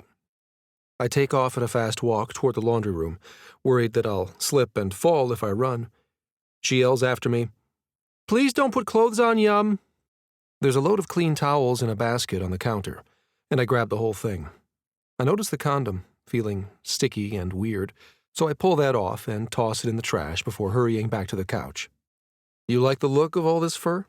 I joke, rubbing her dry and trying to lift her a bit to absorb some of the water we got on the couch. She moans, tracing a hand down my chest as she sips from the damn juice box. I love it. I never want to shave a single hair from my face ever again, if it means she will make that sound when she sees it. I settle next to her on the couch, loving how her skin feels against mine, and I try to feed her the fish while she looks at me like I've lost my mind. "You hate it when I eat these," she says, one brow arched while she chews. I shake my head. "I hate that I don't know what to do about how much I love that you eat these." I correct her. I'm about to tell her she fascinates me, when I remember how she preferred when I switched those observations so they're about my thoughts and my actions. "I am overwhelmed by you, in a good way," I add quickly, though I'm not entirely sure good is the right word. I've been totally off kilter since the second I saw her in the kitchen at work, and I suspect that this is the only way to get myself back on track, to give in to my desire for her. "I usually feel better in about 15 minutes when this happens," she says. "I'm sorry if the beep hurt your ears. I barely noticed." I lie, wondering if I'll ever forget how frightened I felt when the thing on her arm started blaring out warning sounds. My dick is deflated for now, despite her hands on my chest. I lie back so Maddie will keep touching me. I make a mental note to grab the other packet from my wallet before we resume activities later, and try to breathe through my eager anticipation for her to feel better enough to keep going. Maddie offers me a cracker, and I open my mouth, capturing her finger when she feeds it to me, wanting to signal to her that I'm very much still here for this if it's safe. Her pupils dilate and her breathing picks up, so I'm feeling pretty confident she's still into it. "Can we just talk for a little until I'm ready?" "Of course," I say, tracing my hand along her arm. "I can tell you all about structures and towers and math." She laughs and asks me about my favorite engineering projects. I roll onto my back to think about it. "Not my favorite that I did," I say, "but I love the Howe Truss Bridge along the creek in McConnell's Mill State Park." "The bridge there is named Howard?" I shake my head. Howe Truss. It's not the name of the bridge, but the type of bridge design. "Do you really want to know this?" I look at her, munching crackers and sipping juice, eyes bright and focused on me in the sunlight pouring into the room. She nods. "William Howe was the first to blend iron and wood in his bridge design," I tell her. I trace a finger down her hip. "It's a beautiful, load-bearing system, not unlike the bones and tendons of your feet." I rub my hand down her smooth calf, along her ankle, and the arch of her foot. There are vertical and diagonal supports, using tension and compression to hold up the bridge. She sighs as I stroke her instep. "Will you show me the bridge?" "Hell yes," I say. "Are you kidding? A hike and a lecture about suspension mechanics? Dream date." Maddie squints at me and squeezes the juice box, tossing the empty baggie and drink carton on the table before climbing on top of my lap. "I thought this was your dream date." Chapter 20. Liam. I hear someone rustling around the room as I crack my eyes open in the morning. I inhale and remember where I am, in Maddie's bed, naked. I smile and just sink into her pillows that smell like her hair. Except she's really rustling around, so I sit up to see what's going on. I zero in on the mess in the room. She has clothes everywhere, piled on the floor and the dresser. I know she's just staying here temporarily, but it looks like her closet ejected its contents. My own clothes are on the floor downstairs, too, so I try to slow my anxiety about the mess. Maybe she was having trouble figuring out what to wear yesterday and was short on time. And then I interrupted her in the evening. My dick twitches against my leg, remembering last night. I'm not usually as adventurous. I always make sure my partner has a good time, but I'm not typically pinning arms above heads and biting. I don't know what came over me, but I liked it. It seemed like Maddie did too. "Hey," I mutter, seeing her head pop up from where she's crouched on the floor by a pile of medical stuff. "What are you doing?" "Oh, hey, she says around a package that she holds in her teeth. "I have to change my set." I frown. "Is this because of the beeping last night? Are you okay?" Shaking her head, she says, "I'm totally fine. Today's just my day to change my stuff." She pulls the monitor from the back of her arm in a brisk motion. It seems like it should sting, but she barely reacts. And I'm hit with the scent of an alcohol pad as she cleans the area. "How often do you have to do all that?" I climb down from the bed and sit beside her on the rug. Both of us are naked, and I kind of love that. Just sitting with her this way. I feel like a hairy beast compared to the white expanse of her smooth skin. I let my hand drop to her leg while she sets up what looks like a stapler and, holy shit! My jaw drops when I realize that she just inserted a needle into the skin on her side, like it was nothing. She looks over at me while she inserts an electronic device into the plastic pouch she just stuck into her body. "Doesn't that hurt?" She looks at me like I'm the one who's nuts. "I guess, but I have to do it.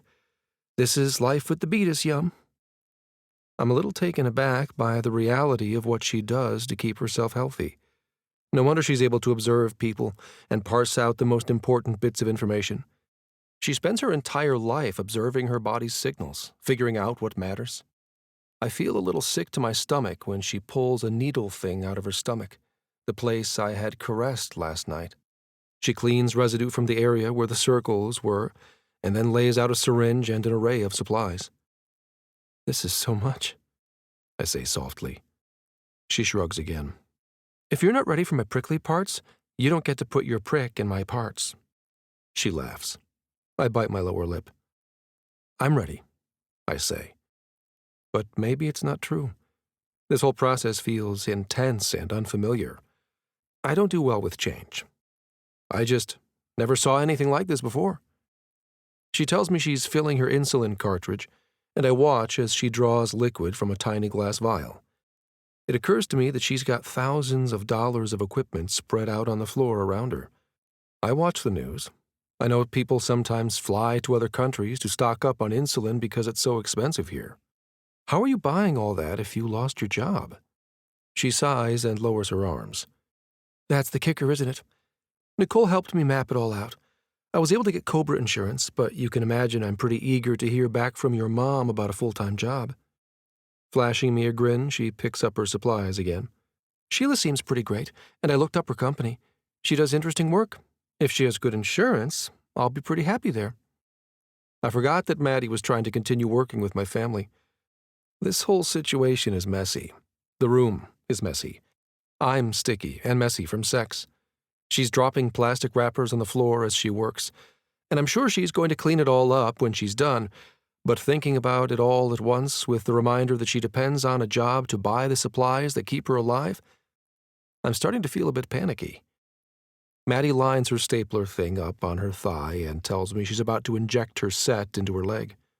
I hear a click sound, and as I lean in to look, blood spatters my face and chest. "Oh, hell, I got a capillary," she says, mopping at her skin and carrying on as if she didn't just spray me and the room with human blood. "Are you a freak?" The words just fall from my mouth before I can think, as I try to wipe the blood from my skin. I stiffen, realizing what I said, and when I look at her, Maddie's face is crumpled in hurt. "I'd like you to leave," she says, fiddling with the tubing until her equipment is in place, and then gathering up the mess. I don't move. She drops an armful into the small trash can and ties the bag shut, then pulls out a red sharps container for the needle I hadn't realized she pulled out of her leg. "I said get out," she says, standing with her hands on her hips, still nude, still beautiful, but hurt.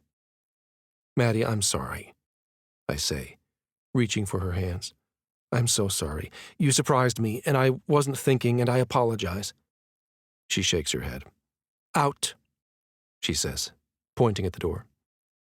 She looks like she's about to cry, and it's my fault. I feel like the biggest asshole to ever roam the earth.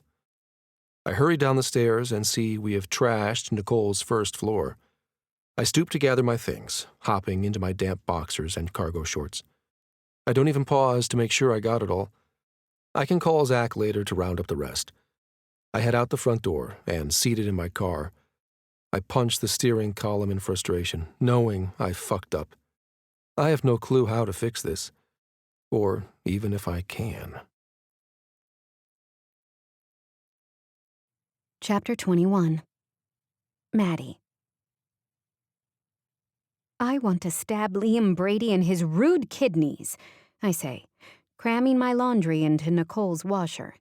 She and Zach came back from their glamping adventure to find me stomping through the house, snorting and cleaning. You're going to have to tell me the whole story so I can decide if I should talk you down or sharpen the knife for you. Nicole hands me the detergent, and I slam the door shut. He doesn't deserve a sharp knife, a dull butter knife, right to the spleen. I grab a broom and take off down the hall, sweeping her pristine floors, trying to forget how Liam and I messed them up the other day. I thought we were slicing open his kidneys. Nicole grabs the broom from me and takes me by the hand to her sunroom, where she hands me a bag of cheesy popcorn and pushes me down into one of the cushy chairs. I scrubbed the cushions from the couch earlier, but am thankful she doesn't sit there.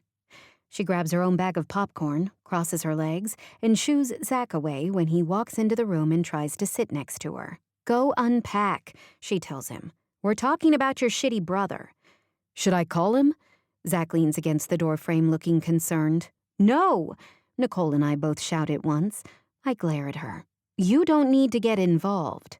When he raises his brows and walks away, Nicole gestures for me to spill. So I tell her. We banged. Ha! Okay, was it inflexible missionary pistoning with no big finish? She taps her fingers on the arm of her chair while I shake my head. No, the sex was amazing. He's surprising? Like all straight edges and sharp corners in real life and growling and biting in bed.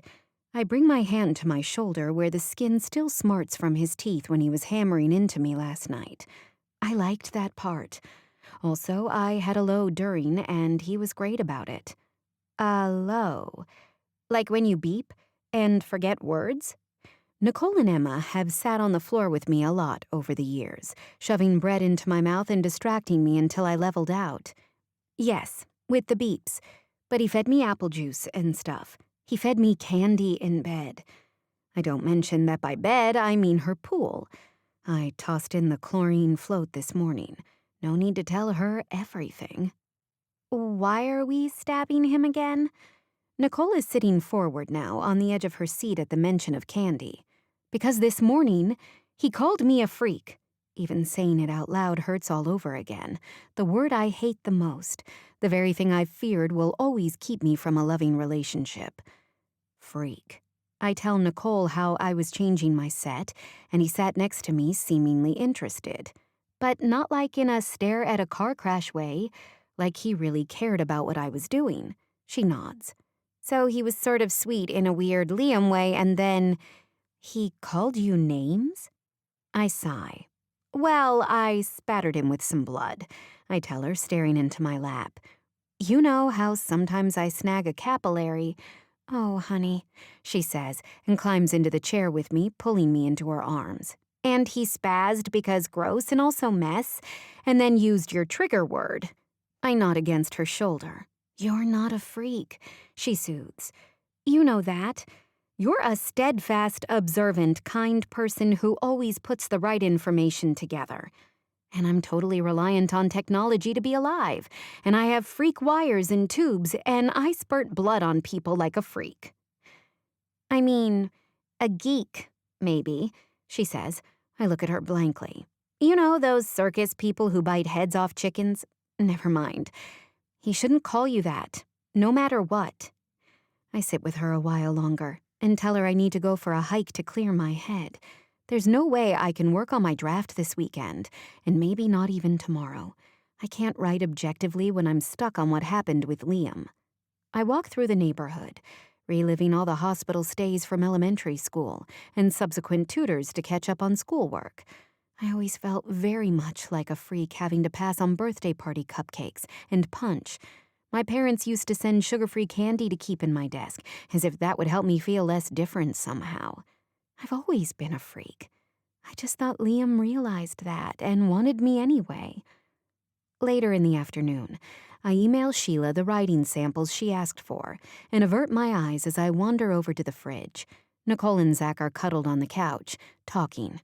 I see him looking angry, and I see someone has piled up the rest of Liam's clothes on the hall table, so beeline for my room in case Liam comes over to pick them up. I don't want to see him. I should have shooed him away when he burst into the house with my fanny pack. I knew it was a bad idea to give in to my attraction to him, but he was so sexy, standing there with my gear, staring at me like I was beautiful. Well, I mutter, I got my rocks off. Time to move on. By morning, my anger has faded to a dull ache. I message Kellen that I prefer to write from home so I can really stretch my creative muscles to get him the first 2 chapters I promised.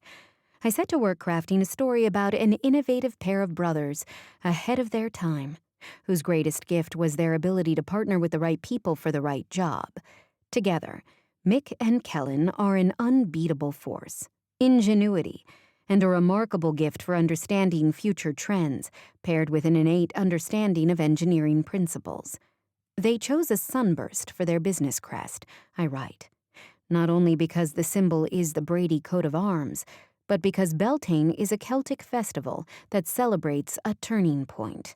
It represents a blurring of the lines between the human and supernatural world, much like the Brady brothers' gift for understanding what their clients will need in the future. By midweek, I'm deep in the writing vortex and have totally suppressed my anger at Liam.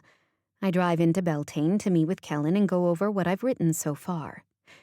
Still, I'm shaken to see Liam seated in Kellen's office when I walk in for my appointment. I frown. I didn't realize you'd be here, I say. Kellen tilts his head, considering. Is there an issue? Liam has been consulting for the entire project so far. I shake my head and inhale. Nope, just surprised is all. Let's get started. I don't look at Liam, except to glare at him once, daring him to offer negative feedback on the writing. He stutters. This is really beyond what I had imagined. Truly. I frown, but Kellen nods enthusiastically. Yes, Ms. Parker. This is stunning work. My only note is to adjust the date here on page 4. I feel a strange mix of emotions as I sit through the most enthusiastic review of my writing career. My editor from the Post was never what you'd call appreciative. It was a good day if he didn't use profanity in his assessment. Remembering that just makes me sad about losing my job all over again. What I wouldn't give to have Phil yelling at me right now, instead of Liam Brady awkwardly telling me my work is fantastic. Fantastic for a freak, I think. At the end of the Kellen/Liam love fest, I nod and back out of the room, heading straight for the parking lot without looking back. Chapter 22. Liam. It's been a week since I said the worst thing in the world, and my life is falling apart. My brother has moved out, and the apartment is spotless. Dad hung out with Clayton and teed him up excitedly for a meeting about an inspection program for the company electric towers. You'd think this would all signal an improvement, that I'd in fact say I'm at the top of my game. But I'm not sleeping. I stopped shaving. I know I need to apologize to Maddie for what I said, but every time I come near her, she puts up angry walls so thick I can practically see them. The longer I don't apologize properly, the worse things become when I see her at work. I haven't even been running with my brothers, and I begged off dinner with my mother this week, setting off a string of daily phone calls about my well-being. I just don't know how I got here. First, so infatuated with a woman that it impacted my ability to concentrate, and then so rude to her that I made her cry. I lie on the floor in the living room in the space where the couch once was. The the giant overstuffed piece of furniture, the first thing my brother hauled out of here when he moved to the trendy condo. I'm lying there still when both brothers and Orla break into the apartment and stand above me glowering. She nudges me with her toe. "Dad says you're acting weird," Orla says. "Come running with us." I look at my watch. It's nearly noon. "Don't you all usually go at 8 on a Sunday?" "We were helping Cal build his new bed," Zach says, crouching behind me and lifting me under the shoulders. "Orla, get his feet." Before I can protest properly, they carry me into my bedroom and are halfway through undressing me while Orla grabs my running stuff from my top drawer. "Okay, knock it off," I say, squirming away and turning my back while I toss on my mesh shorts. It's plenty hot today, so I opt for no shirt, and Orla rolls her eyes. "What? People are going to think they're seeing Sasquatch," she says. I spray on some sunblock, smearing it around. "I've literally never heard that joke before, Orla, thanks." We walk outside and cross Smallman Street over to the river path. "Let's head east," Zach says, and takes off. We all catch up to his pace and run in silence for a few blocks. Eventually, Zach says, "Based on what Nicole says, you slept with Maddie and then said something super rude and haven't spoken to her since." "Dude, I knew you were into her," Cal says, shoving my shoulder and causing me to stumble a bit. "Did you hear the part where he was rude?" Orla's ponytail swishes judgmentally as she keeps pace with us. Orla is about 6 inches shorter than us, so her stride is much shorter. Yet she is never even out of breath when we are running a string of 8-minute miles. "Not just typical rigid grouch stuff either," Zach says. "He called her a freak." Cal stops in his tracks and we all halt on the path. "You said the word freak? To a woman you just been inside?" The waves of shame wash over me again, and I don't bother to explain to them that she had just splattered me with blood, because that's not the point. "Yes, okay, it was terrible, and I need help to fix it." "You need a gesture," Orla says, and she looks both ways and then darts up the access trail that leads from the street to the path. We all follow, confused, as she makes her way up to the strip of shops along Penn Avenue. She pauses at a red light and turns to face me. "What's she into?" I shrug as Cal says, "Snacks." Zach nods. "She always has snacks, for her blood pressure." "It's her blood sugar, Zach," I interject. And then I sigh. "Snacks," Orla says, tapping her chin. She veers toward the fancy candy shop and we follow. Outside, I remember that I'm not wearing a shirt and I frown at my shoes. Cal rolls his eyes and peels his shirt off, handing me the sweaty thing. "You should go. You have to at least pick out your own apology gesture," he says. "Since when do you know about apologies?" He shrugs and shakes the shirt at me. I put it on while he leans against the wall outside. Orla and Zach head for a display of dark chocolate, talking about how women statistically prefer this sort of treat. But I'm struck by a display of different French candies. I pick up a jar of old-fashioned lavender candy from some village whose name I can't pronounce. The shopkeeper approaches me with a smile and asks, "Are you buying for someone in particular?" I clear my throat. "Yes, and she's mad at me." My brother and cousin turn over to look and crowd around us as the shopkeeper explains that these leaf-shaped hard candies are very special. "They're made an old-fashioned way," she says. "Nothing artificial. Does she have a sweet tooth?" "Yes," I say immediately, as everyone else nods. "And she loves lavender." Zach tilts his head. "She does? How do you know?" Orla smacks him. "Because he's into her, you dip. Liam, you should get these. The jar is pretty." I fish my wallet out from my shorts pocket and apologize for the credit card being sweaty. "Should I give them to her at work?" I ask Orla, as we start running back toward my place. She shakes her head. "No," she says. "She doesn't want to think about upsetting personal things at work. She wants to write, and she needs to concentrate." That's a good point. I hate writing reports. It takes me ages to write an email to someone. I can write up the inspection easily. That's just objective, factual. Is the structure sound? If not, why? It's all the rest of it I struggle with. "I think Zach should deliver the candy with a note that says you'll call her later," Orla says. "That way she'll have time to emotionally prepare and decide if she wants to take your call." What if she doesn't want to? I worry this is all becoming more complicated than I previously thought. Orla shrugs. One step at a time. What are you going to write on the note? We take the stairs back up to my apartment, and Orla rummages around the junk drawer until she finds a nice piece of plain cardstock. These made me think of you, I write. They're unique and, how do I say delicate without saying something is fragile? She doesn't want to be perceived as fragile. Orla nods. I get that. She probably deals with a lot of assumptions from her diabetes. Oh yeah, she's always talking about that, Zach says. People are always worried she's going to faint. I frown at the cards some more. They're unique and spectacular.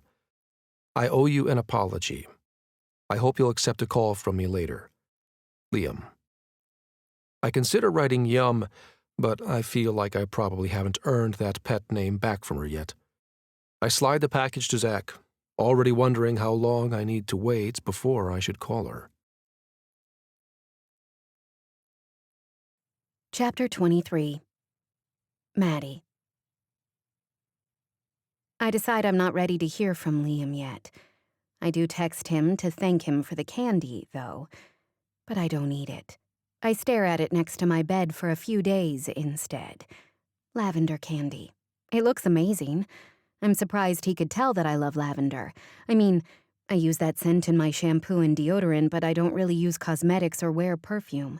He must have really been leaning in to notice my smell. I think back to my banter with Nicole about how engineers don't notice things about women, and I grin.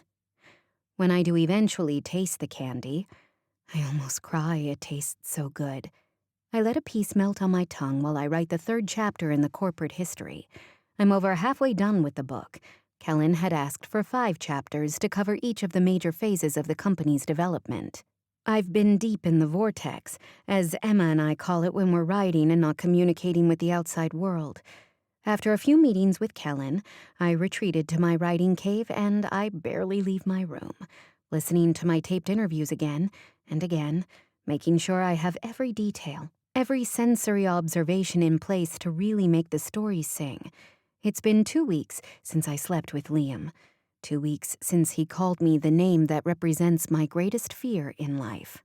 I think I needed to get these chapters down on paper to remind myself that I'm an important member of society. I have a skill, and I'm needed by this company, regardless of whether all my organs work properly.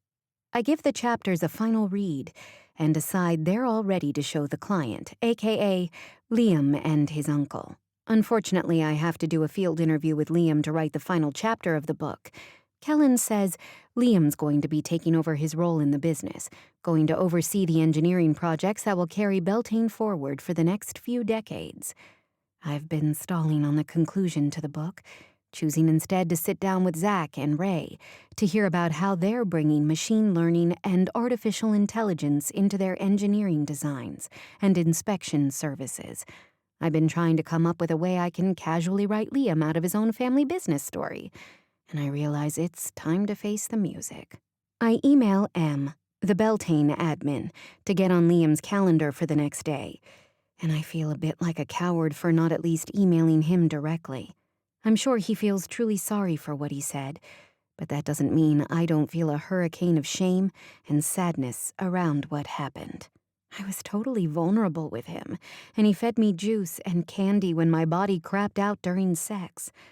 But a little blood in the eye was a deal breaker for him? In the morning, I wake up so nervous, I throw up my breakfast. Throwing up is not great for a diabetic. It really messes with my insulin and the timing of my eating. So by the time Nicole finds me pacing the kitchen floor, pumping my arms and trying to kickstart my metabolism, I'm sort of a mess. Girl, what is wrong? Nicole makes a circle with her index finger, indicating that my entire person is just as much a wreck as I suspected. When she pulls me in for a hug, I wince. My body feels really sensitive to the touch, and I worry I'm going to yak again. Everything tingles. I can feel each hair in my scalp. I reach into my fanny pack for one of the Liam candies, since it's the only thing that sounds appealing to me. Did you just wince when I hugged you? Nicole stands with her hands on her hips, frowning. I nod and shrug. I moan as I eat the candy. God, this tastes so good. I can smell them so strongly. I lean against the sink, just sucking on one, moaning. Nicole stares, and I see her tapping her fingers, counting something. Did you get your period this week? We're usually synced up. It's period week. I stare at her. I did not get my period. I've been in the writing cave, I say. She frowns. I'm calling Emma, she says. You're acting like she did when she was pregnant with Wesley. At the word pregnant, I freeze.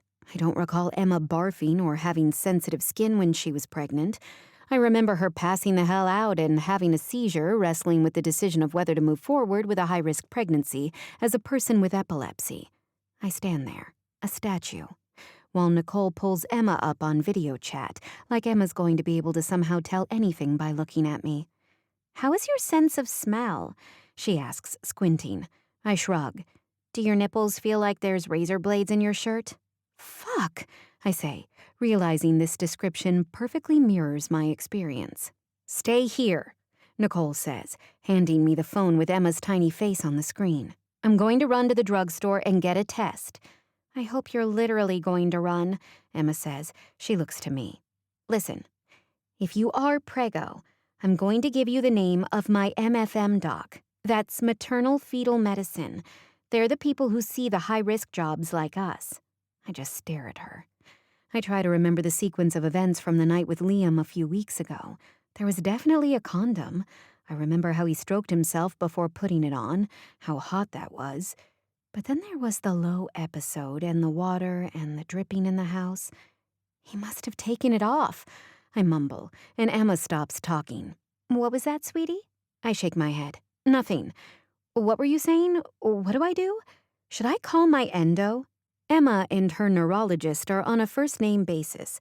They send each other holiday cards. I'm the same way with my endocrinologist. She invited me to her daughter's graduation party a few months ago. I got her to get me special permission to pick up my insulin supplies in bulk before I switched to the Cobra insurance, so I could stock up on everything while I still had coverage. Nicole bursts back through the front door, holding a pregnancy test box like a damn Olympic torch. Did you seriously run down Butler Street waving that around? She shrugs. Worst case, the neighbors think it's for me and Zach, right? She looks down at the phone, where Emma is still staring at us while bouncing a child on her hip. Hey, Ems, you coming in the bathroom with us? Obviously, she says. Nicole marches me into the powder room, which isn't really meant for more than one human to fit comfortably, but I make do, sucking on another lavender candy as I line up the stick Nicole hands over. Most people don't eat in the bathroom, Emma says. Nicole nods while I pee. We'll forgive you this time, sweetie. In a haze, I put the plastic cap back on the stick. It's probably too early to tell, I say, swallowing a lump in my throat. It's almost 9, Nicole says, exasperated. I think she means too early in her cycle, Emma says. We have her propped up on the edge of the sink so we can all stare at the test together. I think I see something, she says, squinting. I can't look, I say, burying my face in my hands. Oh, Emma and Nicole both say as I feel my stomach churn. I open my eyes and look at the crisp plus sign. We're going to have a pep talk, Emma shouts. If I can grow babies with my glitchy brain, you can do it with your jacked up pancreas. A baby. I stay seated on the toilet, holding the test until the smell of the bathroom makes me sick again. Nicole hangs up with Emma and backs out of the room, letting me barf in peace. When I stumble out of the tiny room, she hugs me, but not too hard because it still hurts my nips. She offers to sit with me, go with me to a doctor, do whatever I need. But I shoo her off. Go to work, I tell her. I need to have a conversation with Liam. Nicole drops a kiss on my forehead and takes off. Zach is long gone, driving out to a job site early this morning. I don't even take a minute to freak out, because I know once I start panicking, I'll be stuck that way for a while. And I don't have enough goldfish crackers for that. I get dressed and drive into Beltane, marching right past my cubicle and into Liam's office, where he sits behind his tidy desk with its tidy stack of papers and well-organized bins of tools. Everything in his life is neat and orderly, except for his body hair. And me, the freak who distracts him. "Hey," I say when he looks up. "Maddie, I'm so glad you're here. I hold up a hand and cut him off. "I'm pregnant," I say, cutting right to the chase. No reason to prolong this. I sink into the chair and pop another lavender candy in my mouth, noticing him notice and watching his face shuffle through a range of emotions. "You can't be pregnant," he says. "You're mad at me." Chapter 24. Liam. I'm fairly certain I'm having a heart attack. Maddie just said she's pregnant. I want to say, "Are you sure?" But of course she's sure. She wouldn't be here with that expression on her face if she only suspected. Our night together flashes before me. How I took off the condom and intended to get another one, but then I lost my powers of concentration when Maddie straddled me. Not that it's her fault. We were both sober, consenting adults. "You can't be pregnant," I say again. I rake my fingers through my hair. "So," she says, gripping the edge of my desk, "you're suggesting that because I am angry with you, my body would reject your baby batter? That my womb would only open for the sperm of a man with whom my eggs find favor? No! God, I'm such an idiot. I haven't even gotten to apologize properly yet. This is a bit of a surprise, Maddie." "No shit," she says, and crosses her arms over her chest. She sits, staring at me. I stare back. "Everything I want to say feels wrong," I tell her, and she arches an eyebrow at me. I blow out a breath. "Well, you hate me anyway, I guess." She rolls her eyes. "Are we going to make this about you right now, Liam? Because I'm the one with a human being leeching off my endocrine system as it grows a spinal cord." I gape at her. "Shit, Maddie, your diabetes, are you okay? Is the baby okay? What do we do?" She seems to soften at this change in direction. "I honestly don't know," she says. "Emma is sending me information about her maternal fetal medicine doctor, and I don't know what that means yet, but if Emma had to have one for her epilepsy, I'm sure I need one for my diabetes. Is that someone we call right now? What happens next?" Maddie shrugs. "I didn't get past telling you when I was making my agenda for this." I frown, staring at her. Pregnant. I want to ask 10,000 questions. 1,000 scenarios race through my mind at once, and I want to make them all orderly and efficient. This feels like chaos, and my heart is hammering in my chest. I want to hear her promise she's managing her own symptoms, and then assure me she will keep our baby safe. Our baby. I'm already thinking of the baby as ours. "I'd like to be with you for appointments," I say quietly.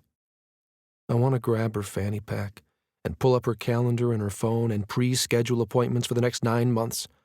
I want to start Googling vaccine schedules and whether diabetes is genetic. I want to organize folders and notebooks and line them all up like I used to do with my brother's backpacks. I was usually the only one who kept track of permission slips and whose sneakers had holes. When we were with Dad, he didn't know how to check that stuff. When we were with Mom, I think she just sort of let me handle it. I feel myself switching into hyper-caretaker mode with Maddie, and I don't like it. An hour ago, all I wanted to do was to get her to forgive me and, yes, encourage her to sleep with me again, because that shit was amazing. An hour ago, it felt good when she helped me loosen up. Now I just feel like I'm being punished for letting my guard down. My mouth feels dry. "Can I bring you a drink from the kitchen?" I stand up and smooth down my tie, reflexively. She shakes her head. "I keep puking everything up except these candies you gave me." She pulls one out from her fanny pack. "Thank you," she whispers, "for these." I nod and hurriedly grab a glass of water, realizing that I forgot to make sure she'd wait for me. I almost melt with relief when I see her still sitting in my office once I return with the water. She's on her phone, flipping a card over in her fingers while she talks. She beckons me into the room, and I hear her say, "I just took the test today, but like I said, I'm a type 1 diabetic." I can't hear the other end of the conversation, just a lot of from Maddie. Finally, she gets out a pen and writes down an appointment time. I snap a picture of the card with my phone so that I can make sure to clear out my schedule and be there with her. I'm not even sure what type of appointment this is, but if it's about the baby, I'm going to attend, and I'm going to come with questions. My heart is splitting in slivers here, holding a war between my desire for her as a romantic partner and this new life I need to keep safe. I don't pretend I can do both things. If I unleash my full powers of organization on her, she's not going to want me back. Unless I figure out something different. This is going to be the ultimate engineering project, I feel myself think. No, not an engineering project. A kid. I have no idea how to take care of a kid. I sit on the edge of my desk, waiting for her to finish the call. I want to touch her. I need to touch her. But I've lost that right, and I can tell by her body language that I'm not getting it back anytime soon. Normally, baby docs don't see people until they're 12 weeks pregnant, but because I'm such a freak, I need to get checked out sooner. Yeah, she's still hurt by what I said. Maddie, I start to apologize, but she holds up a hand. I just mean that I'm an unusual case. I'm supposed to call my endocrinologist about this and make plans to adjust my insulin. I'm trying to decide if I want you to come to that appointment. If it's about the baby, I want to be there. I don't know the first thing about what to do once this conversation is over, but I know I want to be present for every single thing related to this human being that shares my DNA. She squints at me and eats another of the lavender candies. I feel hopeful that they've won prime place in her fanny pack, and that they're the one thing seemingly keeping her from vomiting up all her calories. I vow to order her a case of them as soon as possible. I'll text you when I know the appointment time with Dr. Craner. I nod. That's my endo, she says. I nod again. Of course. Wait, which doctor were you just on the phone with? The fancy baby doctor? I nod. Several doctors. This is fine. It's going to be fine. We can color code the entries on my calendar app, and I can share the calendar with her if she doesn't have that set up already. She sighs. Okay. Well, I need you to shift gears now and talk to me about work stuff. I have to finish this book so I can stop working here. I sink back into my chair. There's no way I'm going to be able to string together coherent thoughts about my ideas for the future of this company. Not even my notes will save me. Come on, Brady, she says. I know you have shit prepared for our conversation. Pull up your outline. I blush and tilt my monitor so she can see the bullet points I put together in advance. My uncle thought I was too young to start meeting with clients, I tell her. My father had to convince him to give me a chance to go out into the field. And what happened? You dazzled the clients with your fun-loving personality? She starts to record and taps on her notebook with the end of her pen. I shake my head. I started talking to coal companies about the structural integrity of their equipment. I tell her. I'd go out to those sites, and it was like I could just see what needed to be done. I run a hand along my jaw.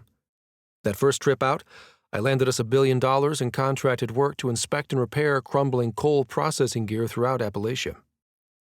That was just a few years ago, and I tell Maddie how it was like a ripple effect. The more I got out there, looking around these sites and talking to the people on the jobs, the more issues I saw that needed our attention. That's how I got started talking to the railroad industry. I landed those contracts right before we met. I smile at her. She squints at her notepad. My father has the ability to instill trust in our clients, I tell her. He's pretty remarkable that way. Some people think he's just sort of a buffoon, but he's always listening, always observing. Because of that, people are willing to take a risk with us. I mean, we're a small shop. These are big names. The railroad? Hell, Maddie, the railroad shouldn't have taken a meeting with me. She frowns again. I thought that one you did without your father. I smile and look down. It's true. I landed that project all on my own. I was able to do that because of the reputation we had with the partnering coal companies, which was because of my father. I explain. All this new stuff, with the machine learning and the computer science, when we go talk to new clients, we don't tell them we're the best. We ask them if they want to be partners with us to test something new. Dad is really good at framing things about the future and longevity. I'm really good at making sure everything is in order, that everything is safe. I emphasize the words order and safe, and she seems like she wants to say something, to draw some sort of metaphor to what's happening with the two of us. But she taps her pencil again and continues. Kellen says you have a vision for the future. With Clay and the power company? Clay? You guys are on a first-name basis like that? She rolls her eyes again. Look, he called me back about something personal that's totally unrelated to anything engineering. I promise, and you need to just let it go. I won't, but I nod. I don't want her sharing something personal with one of my dad's friends. It doesn't feel right, and I save that away to figure out later. Yes, well, I think I started telling you about the power lines? I tell her, quickly summarizing how I noticed the electrical towers when I was out walking the rail lines. It's all related. All these industries, they don't operate independently. That's something I tell these folks about their business. Some firms might focus solely on coal and be the best damn coal bin engineers out there. But Beltane sees how the coal bin fits into the rail industry and how that fits into the power industry. Our people are checking out inefficiencies at every step along the path. I rattle on for a bit more about our country's power grid and roaming blackouts. Each state is individually setting policies on whether these regulated utilities can spend money fixing their infrastructure. I tell her, and I see her eyes glazing over. You have a wide-angle lens about everything but people, don't you, Liam? I'm not sure what to say to her, so I just stare. Tell it to me again in a way that makes me care, she says. I mean, think of me as the audience for this book, a potential client. What should they know about what you're doing right now with the power people? I grip the arms of my chair. We're not just looking at work a month down the line here, Maddie. We invest in our people and our ideas, like hiring postdoctoral computer scientists. His drones can fly out there and find patterns in data we hadn't thought to look for, and each state we get on board can be a model for what's possible. I take a deep breath. I want our structures to still be standing when my kids go to college. It's a line I've said a few times in meetings, but as I stare at her, it carries more weight than ever before. My kids. It's no longer conceptual. I have an actual child who will go to college in 19 years. I swallow.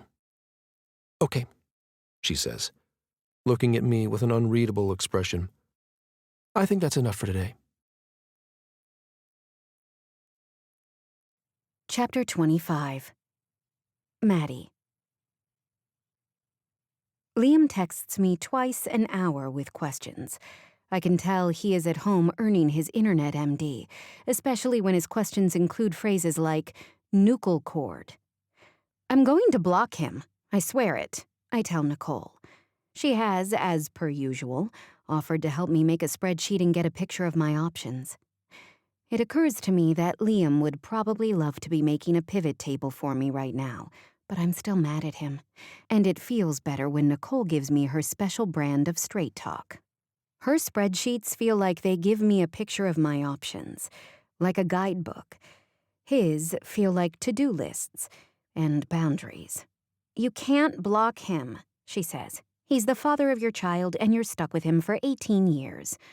I let my head sink to the counter at this, but I didn't call on Nicole for her syrupy optimism. Okay, let's keep going with the chart, I tell her. She takes a deep breath. Okay, well, obviously you need to nail this job offer from Sheila, because you're going to need so much stinking health insurance. So much. Sheila asked for my writing samples, and after I sent her my favorite articles, plus the first chapter of the Beltane book, she basically asked when I'd like to start. Nicole is coaching me to get her to commit to some numbers and specifics. Next, Nicole says, tapping the screen with her fingernail. Lodging. She sets her laptop down on the counter. Look, babe, I adore you. You can stay here exactly until the baby is born, but I'm sorry, I just cannot live with a baby. I nod. I know. I wouldn't impose that on you, and I really do know it.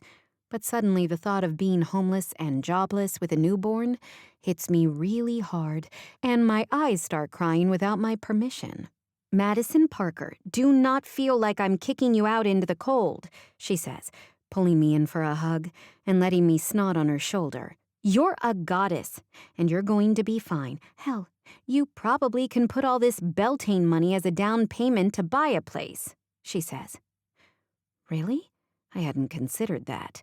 Nicole keeps not letting me pay her rent, so I've just been saving the Beltane money since everything else was budgeted out so carefully anyway. I mean, not in this neighborhood, but someplace maybe near Tim. Tim Stagg, Nicole's boss and brother to Emma's husband, lives in a family-friendly neighborhood in the east end of the city.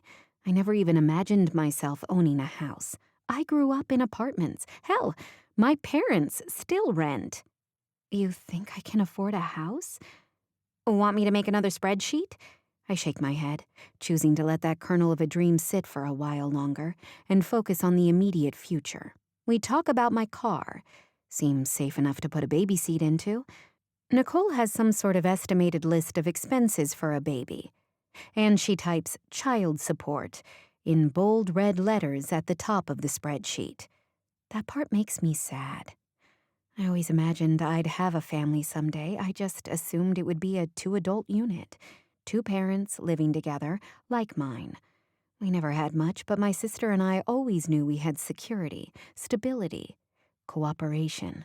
Someone to take turns with when the kid is in and out of the hospital for years. And my parents obviously love each other. My mom has been sending me pictures from their bowling league, and my dad is grabbing her ass in half the shots. And here I am, knocked up the first time I sleep with a guy I probably like, making a spreadsheet about how much child support he should pay me. You want to avoid court, Nicole tells me. They just plug shit into a formula based on his income and yours. Do you know how much he makes? She chews on her fingernail. Do you want me to ask Zach? Nah, I say. I'm a big girl. I can have these kinds of talks with Liam. Saying it reminds me that I do need to talk to him before our appointment with Dr. Craner tomorrow. So I thank her for the work, organizing my life, and promise she can tell Zach my news after I see the MFM doctor and we find out things are okay. When Liam picks me up for our 8 a.m. appointment, he is just as I expected. Nervous, stiff, carrying a folder. I've been doing some research, he says, handing me another jar of the lavender candies, which I pop open greedily. Of course you have. I pour the candies into the baggie in my fanny pack, tucking the jar in the cup holder on my side. I hope I remember to take it later. Everything about these candies is beautiful, and that includes the packaging. Thank you for the candies, I tell him. The baby and I both love them. Some mornings when I'm puking endlessly, I stare at the pretty jar of candy in between rounds of barf. I think about how nice it would be to go to France and lie in a field of lavender with the sun shining on my face. Back in reality, Liam prattles on nervously about work and parks along Fifth Avenue rather than enter the garage. I get parking validation, I tell him, confused. He looks appalled. Have you been inside those garages? Have you seen the blueprints? Do you know how many catastrophic failures there are each year on parking garage ramps? No to all of those except the first. I walk over to the meter and he brushes me aside, entering his credit card. Is it really dangerous to park in a garage? Liam shrugs. Not safe enough for the woman carrying my child. Oh, Lord. Here we go. Liam, I'm not going to live in a bubble. I shove open the door to the medical building and stride toward the elevator. He rushes to keep up. Didn't say you should. I'd just prefer you not park in garages. Or use escalators, unless Cal was consulted on their construction. I trust him. He frowns and studies his reflection in the polished brass on the interior doors of the elevator. I think. Dr. Craner greets me with a hug in the waiting room. I'm her first patient of the day, and she waves the medical assistant away, saying she'll snag my vitals herself. She looks at Liam expectantly and blinks a few times until I sigh and say, "This is Liam Brady. He's the baby's father." He pumps Dr. Craner's hand and follows her down the hall toward her office.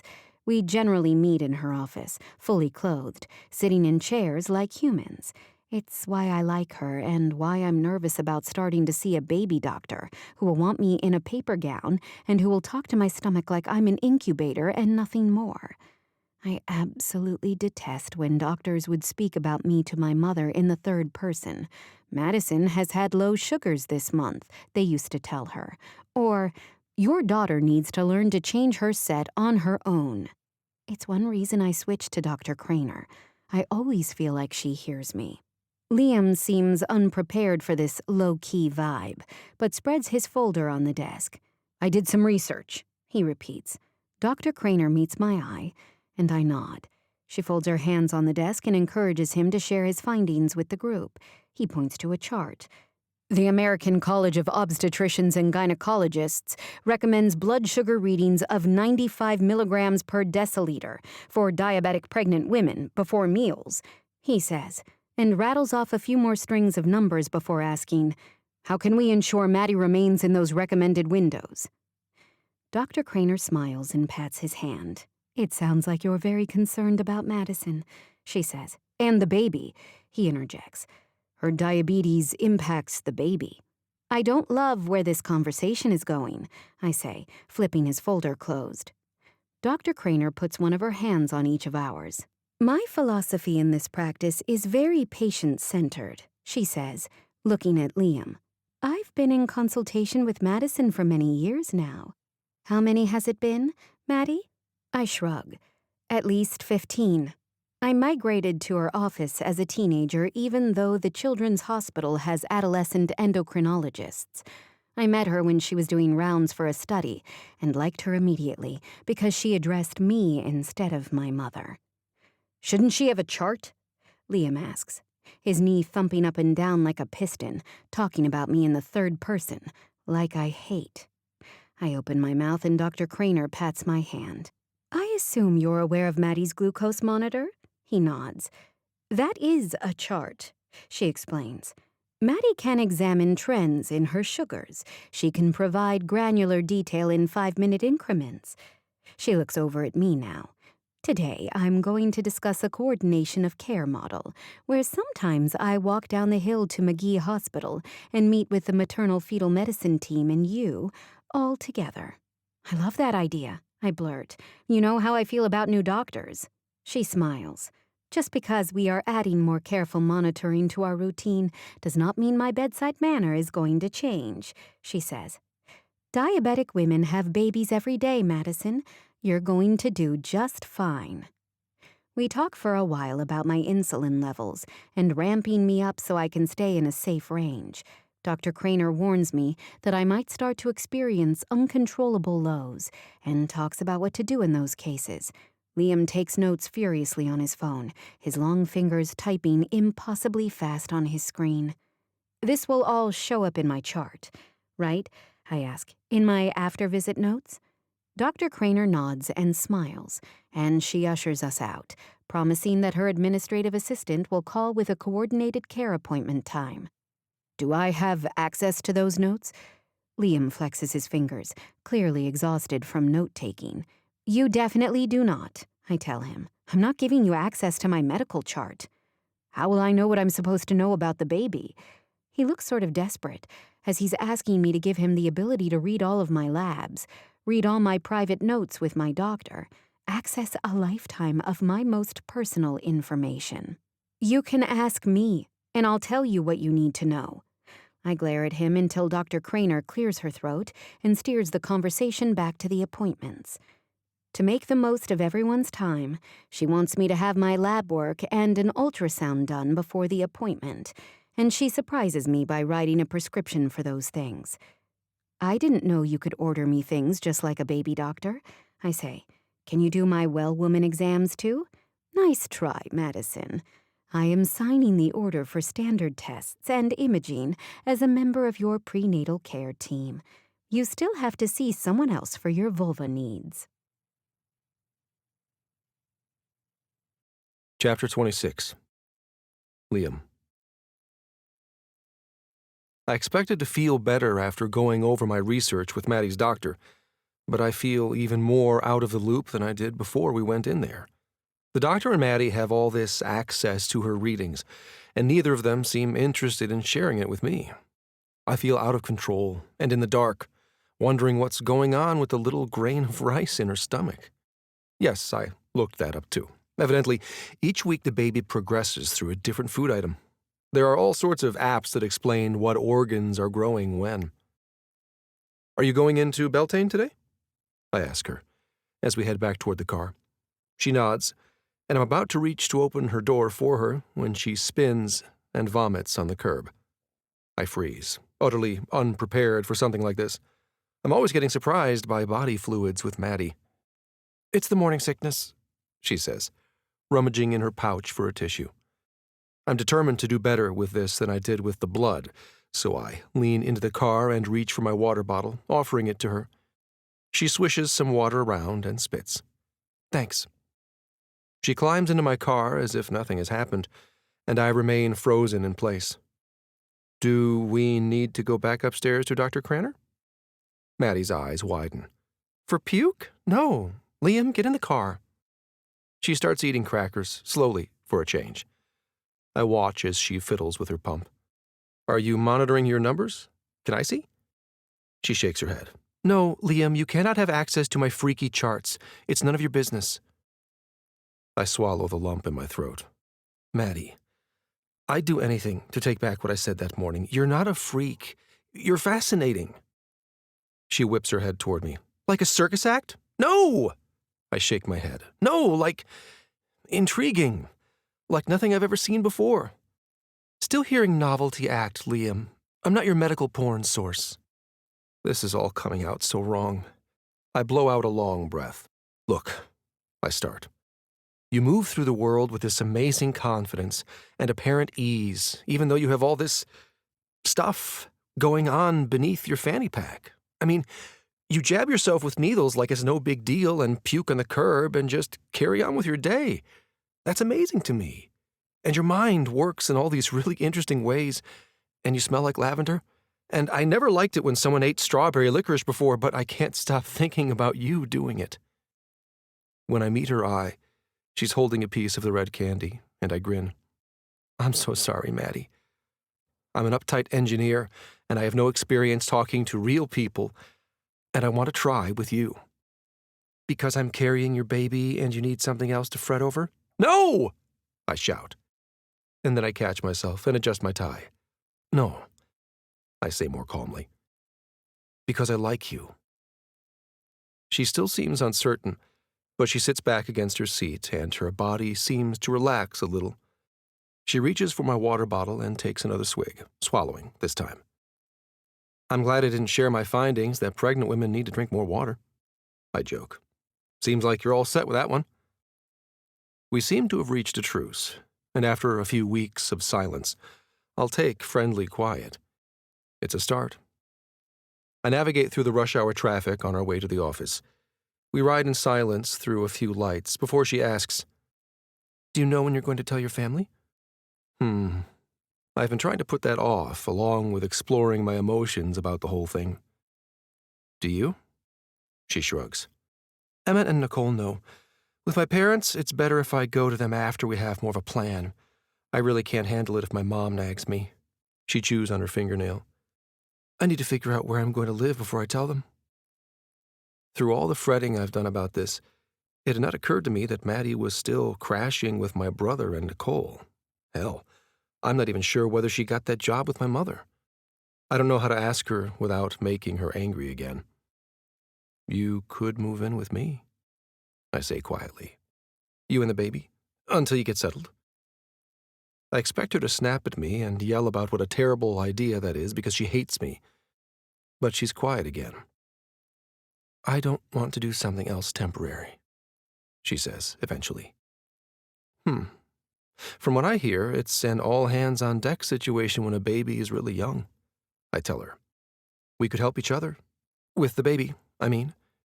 The offer stands. She nods, still quiet. As I pull into my parking space at work, she finally says, I'll think about it, Liam. We head our separate ways once inside, and I'm surprised to find my father pacing in front of my office door. Awfully late to be getting to work, isn't it, son? He taps at his watch. My father can't stand tardiness. Our business day technically begins at 8:30, and in his mind, showing up past 8:15 is inexcusably late. I was with Maddie in the field, I say vaguely, which is mostly true, especially considering I gave her my assessment of the structural integrity of parking garages. I unlock my office and set my things on my chair. What's going on, Dad?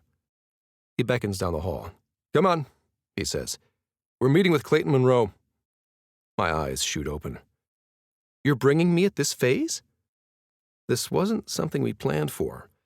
It's not on our company agenda. I would have prepared and read reports if I'd been aware. Surely I didn't miss something like this on my schedule. He called last night to talk about the book. That Parker gal called him for a fact check. He got to thinking about me. I let him know we were sniffing around some new waters. Come on, he says. We're meeting the board. I'm not sure I can handle another curveball this week, Dad, I tell him, loosening my tie. This isn't a curveball, son. This is business. Adapt or we get outbid. You know that. He frowns at me and tightens my tie again. He studies my shoes and, finding them appropriately shiny, beckons for me to follow him. Dad arranged a car service to take us, and before I can inhale, we are seated in the back seat, crawling back across town. I have nothing with me, not even a pen to take notes.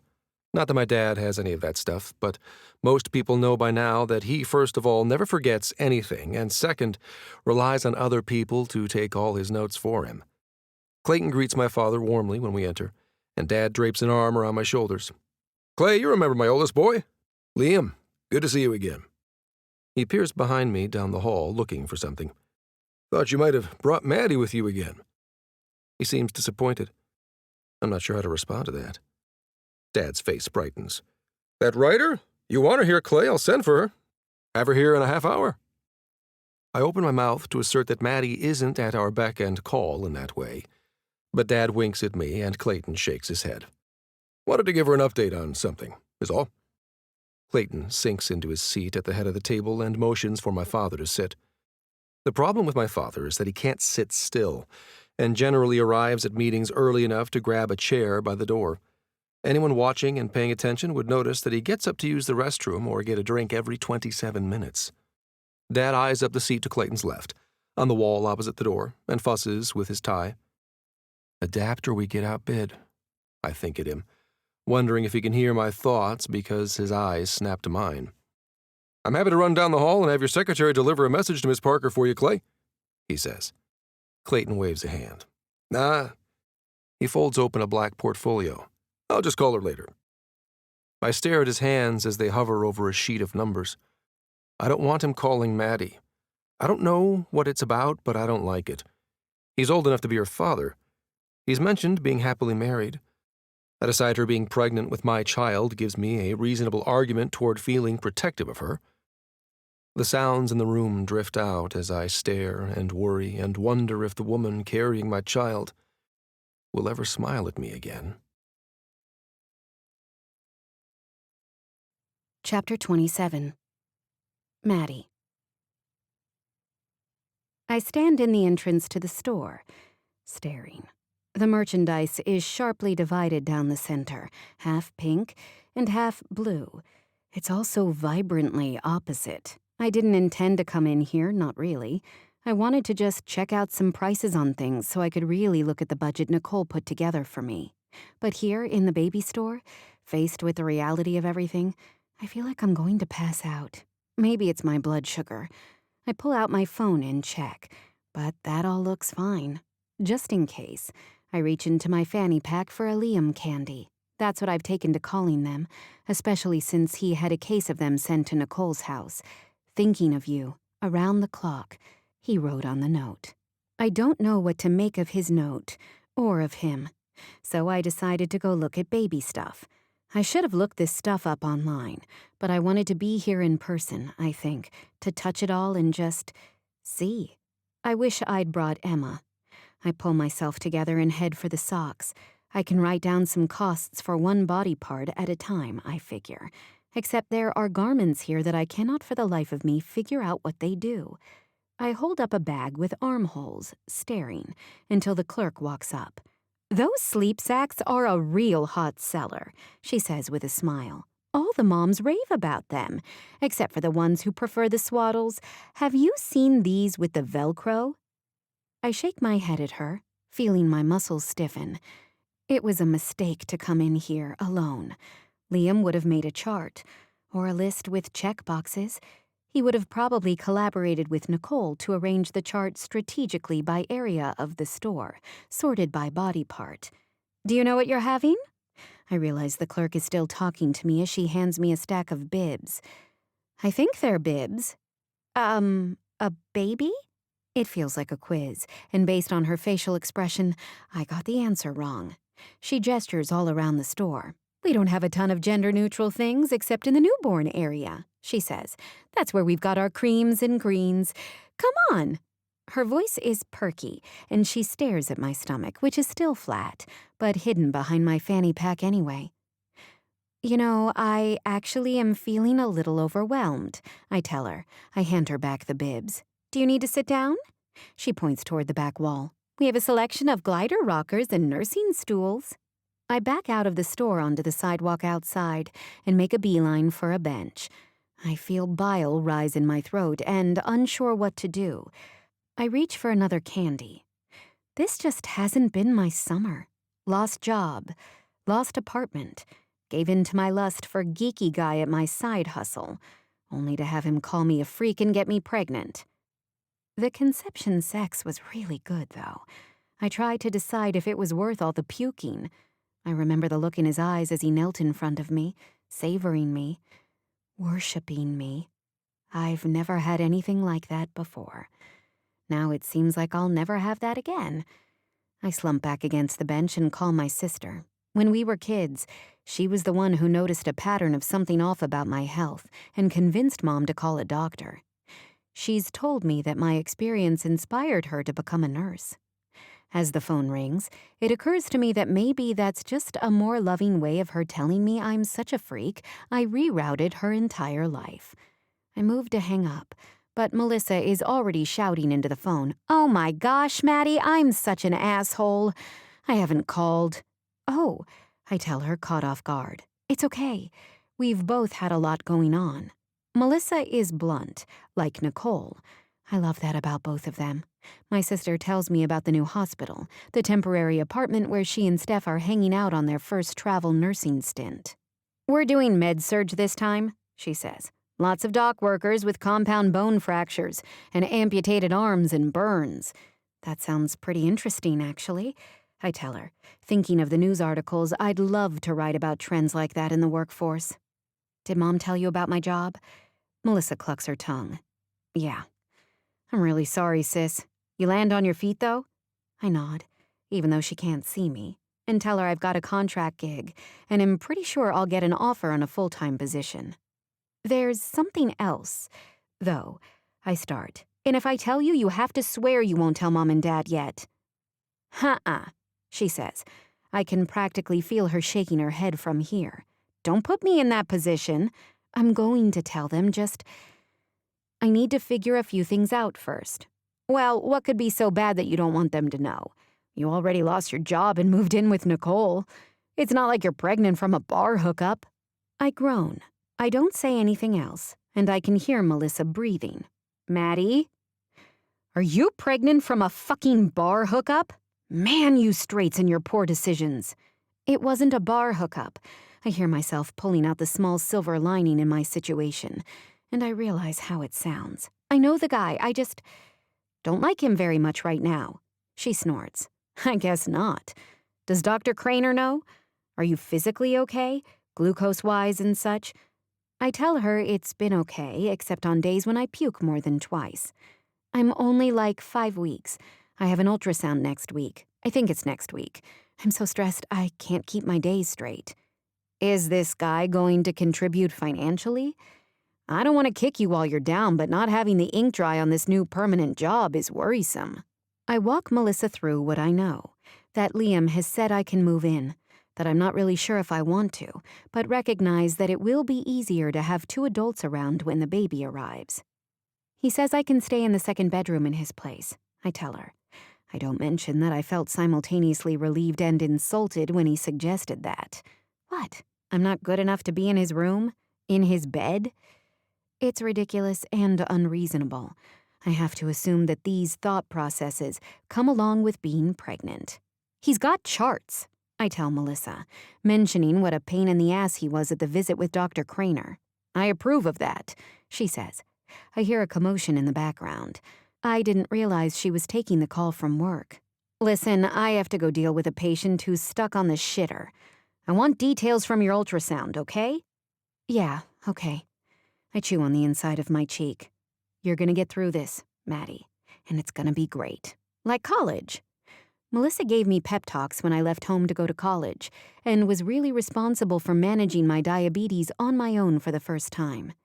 Even then, she went to the same university in Pittsburgh and checked in on me frequently until she figured out Emma and I had each other's backs. Unlike Liam, my sister knew when to pull back from being my nurse to just being my sister. Thanks, Mel, I tell her. When we hang up, I still feel listless. I want to call Emma. Lie on her couch and have her remind me that people with health conditions get pregnant every day, and it's fine. I'm not going to run out of insulin before I get permanent insurance. I'm not going to give birth to a freak baby because diabetes isn't genetic when just one parent has it. At least I had the sense not to fuck a diabetic guy. I snort out a laugh and then my phone rings. Curious, I look to see it's Clayton Monroe. Huh. Hey, I say by way of greeting. I figure we're past the formality stage since he had me talk him through his first set change over the phone. How's it going, pump pal? Maddie, I've never been better, he tells me. Truly. Clayton proceeds to gush about how much easier each day has gotten for him without constant skin pricks and self-administered shots in the bathroom at work. I told you, dude. Robot pancreas is a game changer. We shoot the shit for a bit, joking about our tubing, and then he catches me off guard. My wife and I have something for you, he says. To thank you, Maddie. He sounds a little tearful. I don't need to tell you how hard things have been for her all these years. Aw, Clay, you don't have to do that. I start my reflexive refusal. As a reporter, I couldn't accept anything from people no matter what. I needed to maintain my objective ability to write something critical of them. I guess the same rules do not apply when I'm writing marketing copy for a corporation, but it's a hard habit to shake. Have to? Come on, he says. It's my absolute pleasure. Can you send me your address so I can get it to you? I sigh and drop my head back against the bench. What do I tell him? Do I have an address?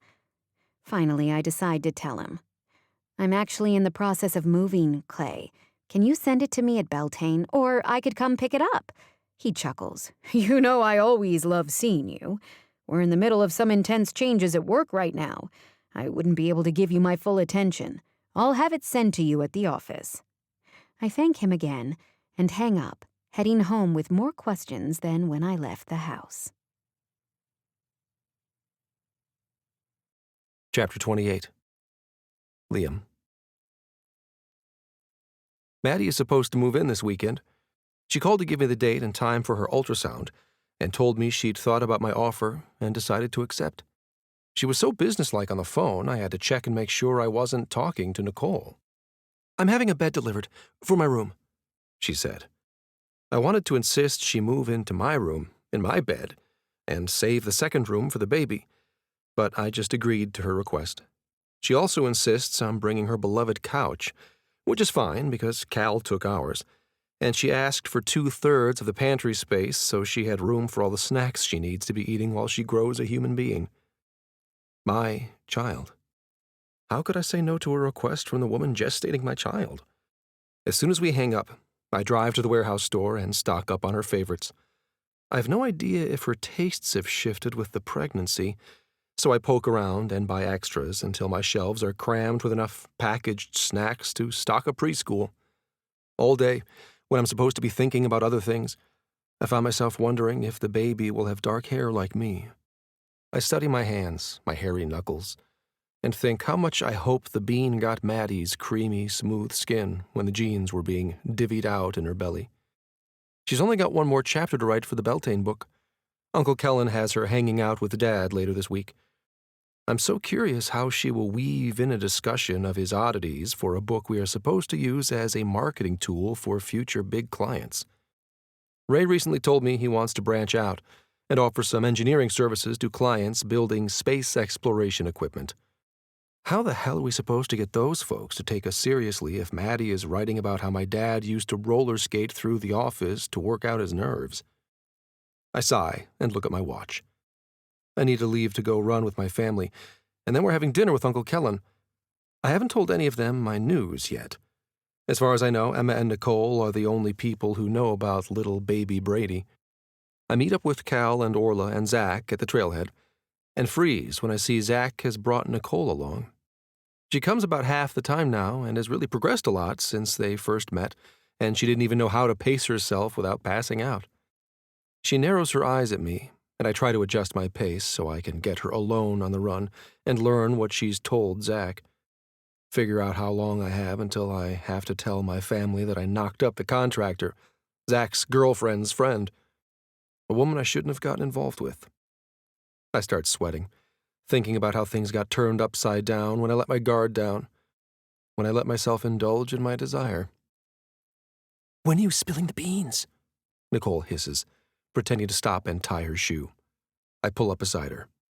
"I thought I'd tell them one at a time," I say, watching to make sure everyone keeps running. Nicole shakes her head. "If you don't tell them all at once, they're all going to call each other and it's going to become a thing," she says, circling her fingers for emphasis. She's right. She stands and we keep running until I see my siblings and cousin pulled over up ahead, craning their necks to see where we went. "You get a Charlie horse?" Cal starts poking at my leg, rather than start running again. I shake my head. "Liam has something to tell you all," Nicole asserts and crosses her arms, staring at me, tapping her foot. "Oh, snap!" Cal starts jumping and clapping his hands. "Did the candy work? Are you and Maddie a thing again?" "What? No." I feel frantic, and I look back and forth between their confused faces. Nicole gestures for me to continue, and Zach frowns at her. "What have you been keeping from me?" He growls. She swats his arm. I take a deep breath. "Well, the thing is, Maddie is going to move into my place this weekend," I say, stalling. Once I tell them what happened, I can't take it back. I'm no longer the guy who had everything together, who organized all their medical appointments and made sure they showed up at the orthodontist each week. I'll just be the careless guy who forgot to put the condom back on and got a girl pregnant. A woman. A woman who isn't supposed to get pregnant unexpectedly because it can risk her health. Nicole rolls her eyes. "Oh, come on, Liam, you big coward." "What the hell is going on?" Orla walks toward me. "Come on, cuz, what did you do? Did you try to organize her financial statements?" I close my eyes and take a deep breath. Maddie is pregnant. When I don't hear anything, I crack my eyes open to make sure they didn't pass out. All three of my relatives just stand there, staring. "I got her pregnant," I say, exhaling. Eventually, Cal starts to laugh uncomfortably. "Ah," he says. "You got me. Liam knocked a girl up, not on purpose. Funny." As he fake laughs, everyone turns back toward me. "Oh my God," Orla says. "Is she okay?" I shrug. "I think so. We're going for some tests this week." At the mention of we, my family unleashes a torrent of questions, all speaking at the same time. Do we know the sex? When will the baby be born? Will the baby have diabetes? Does Dad know? It's that last one that really knocks me over. For years, I've been complaining about my father's irresponsible behavior to my Uncle Kellen. I've been incredulous that a man could succeed so well in business, yet frequently forget to pick his children up from cross-country practice. "I guess I'll tell him and Kellen tonight at dinner," I tell them. I look back and forth between their faces in the fading light. Orla pats me on the back, and we keep running. Instead of the usual constant stream of insults, my brothers offer only silence as we make our way along the trail. For the first time in my 3 decades of life, I have stunned them into silence. After our run, my siblings stare at me while Uncle Kellen fusses over us and we wait for my dad to arrive. Kellen furrows his brow, aware something is going on, but I can't bear the thought of having this conversation twice, so I try to stall everyone until Dad rolls in. Yum yum, you gotta tell him, Cal says, knocking back a shot of Kellen's everyday whiskey, as if he's the one going through a crisis. Kellen studies my face and slides me the bottle. Tell me what, kiddo? Orla and Zach slink out the patio door and pretend to stretch outside while Cal just leans against the fridge door until he bumps the water dispenser. Shit! He shouts, jumping away from the cold spill. I guess I'll go outside with those guys. I clear my throat as Cal slinks out and smacks Zach on the ass when he's bent for a hamstring stretch. I wish I could watch the three of them fool around. It feels like I'll never goof off ever again. Not that I ever did that more than a few times a year I could let myself relax enough to unwind at a campout. I swirl the whiskey in my glass and make eye contact with my uncle.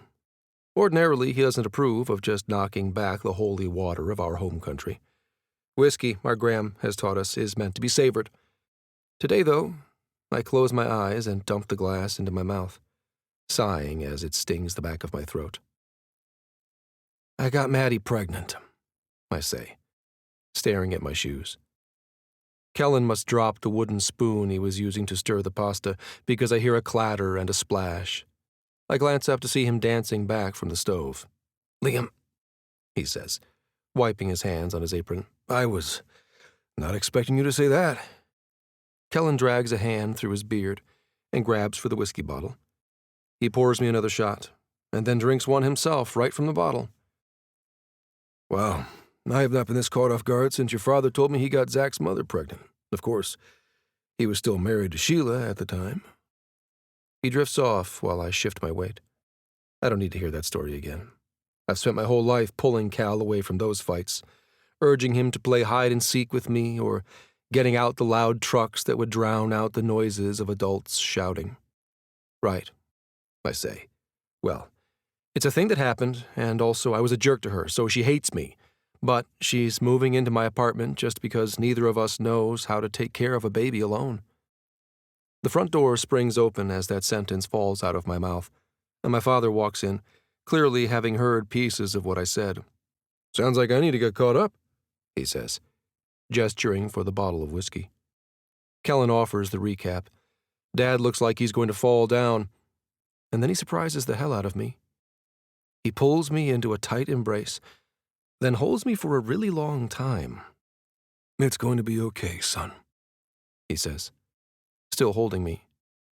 His hug is firm. He doesn't pat or shift, just holds me. It moves past uncomfortable, past awkward, right on into the surprising thing that I needed. I feel a ball of emotion rising in my chest, splintering out into fear and shame and disappointment in the way I have behaved and my inability to make things right with Maddie. Eventually, Dad lets go and stands back, keeping his hands on my shoulders and pressing his forehead against mine. I've been in your shoes, he says. You might never win back the girl, but you'll always be that baby's dad, and you've got a whole lot of Brady's here to help you with that. I choke back some more of the feelings that are creeping up closer to my teeth. I look between my father and my uncle, now both massaging my shoulders. They're like the original Bachelor squad, raising 4 kids together without women around. I'm not ready to give up hope on Maddie, but it sure does feel better to know that I've got them in my corner. Maybe the baby part doesn't have to be a chaotic disaster after all. You gonna name him Mick? Dad sticks his finger in the sauce on the stove as Kellen swats him out of the way. I shake my head as he slides open the patio door and starts hollering for everyone else to come inside and eat. Chapter 29. Maddie. You can always come back, Nicole says, pulling another box away from me and loading it into Zach's truck. I know she sort of means it, but she really doesn't want me here once I have a crying sidekick to cramp her style. Zach kisses her on the cheek and slings another bag of my clothes into the truck. He stands staring at me, sort of awkwardly, and asks, "Can I feel your stomach?" "What? No." I shove him reflexively, and then remember he's asking because there's a human in there. Huh. Nicole rolls her eyes.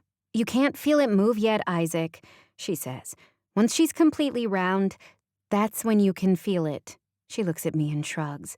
That's what Emma always said. I survey our surroundings.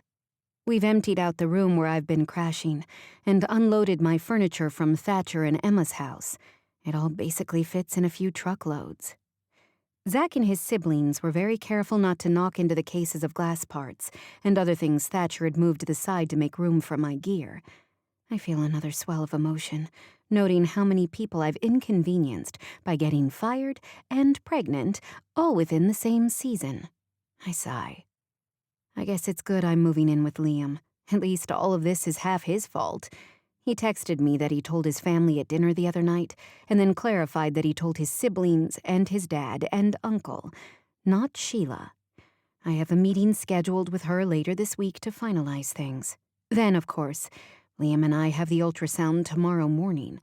Sometimes I hope that the ultrasound shows there's not actually a baby inside me. Maybe the test was wrong, and I'm just late because of stress or something.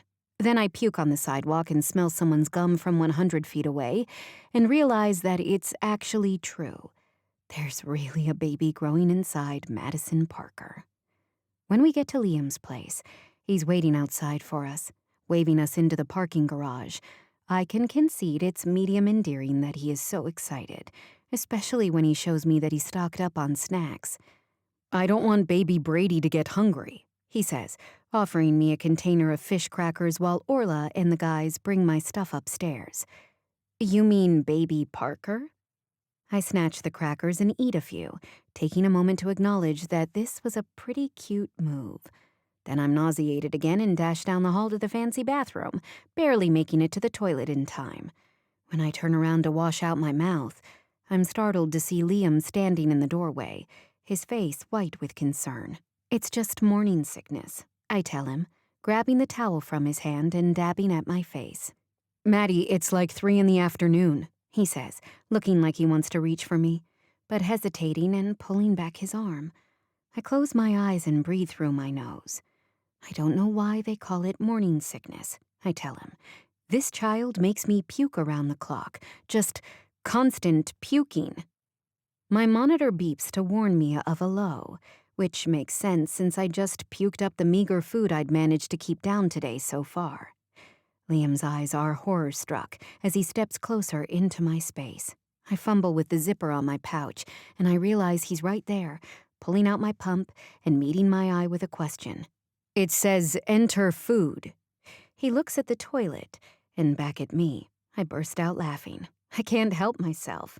Yes, Liam. Yes, it does, I say, sliding to the floor of his bathroom, still laughing. I just puked up my food. You know. He holds up a finger and jets down the hall.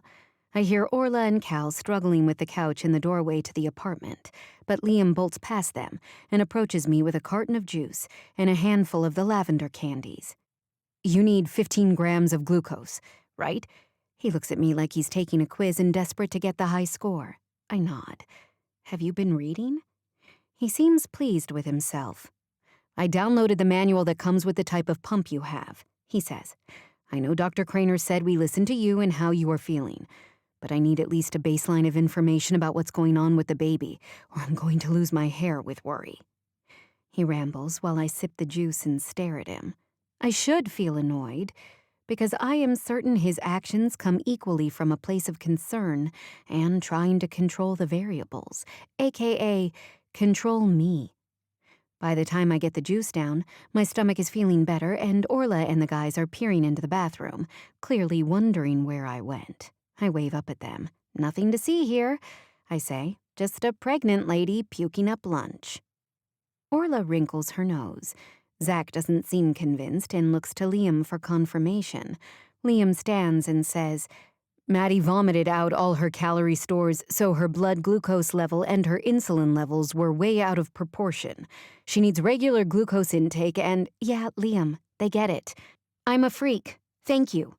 Thank you, everyone, for helping to move my shit. I get myself to a standing position and glare at Liam. I'll just be in my room gestating if any of you'd like to make an algorithm for what I should eat and when. Things don't improve after Nicole and the Bradys leave. Liam asks me about my numbers every few seconds. To my credit, I do not harm him bodily, though if looks could kill, he'd definitely be dead. 2 things have saved him. He's this baby's father, and I need his help, and he's hot as fuck when he irons his pants pockets in the morning before work. It should not be attractive, the way he fusses over the purified water in the steam part of the iron, but it just is. I sit at the counter eating bowls of dry cereal, watching my hairy baby daddy concentrate on smart seams. His entire morning routine fascinates me and, again, should not turn me on, but does. He pours himself a bowl of flaky flax cereal, and then squats so his eyes are level with the bowl as he adds skim milk so slowly, stirring until each flake is coated, but not saturated. Then he stirs for ages before he sits down to eat it.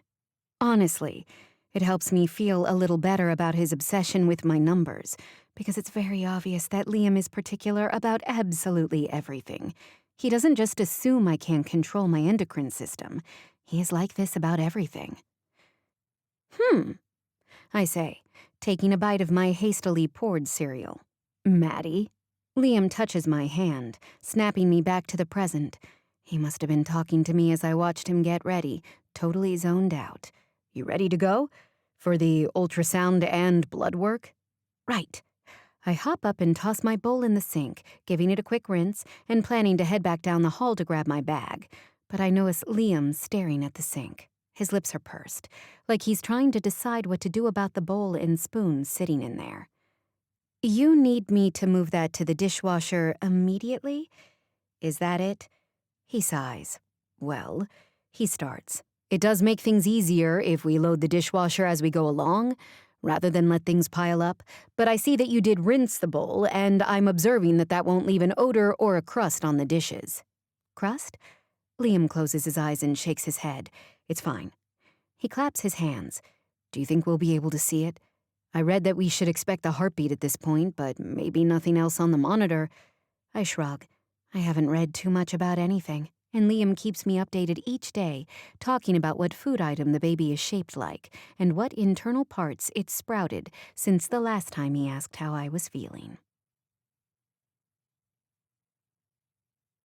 Chapter 30. Liam. I can barely contain myself as we drive to the hospital and make our way to check in for Maddie's labs. Evidently, it's unusual for non-gestational parents to come along to the lab, because the phlebotomist looks at me very strangely the entire time I'm seated by Maddie. I can't help but ask him questions as he works, which leads Maddie to roll her eyes. "Don't mind him," she says. "He's always like this. Here." She rotates her arm slightly for him. "Use this vein. You'll get it on the first stick." He notes her condition from her chart, and they joke about pin cushions and good veins. "I'm a spurter," she says, making the phlebotomist laugh as he snaps the tourniquet around her arm and flicks her skin. "I'll try not to get a capillary," he says, inserting the needle. I feel regret wash over me, remembering how I'd responded in her room that night after we were together. The night we made you, I think, wishing I could reach out and touch her stomach, but knowing such a thing would be unwelcome. I've really come to think of the little bean not just as an idea, but as my kid, especially after talking with my dad and my uncle. I think of him as, well, a him. But when I close my eyes, I don't dream about raising him with my dad and my uncle to help. I see Maddie, her easy smile, taking delight in both of us. It's a nice dream, but it feels far off. I watch the lab staff prepare a handful of vials with labels, and they pull the band off Maddie's arm. Like before, a bit of blood squirts out, but the phlebotomist is quick with the gauze pad and catches it as they both laugh. Why couldn't I have reacted that way? I could be holding her hand right now, whispering to her how amazing she is instead of sitting stiffly in the chair beside her, mentally helping the staff count vials of blood to make sure they match the orders from Maddie's medical team. "You ready?" Now it's Maddie, standing with her hands on her hips, snapping me back to attention as she gestures down the hall toward the imaging department. "Yeah," I say, offering my hand to the lab tech. He raises a surprised eyebrow at me and pulls off his gloves before shaking my hand awkwardly. Thanks for taking care of Maddie, I say, avoiding her gaze as she seems to stare at me, considering something. We walk together toward the waiting room, and I'm pleasantly surprised when we get whisked back to the ultrasound room pretty quickly. I resist the urge to help Maddie up onto the bed and watch as she pulls up her shirt. The sonographer stares for a minute at Maddie's pump. I think we'll need you to take off your pants, hon. We might have to go low to get around your set there. Maddie nods and starts to wriggle out of her leggings, but then catches me looking and halts. Oh, I say, flushing. Should I leave? I want her to say no. I want to be here for this, and thankfully, Maddie shakes her head. No, it's okay. It's fine. The tech hands Maddie a sheet to put over her lap, and all of us relax when she's able to claim a bit more of her privacy. Okay, the tech says. We're going to pinpoint gestational age today, hopefully find a strong heartbeat, and take some pictures of the spinal column. To rule out neural tube defects? I add with a question to my voice, trying not to reveal how much I've obsessed over today's scans. The tech smiles and pats my hand. It'll be okay, Dad, she says. I want to tell her she shouldn't be saying that to patients before the scan, in case it's not okay, but I'm too overcome by being called Dad for the first time. I watch as she squirts some gel on Maddie's stomach and touches the ultrasound wand to her skin. Maddie snaps her hand out and squeezes mine without a word, and I rub my thumb along her knuckles for reassurance. We both hold our breath until we start to hear a swirling, thumping sound. Hey, baby, the tech says. Perfect heartbeat, guys. She moves the wand a bit more, and the sound stops. What happened? Maddie tries to sit up. Where did the heartbeat go? I squeeze her hand and reach to squeeze her shoulder, too. She just moved the wand, that's all, I say, making eyes with the tech, who nods. Here, we'll get it back for you, she says cheerfully. Maddie relaxes her body when we hear the sound again, and I notice how intently she stares at the screen, holding her breath. Can we get an audio recording of the heartbeat? I ask, risking running a hand through Maddie's hair to try to comfort her. Oh, sure, the tech says, and starts prattling on about technology these days. I give her my email address without taking my eyes off Maddie and the screen, where we can see the little jumping bean, our baby, moving around. Can you feel any of that? I whisper into her ear while I brush the hair back from her face. She shakes her head. The tech pipes in. She won't feel anything for another 10 weeks or so. They love moving around like that when there's enough space. A tear slips from the corner of Maddie's eye as she looks at the screen and she squeezes my hand tightly. I think the tech must bump her tubing because she winces. My instinct is to search around, fix what's bothering her, correct the problem. But I stay by her side and keep my hand on her forehead. Comforting. After, when we're alone in the room, Maddie eases back into her clothing, adjusting the sheet for privacy. Is the file in your email? She asks, leaning over my shoulder to look as I pull out my phone. I nod and pull up the video. Once again, the room is filled with the soothing, swirling sounds of baby Brady's steadfast heartbeat. Forward it to me? There is so much vulnerability, so much hope, and so much hurt in her voice. I nod and immediately send her the email with the file attached. Hey, I say, braving a hand back on her knee now that the ultrasound is over. She stares down at my fingers. I felt it too. Relief, I tell her, my body sagging with the truth of that. I was relieved everything was okay. So quickly, I've shifted from fear and anxiety about this grave mistake I made to concern and deep caring for the health of this tiny person I helped create. Relief? Maddie stiffens and I draw back my hand. Why? Because you thought my fucked up body wasn't safe? Maddie, that's not what I said. Is she ever going to be able to forgive me for the word I uttered in my panicked, post-sex haze? She shakes her head violently. No, but you thought it. You think it every time you demand to know my numbers, every time you urge me to eat the healthier snack when I crave the goldfish. She jumps off the table and seems unsteady on her feet. I reach for her elbow, and she snaps back her arm. Even now, you think I'm so fragile, so incapable of caring for myself. Maybe it's you thinking those things, but I sure as hell don't. I snap at her. Why are you so convinced I think the worst of you? Did you ever stop to think it's my own fucked up inability to trust anyone that drives my constant worrying? I stomp toward the door and look back at her over my shoulder. Jesus, I do all that shit because it's the only way I know how to show you that I care. I want to stay and keep talking about this with her. I want to make her understand everything I'm feeling. But I don't. She isn't going to hear any of my words the way I intend them anyway. She glowers at me, and I march straight out of the hospital. She was already planning to head home on her own after our appointment, and I've got to go convince Clayton that he needs a multi-million-dollar new infrastructure investment. Chapter 31. Maddie.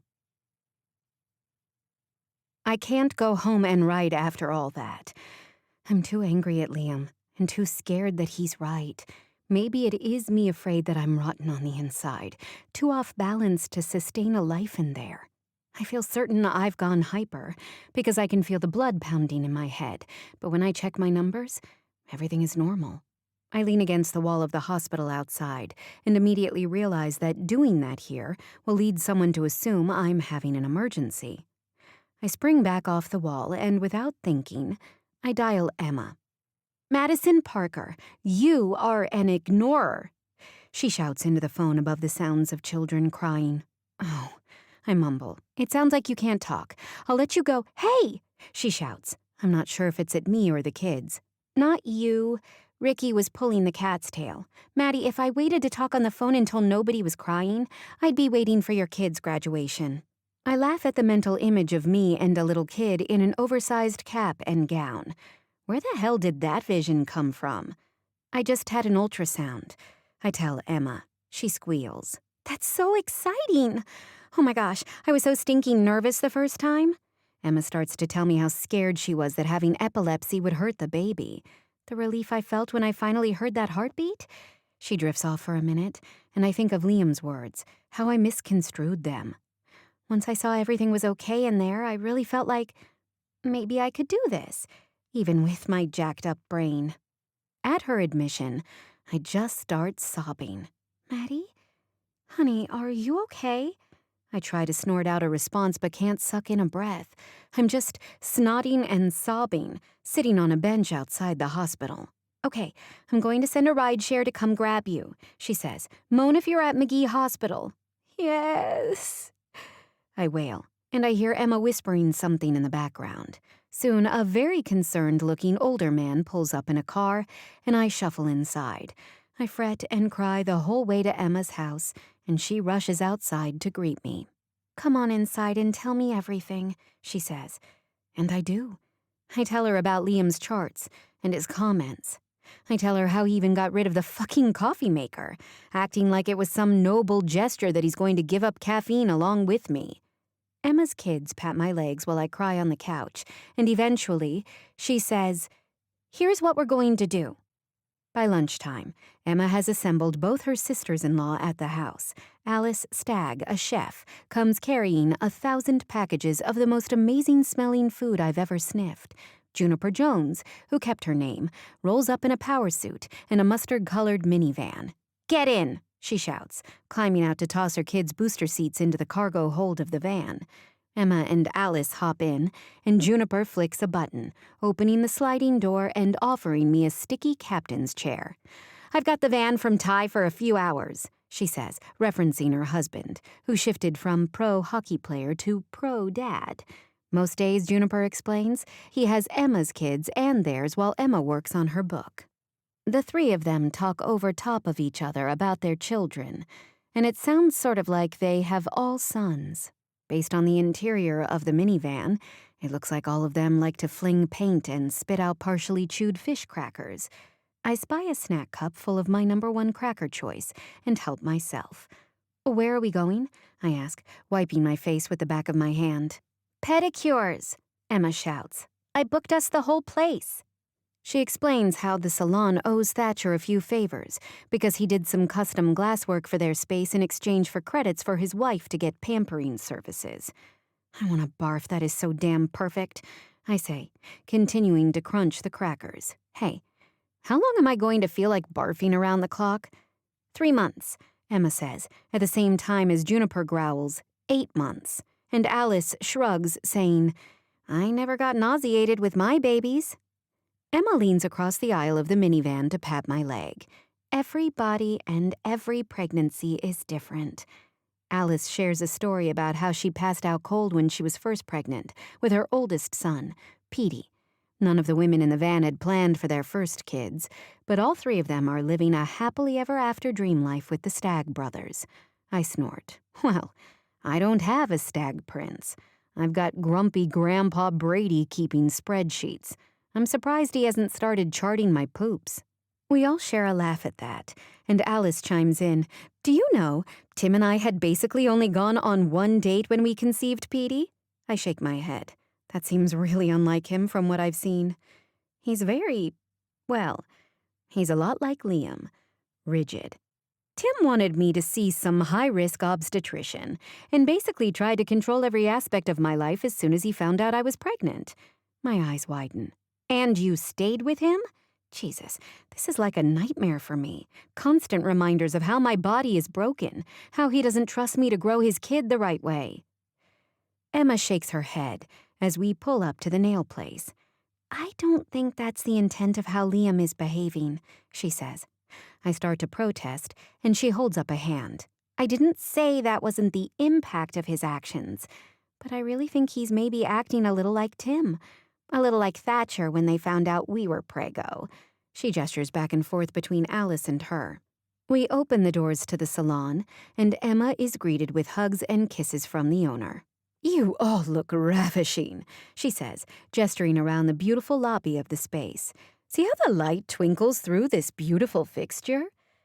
Thatcher has made a swirling, fiery nest of tubes, and soft lights sparkle from within, bathing the space in a soft, warm glow. It's very womb-like, Emma observes, and it strikes me that she's probably right about that. We walk through a curtain into a row of pedicure chairs. Comfy? Emma asks, as I ease my feet into the water. When I nod, she folds her arms across her chest. Good. Now, we're here to answer every single one of your pregnancy and mama questions. But first, you need to tell us what is going on with you and Liam. I shrug. I'm living with him because I'm homeless. I don't have a job. Unless his mother hires me, I'm basically pathetic and fully dependent on him. Juniper frowns. It does sound like he's very involved in your life. But are you really dependent on him in a bad way? How many other jobs did you apply for? I consider her question. It's true that I hadn't even sent out a resume. Nicole and Zach got me my temporary gig. Sheila aggressively recruited me for the copywriting job I haven't met with her about yet. I guess his mom didn't know we were sleeping together when she offered me the job. I concede. And didn't Nicole say you probably have enough money saved for a down payment on a house? Emma flips through a magazine and doesn't look at me as I frown. So you don't need to live with him? I roll my eyes. Okay, but if he's going to be involved in the baby's life, it makes sense that we live together, at least at first. And then I have to deal with him explaining which enzymes are in the new non-toxic cleaning products he bought to keep the baby safe. Alice mock clutches her chest and gasps. He did what? The Stagg women all laugh, and Alice leans forward, admiring her toes. Listen, I get it. You think it's sexy when he scrubs the shower tile with a toothbrush and... Oh my God, Tim does that? Juniper laughs. I can totally see Liam popping on a magnifying glass to make sure he gets each speck from the grout. Yes, Alice continues, but sometimes it crosses a line. There's caring, and then there's taking care of. And it's not sexy to be taken care of. You want a partner, not a parent. Yes! It's like Alice has framed out exactly what's been bothering me. I want him to iron the fuck out of his boxer shorts. But then with me, I want him to get them wrinkly. Juniper nods. I nod. We all sigh. Emma slips a bunch of cash to the nail techs for a tip, even though the services are paid for, and then pulls me in for a hug. You don't have to explain to me how it feels when everyone treats you like some delicate ornament. That's why we like each other, right? I nod. But it's also possible for a guy to admire you and take interest in your condition, not because he doesn't think you're taking care of yourself, but because he's so impressed with how well you are. I furrow my brow, considering that. Liam does seem to admire his uncle primarily because of the accuracy of his work, and when he brags about his brothers, it's generally about their math skills.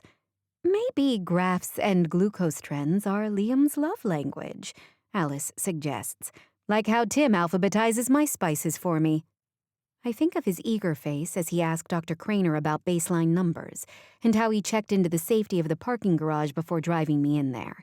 This is a chaotic situation, and I'm a mess. Emma and the Stags help me see that maybe Liam is a mess too. Only he's the type of guy who straightens his angles more fervently as things get messier. You guys are the best and the worst all at the same time, I tell them, feeling 1,000 pounds lighter now that I can at least verbalize what's been bothering me. But does knowing what's been bugging me about Liam really get me anywhere toward getting past my hurt feelings? Chapter 32. Liam. Maddie isn't home when I get back from work, and she still isn't here when I'm ready for bed. I consider her last words to me, hearing them clatter around in my head. I don't know how to be the man she needs right now. She thinks my fussing means I don't trust her. How the hell do I explain to her that I have nothing else to offer beyond my organizational skills? Unable to sit still, I stand at the counter with my laptop, finishing up my proposal for Clayton Monroe and Allegheny Power. As I'm studying his latest email to me, I see a notification that he's online. It's very late. Well, for me it's late. I'm supposed to run with my brothers before work tomorrow, and then I have to drive to the suburbs for dinner with my mother. My phone rings. Clayton? Liam, good. Was worried the phone might wake your kids or something. I grunt. You got any kids yet, son? I'm not sure how to answer this question. I'm unprepared for how to talk about my personal life with a business associate. I've always deflected conversations about relationships and women, since I've never been involved with either of those. Not in any meaningful way. No, I start to say I don't have kids, but that's not true. My first is on the way. I correct. Really? Fantastic, that's so great. I recently got a new lease on life thanks to your friend, Miss Parker, he tells me. This is all very strange. Clayton sounds emotional. What does Maddie have to do with that? Listen, I want to tell you not to kill yourself on the details in the proposal, son. This is a good thing you brought to us. A good thing. We need to do it. And I've known your dad for a long time. Your family does good work. Wow. Clayton, I don't know what to say. Oh, come on, he says. Say thank you, and then tell me you'll personally get the work established with Allegheny Power before you try and expand to West Virginia companies. I laugh at his candor. I can see why he gets along so well with my dad. I will be personally overseeing the planning and logistics phase of our work with you, I assure him. Though we do plan to eventually trust my team with the work. I'm just jerking your chain, Brady. You guys hire great people at Beltane. I hear the door open and see Maddie slipping quietly inside, like she's trying not to wake me. Hey, Clay, I gotta run, I tell him. Little mama needs some ice cream? He chuckles. I remember those days. Something like that, I tell him, ending the call and closing my computer. I take a deep breath and close my eyes, praying my words don't set off an angry string of responses from Maddie. I was worried about you, I say. When I open my eyes, she's leaning against the counter opposite from me. I'm sorry I didn't call, she says. I know I'm typically home in the evenings as I've been finishing the project for your uncle. I nod. I can see how that was distressing for you. I'll text next time. Thank you, I whisper, not sure how to respond to Maddie agreeing with me that my anxiety was warranted.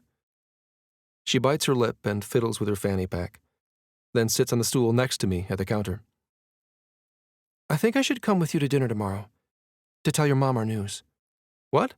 I wasn't going to. I wasn't going to what? I can't wait another week to tell her. She'd be really angry if my dad knew for so long before she did. Maddie is right that I should tell her. I want to make sure we deliver the right message to my mother, I finally say. Maddie has been very clear that her tolerance of my behaviors lately has been fully related to baby daddy responsibilities. Showing up together to talk to my mom feels like the wrong message. Maddie's eyes flare. I hadn't considered that, she says. I don't know yet what I think the message should be about us. I start at this revelation. So, you're not 100% certain that romance is off the table? She spits out a laugh. I'd forgotten what her laugh sounds like, and I relax into it. Romance, she says in a quiet voice. Is that what this is? I did hand you a towel after you vomited last time. I tease, testing the unfamiliar waters of flirting. My hero, she jokes. She stares at me in silence for a bit, and I can feel my heart rate speed up. Can I take you on a date? I ask her, my voice wavering. I'd love to show you that bridge. I remember Clayton's question about the ice cream for a pregnant woman. There's a cute soft serve place nearby? An eternity passes before Maddie responds, asking, Is it the kind of place where I can get two flavors swirled together? I nod, fidgeting with the sides of my laptop so I don't reach out and try to touch her. All right, it's a date. I feel all my cells relaxing. I grin and rub a hand along the back of my neck, noting I need to visit the barber for a trim. How long has it been? The idea that I've forgotten part of my regular routine is alarming, until I remember that I was meant to go to the barber the day we met with Dr. Cranner. It feels okay that I prioritized that meeting above a bare neck. I'm going to accept your mother's job offer tomorrow, Maddie says. But I won't tell her about the baby. I nod. When can we go on our hike cream date? She doesn't laugh at my joke right away, and I worry it fell flat. But as she climbs down from the stool, she seems to realize that I was being funny. Liam Brady, did you just make a portmanteau? I am not familiar with that word, I tell her. She grins and points a finger at me. When you combine two words together like that, hike plus ice cream. I had no idea it was an official thing, I tell her, fascinated. Do you know everything about language? Chapter 33. Maddie. I feel like a cheater. I called Sheila to accept her job offer, didn't mention that I'd need time off in a few months, and didn't tell her I was carrying her son's baby. Nicole tells me that legally, I don't need to disclose my pregnancy at this point, but it still feels sneaky. Sheila wanted to know when I could start, and I asked for another week to finish the Beltane book. She told me to go ahead and take 2 weeks, joking that I'd need a week to unwind after spending that long with her ex-husband. I don't tell her that Kellen is the bigger pain in the ass right now. Every time I come into the office, he is a worried mother hen, pulling out chairs for me, handing me water. I feel like asking him to get me a fresh sprig of mint for the water just to see if he will. My hormones are all over the place, but at least I seem to have stopped puking. Liam and I have reached a truce. I bought a coffee maker and he didn't comment on it. He hung my fanny packs in rainbow color order on pegs in the entryway, and I didn't comment on that. It's just a time of purgatory. All of us waiting to see what will happen, trying to make sense of the things we've said, the things we've left unsaid. Coordinated care meeting today, Liam shouts down the hall, sounding excited where I'm feeling not quite dread, but almost. I hear him setting up the ironing board in the living room and wondering again why he doesn't do that in his bedroom. Didn't it bother you to be out here doing this when you lived with your brother? I ask, sneaking behind him to get my cereal, admiring the muscles in his back where his thin undershirt hugs his shoulders. I let my gaze fall to his crisp boxers, wondering if he ironed those a few minutes ago or does them all at once when he does laundry. Would they be warm from the iron if I touched them? Holy shit, I realize. I have a lady boner for Liam right now. I like to preserve my bedroom for sleeping, he says, concentrating on the insides of his pockets before shaking his pants right side out. That's not entirely accurate, is it? I have no idea. I ask him around a mouthful of colored fruit rings. That's why I asked about it. I have a desk in there and I sometimes do work in there. He pauses to look at me. I have no logical explanation for why I do my ironing in the living room, Maddie. You can change your ways at any time, I tell him, patting his hand. It's never too late. He shakes his head. You don't understand. I have a logical reason for everything. It's all that... He stills, looking alarmed. He swallows. Logic and order help keep me calm. I nod. He steps closer to me, his pants still hanging open, waiting for him to tuck in the work shirt he hasn't ironed yet. My attraction to you is not orderly, he says, reminding me of the night we shared, how his eyes looked wild, how his scruff brushed against my thighs as he knelt at my feet. Now it's my turn to swallow. Seems like you were living on the edge before you even met me, I tell him, gesturing to the ironing board. Sleeping with me was just step 2 on the road to chaos. I think I need a little chaos, he says in a quiet voice, and then I hear a timer sounding in the background. That's my shoe alarm. He sighs and starts to move the iron along his shirt rapidly. Liam sets alarms for when he needs to start putting on his shoes and grab his bag to leave for work. Only today, we're stopping at McGee Women's Hospital before I go with him for the final production meeting about the Beltane book. I toss on a fanny pack from the selection near the door and head to the kitchen to make sure it's stocked with proper snacks. Liam drives to the hospital, circling the parking garage until he finds a space on the roof, which is his compromise, since there's not really any street parking near the city's main labor and delivery hospital. I smile at Dr. Craner inside and tentatively shake hands with the fancy OB that Emma recommended. Elizabeth Hudson, she says, pumping Liam's hand after mine. Thrilled to meet a friend of Emma Stagg's. We all sit around a round table in a conference room with a huge monitor on the wall. Dr. Hudson brings up the video from the ultrasound, which makes my heart swell. Liam reaches for my hand, and I squeeze it, loving the sound of the baby's heartbeat. I was so excited with your blood work and with the ultrasound, she says. We're going to want you to alternate seeing Dr. Craner and myself every 2 weeks. I nod. That doesn't seem too horrible. I consider asking if it's normal that I have the hots for my hairy housemate, but then I decide I'm probably mistaking joy at not puking for sexual desire. Dr. Hudson pulls out some pamphlets, which Liam scoops up eagerly, causing her to raise a brow.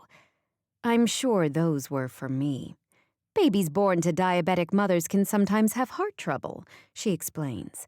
Liam's entire body stiffens, and I squeeze his hand harder. We have excellent technology to monitor these things prenatally. She reaches across the table and pats both of our hands. This heart rate from this first ultrasound is very encouraging. I just want you to be aware of the realities of the next few months.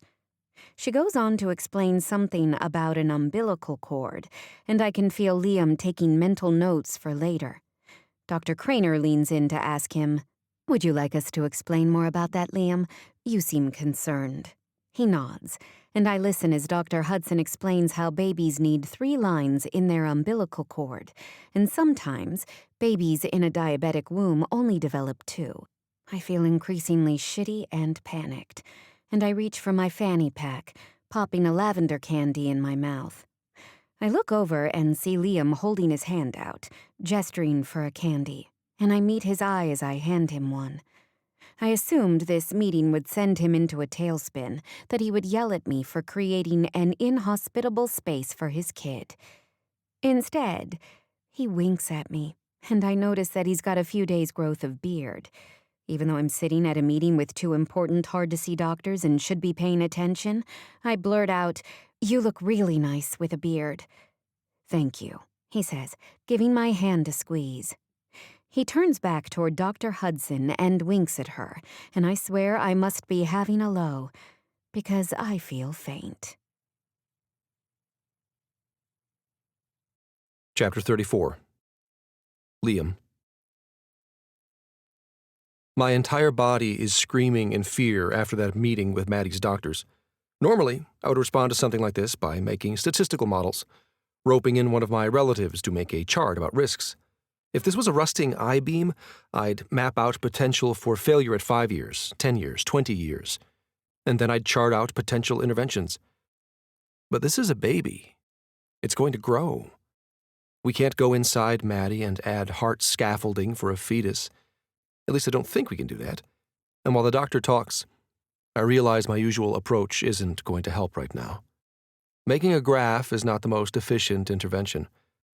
But I see Maddie's hands shaking and realize I can be still, and I can squeeze her hand.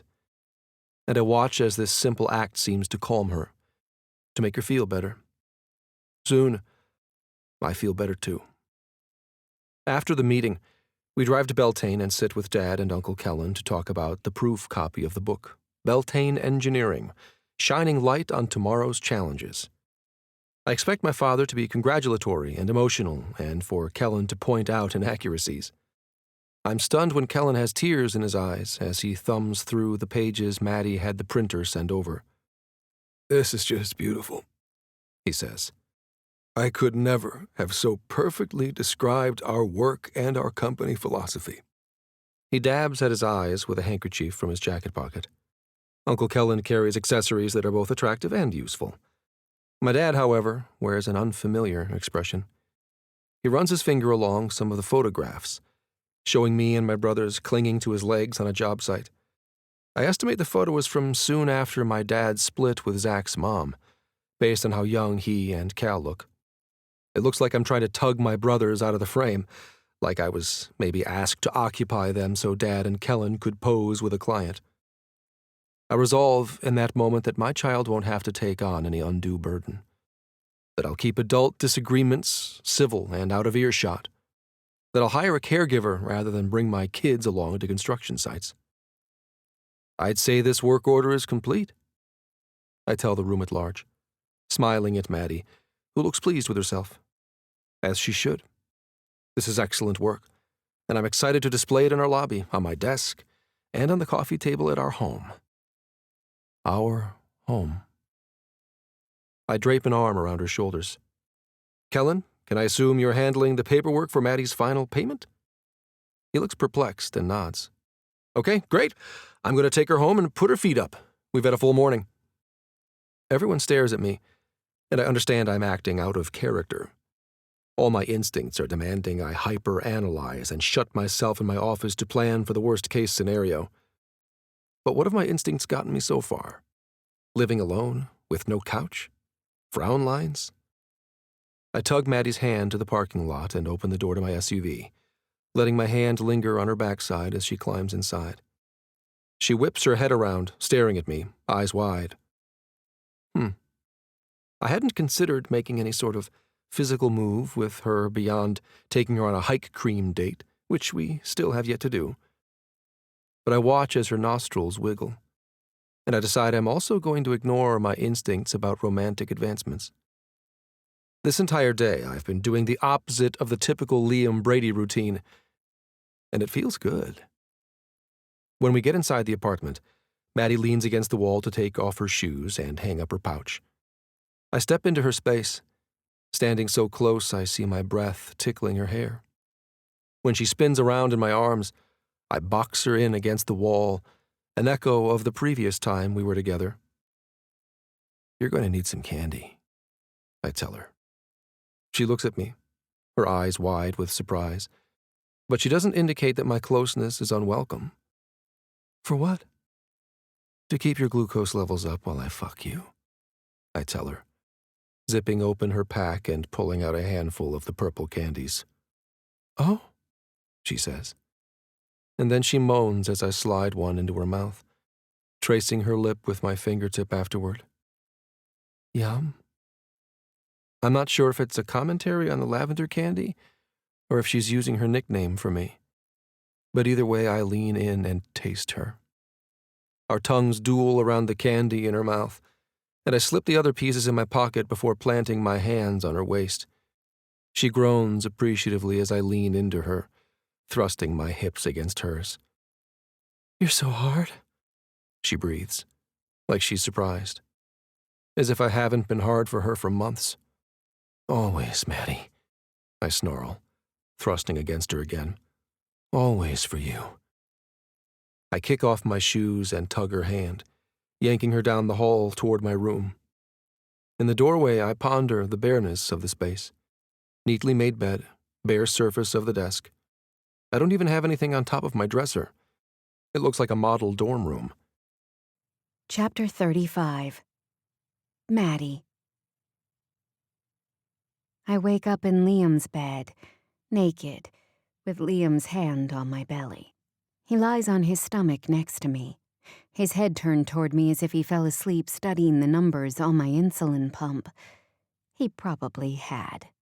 But as I wriggle and stretch, trying not to wake him, I feel used in very, very exciting ways, and I decide I don't care if he wants to ask me about my glucose today.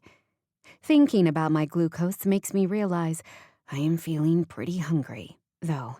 And then I remember that I don't have an emergency snack stash nearby.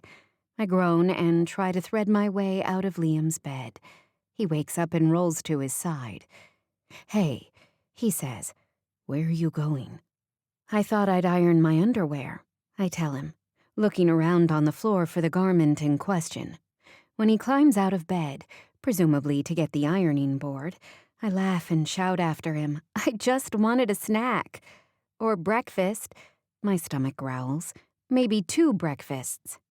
He pokes his head back around the corner, and I admire his chest hair again, the way it swirls around his lean muscles.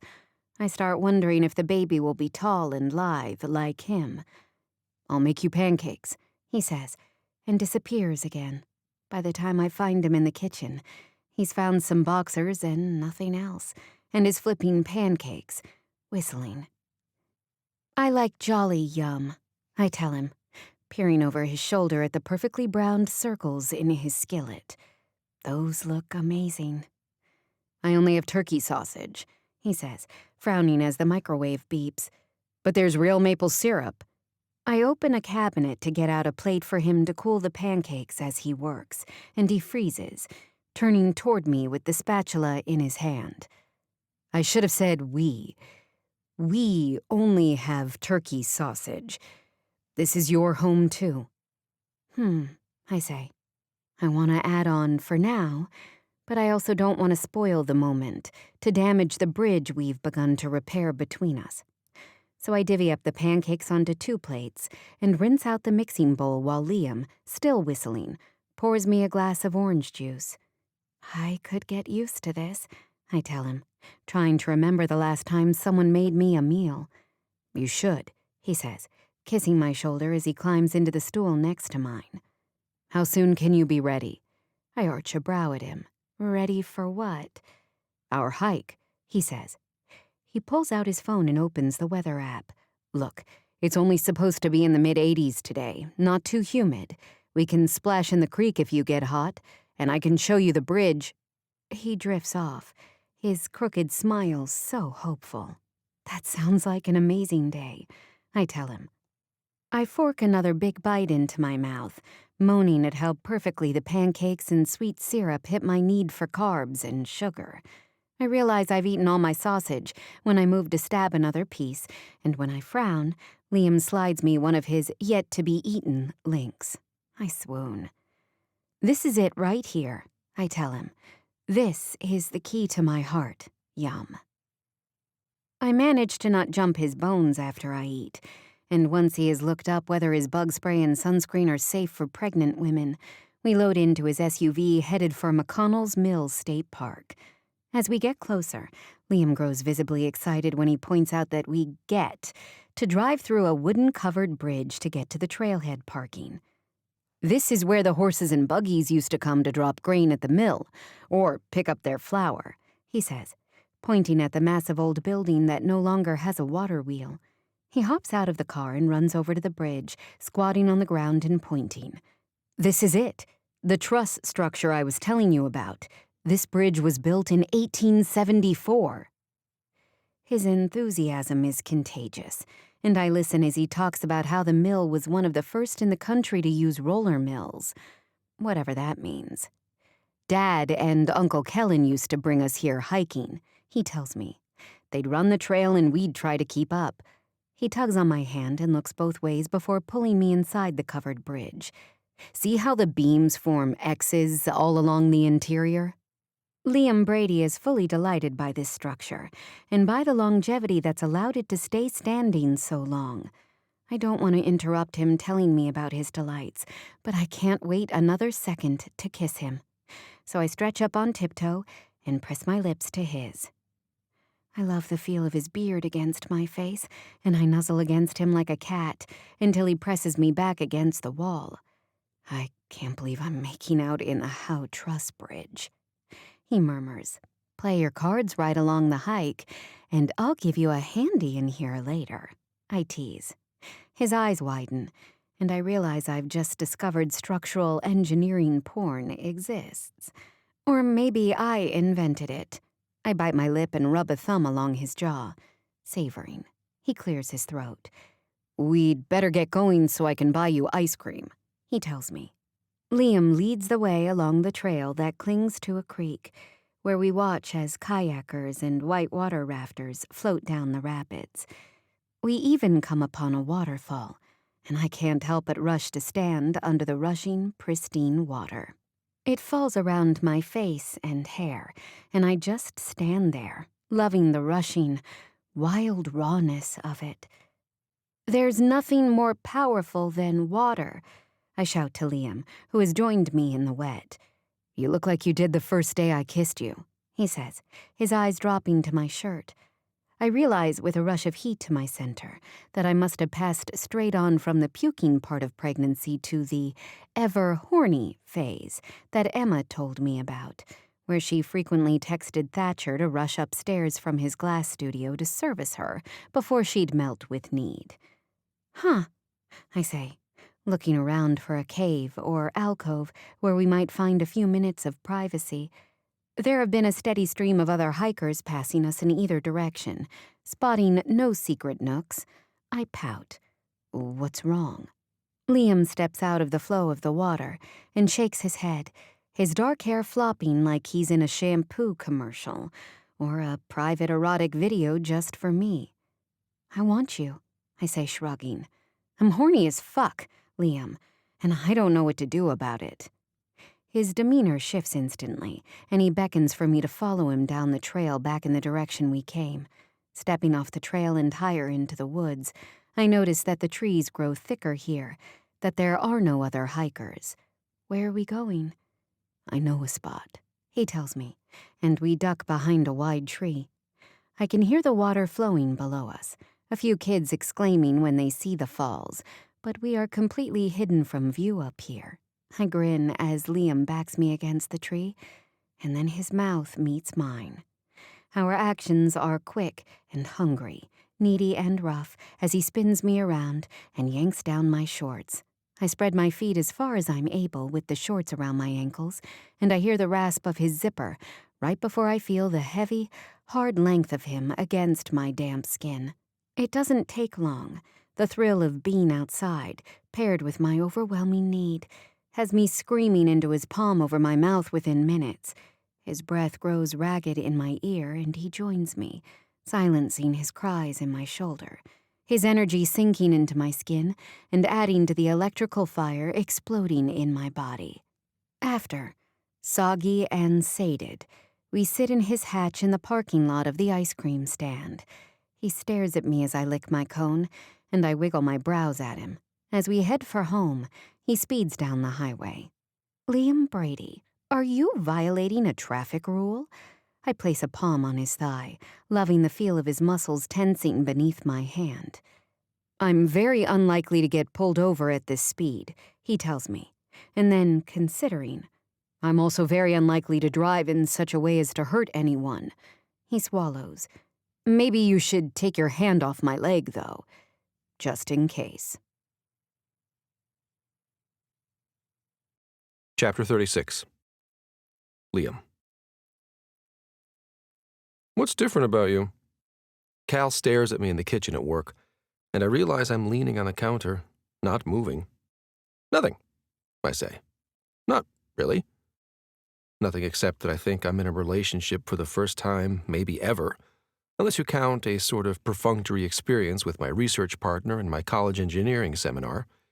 It didn't take us long to realize we were more excited by eccentrically curved beams than we were by one another. Cal continues to study me, and I wonder if this morning's lovemaking is somehow visible. I showered afterward, combed my hair, trimmed my beard, but didn't shave it because my girlfriend says she likes the soft hair, and that makes me want to keep it. Is Maddie my girlfriend? I don't realize I've uttered it out loud until Cal squints over his coffee mug. That seems like a question you should maybe ask her. I have no idea. He takes a long sip. Although she does live with you and is pregnant with your progeny, so probably. You guys still doing it, or do you have to stop that when a woman is pregnant? Oh, come on, Callum. Orla smacks him upside the head, causing him to slosh coffee on his shirt. I watch in horror as he doesn't respond to move to mop it up. What? It's a fair question. Can the baby, see the penis during sex? My entire family is now standing around the kitchen. They must have all prowled in like cats while I was daydreaming. My father pours himself more of his fancy gourd tea that he orders from South America. The uterus is a closed-off structure while the baby is in there, he says. There's a plug at the bottom, and it comes out during labor. Looks like a giant booger. I should be grossed out by that.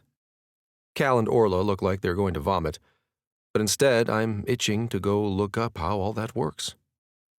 What is the biological makeup of the plug? I ask Dad, wondering if this type of scaffolding can be useful in any engineering applications. Could something similar solve our problems with the oil seeping up near Detroit? Kellen nods at this. You know, Liam, that's not a bad idea, he says. Zach, can you join Liam and me in an hour to map out some proposals? Let's use our time this morning researching non-porous membranes. I whistle as I walk to my office, excited that once again my personal life seems to blend into my professional life if I stop hyper-focusing on it. Maddie leaves laundry draped over furniture, not just in her bedroom, but all over our apartment.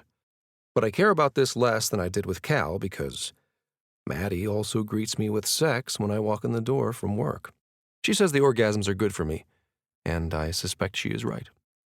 She starts her new job with my mother on Monday and says she's using this week to catch up on all the important things she's been wanting to read. Every day this week, I've come home to find her giddy and turned on. So today, when I walk in the door to see her lying on the floor in the living room, I panic. Maddie! I rush over to her, tripping over a pile of books by the coffee table. Oh, hey, Yum, she says sleepily. She drops her book. What are you doing down there? Let me see your monitor app. She's woozy like when she's having a low and glancing at her book title. It seemed to be a thriller, the kind of book that earlier this week had her calling me at work so she could let her heart rest in between chapters. She shoves her phone inside her shirt. No, quit being bossy. Maddie reaches for her fanny pack. I assume to grab a snack, but she's not wearing it because she didn't leave the house today. Did you eat today, Maddie? I walk to the pantry and grab a few packages of food to bring over to her. She struggles to a sitting position and rips at the bags. She shrugs. Probably. Oh, that hits the spot. Silently, I get her a juice box from the fridge and open it for her, sitting next to her on the floor. Thanks, Yum. I don't like that she was here alone while this happened, while she seems to be experiencing a dangerous low. I don't like this, I tell her, working to control my fear and my temper. Yeah, well, this is me, she says, shoveling peanut butter into her mouth. I have diabetes, Liam. I fight the urge to snap at her, to tell her that she needs to work harder to maintain safe levels, that she needs to think about the baby. You can't skip meals while you're pregnant, I say, deciding that feels like the most appropriate thing I can insist on. She glares at me. I didn't skip a meal. I never skip a meal. She sighs and finishes the juice with a slurping sound. I felt my numbers tanking and couldn't seem to make my way to the kitchen. We both sit quietly for a moment, me trying not to scream, her thinking Lord knows what. I've been having a hard time keeping my numbers up this week, she admits. I rake my fingers through my hair. Did you tell Dr. Cranner? Why didn't you tell me? I could have worked from home and been here. I could have helped you. I don't need a babysitter, Liam. I'm an adult. Well, you're not really acting like one right now. I spit back at her. If you're having a health challenge, you need to consult your health team. If you can't stand the idea of keeping your baby's father in the loop, you could at least loop in your beloved doctor you're always talking about. What's that supposed to mean? Maddie gathers up the wrappers and tries to stand. She grabs the arm of the couch to steady herself, and I feel my body clench, worried she'll hit the ground. But she doesn't. She marches over to the trash and starts cleaning up the remnants of her day spent reading. I run my fingers along the spine of the book she was reading, where she's marked certain pages with yellow tabs, and I can see her handwritten notes in the margins, places she admired use of detail or certain adjectives. She wasn't reading just to escape. Her creative mind is always working. Hell, she probably needed more calories than usual just to keep up with her thought process as she tore through this book today. It means it's not just you anymore, I tell her. It's not you against the world that's different from you. She looks like she might cry. You have to let someone help you. Her nostrils flare as she takes in my words. I don't want a caregiver, she says. I want a partner. Well, tell me how to be that without you winding up on the floor in the living room. I spit back. Neither of us says anything for a while. Eventually, I get up and order us pizza for dinner. By the time I finish making the phone call, Maddie has cleaned up all the laundry and books that were peppered throughout the room. The sight of the tidy, orderly space doesn't make me feel calm as it usually does. I stare down the hall toward the closed door of her room and feel like I'm sinking. Chapter 37. Maddie. By Monday, things are still a little tense with Liam, but we are cheerful together in the morning. Want me to iron your dress? He offers when he sees me shaking it out as I pull it from the dryer. He is, of course, standing in his neatly pressed boxer shorts and socks, concentrating on a pair of khakis. Is it casual Monday for you, Yum? I gesture at the pants. He shakes his head. Oh, no. We're doing a minor field visit with Clay today. I won't be tramping through tall grass, but we are visiting a transformer. He steps into the pants and gets started on his shirt. I figure this is a nice compromise. I smile at the short-sleeved button-down he's chosen, glad he isn't trying to wear a tie out to inspect power towers. My dress is a lovely rayon blend, I tell him. No ironing necessary. I slip it over my head and adjust the chunky necklace I chose to match my orange fanny pack. How do I look? He smiles. Fantastic as usual. He looks down to line up his buttons, then snaps his head back at me. Oh, crap. You have final contract negotiations with my mom today, don't you? I laugh at his aloofness. I do indeed. I don't really think contract negotiations is the right term. But yes, we're chatting. He nods and keeps ironing. And don't forget we're barbecuing with Emma and Thatcher tonight to celebrate my contract. It's possible Emma is equally as excited about my new job as I am. She mentioned inviting my mother, and I make a note to check if that ended up happening. Liam frowns. He says. Then he shakes his head and bends to put on his shoes. What's up? Nothing. He gives his outfit a final smooth with his palms and reaches for his black duffel. I catch a glimpse of his tool belt and hard hat before he zips it shut. He drops a kiss on the top of my head. I was just thinking about something else. He leans against me, pressing his forehead against mine. I inhale the soapy scent of him. This feels nice. comfortable. And then, make sure you're eating today. Don't let Mom work you till you forget. There it is again, the worrying. I'm sure you don't mean for that to sound so patronizing, I tell him, but that's how I receive it. I think you saw that I already had a bunch of oatmeal as a pre-breakfast. Liam closes his eyes and nods. I'm trying, Maddie. I'm sorry. Thank you, I sigh, watching as he leaves for the office. I decide to go for a walk while I wait for my call with Sheila. I wander down a side street in Lawrenceville, noticing the cobblestones. Then I smile, remembering Liam telling me that they're actually called Belgian block, and it's a completely different material than cobblestones. I know he's trying. I know he's fastidious. We can figure this all out together. I walk back into the apartment and call Sheila, who picks up on the first ring. You excited to get to work with our slogan?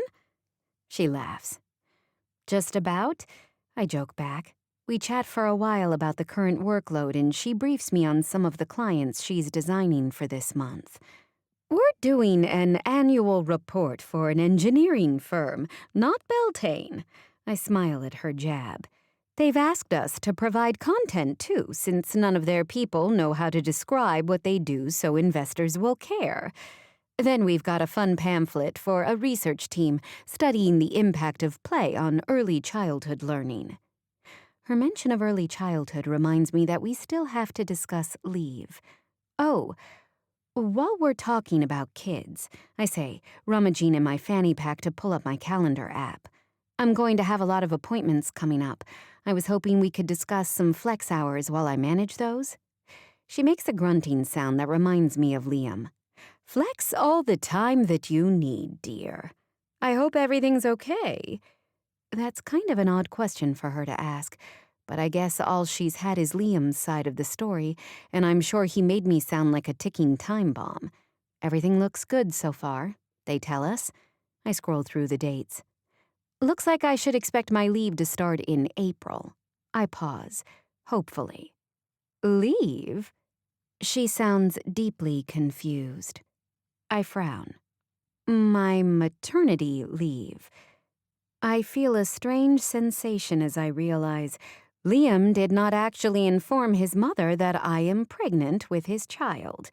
Between the grunts and coughs I hear, Sheila sounds like she is experiencing a wide array of emotions simultaneously. Should I infer that you are having a baby? I nod, though she can't see. With my son? I'm going to kill him, I tell her. Sheila starts to cry. Please forgive me, Madison. I'm so overcome right now. She takes a few deep breaths and then says, I'm going to be a Mimi. Or am I more of a Gigi? I hear her clap her hands. April! The baby will be here in April? Sheila, I say, I am so upset that Liam didn't tell you last week when you had dinner. He assured me he was telling you. Wait, she says, did he already tell Mick? I bite my lip and grimace. I'm looping him in on the call. We're calling Liam. I hear a bunch of beeping and then the sound of a call going to voicemail. He's on a field visit today, I say, fussing with my phone to pull up the conference option. Let me try. I dial and he picks up after 2 rings. Are you in distress? Well, Liam, I start, but his mother cuts me off. Liam Brady, you failed to mention that you were going to be a father. I hear silence on the other end of the phone. Then, can we talk about this later? You will come and see me at my office as soon as you are done in the field, she says, and she hangs up on him. Tell me how you're feeling, darling, she says. I give her a brief overview, and I hear her breathe deeply. Why on earth did he have to inherit his father's communication skills? She asks.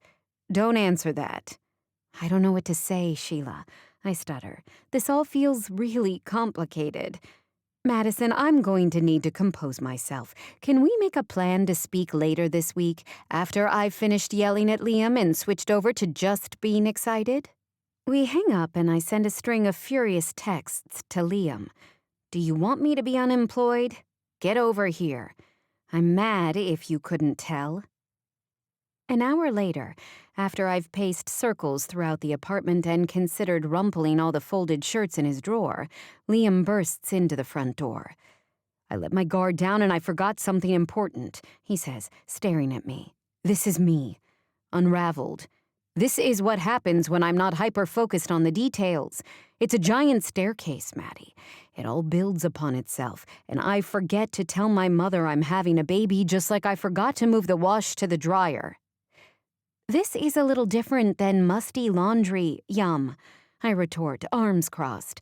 Liam leans against the doorframe. "You're not even going to apologize for making me look like an idiot in front of my boss? Considering you're the employee here, it seems like it was also irresponsible of you not to inform your employer about your life event." I can feel my blood pressure going up, and I reach into my fanny pack for a juice box. "You're right, Liam. I neglected to mention that, because I assumed she already knew, because you told me you were telling her." I sip the juice angrily and crush the empty carton in my fist. Liam closes his eyes and grinds the heel of his hands against his temples.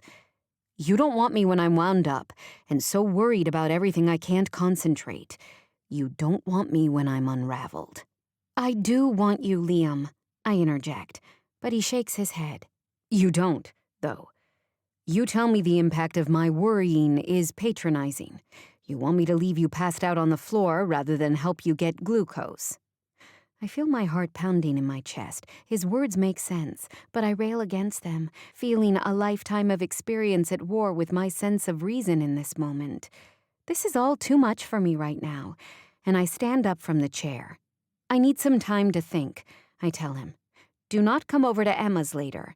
I don't know if I'll come home tonight." Liam looks wounded, but when I walk past him en route to leaving, he spits out, "Try not to trip and fall over the shoes you left on the floor." Chapter 38. Liam. I'm not ready for a relationship. Clearly. I'm good at organizing things, micromanaging people, and hyper-analyzing small details. I am not good at interpersonal relationships. I storm out of my mother's office, angry at myself more than anything else. I missed observing the first inspection session with our team on the first series of Transformers, so I drive straight back out to the power towers, as Maddie called them. I spend the rest of the day rechecking Dave's work, and am then even more angry with myself when, of course, everything is perfect. Every decimal point aligned, every element scrutinized against the protocols Kellen and I developed for this project. The apartment is empty when I get home, and neat as a pin. The kitchen smells like cleaners, and I growl, knowing Maddie must have made sure to scrub everything before she left me, because I'm sure that's what happened. She left me, and I don't blame her. I'm sure my dad can give me advice on setting up a custody arrangement and fair child support payments when the time comes. It's probably better for everyone if I stick to myself, anyway. I spend the evening watching movies on my laptop, forcing myself to follow Maddie's instructions not to go to her celebration picnic. I guess there's nothing really for her to be celebrating since I apparently fucked up her job with my mother. By midnight, it's obvious she's not coming home tonight. I go into her room, feeling like I'm invading her space. It's still littered with clothing, and the dresser has stacks of medical supplies on it. I exhale a breath I hadn't realized I was holding. She's going to come back, at least to fetch her extra monitors and needles and things. All is not lost. Not yet. In the morning, no amount of coffee is enough to energize me as I drive back out into the field. I startle Dave in the parking area near the next set of Transformers. "Didn't think I'd have company today," he says, stepping into his harness and preparing to climb partway up the tower. When I, too, pull a set of safety gear from my duffel bag, Dave frowns at me. "Liam, don't take this the wrong way, but what are you doing?" Confused by his question, I proceed to investigate the base of the tower. "I'm inspecting this tower, Dave. Same as you?" He slithers back to the ground. "You paying me to duplicate work now? That don't seem very efficient from the client's perspective." He puts his hands on his hips. "I can either move on ahead to the next tower, or you can maybe tell me what's going on here. You haven't been doing actual field work in 5 years, and I know you don't think you need to recheck my work this way. I blink at him a few times, considering how to even begin to tell him what's wrong. Hey, so I slept with someone I shouldn't have because I was unable to control my lust. Then I got her pregnant.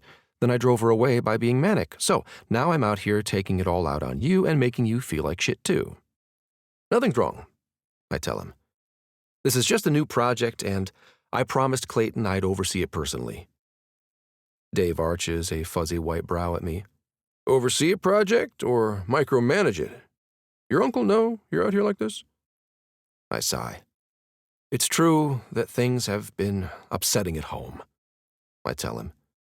That seems innocuous enough. Dave nods and reaches into his tool belt for a bottle of water, which he sips slowly, squinting into the bright sky as he tips his head back. I've always been a fan of your father's methods, the way he makes it his business to know about his employees' personal lives. I snort.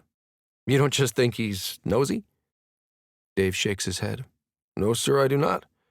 Mick Brady believes, and I agree, that knowing someone's business can save lives. Take you, for instance.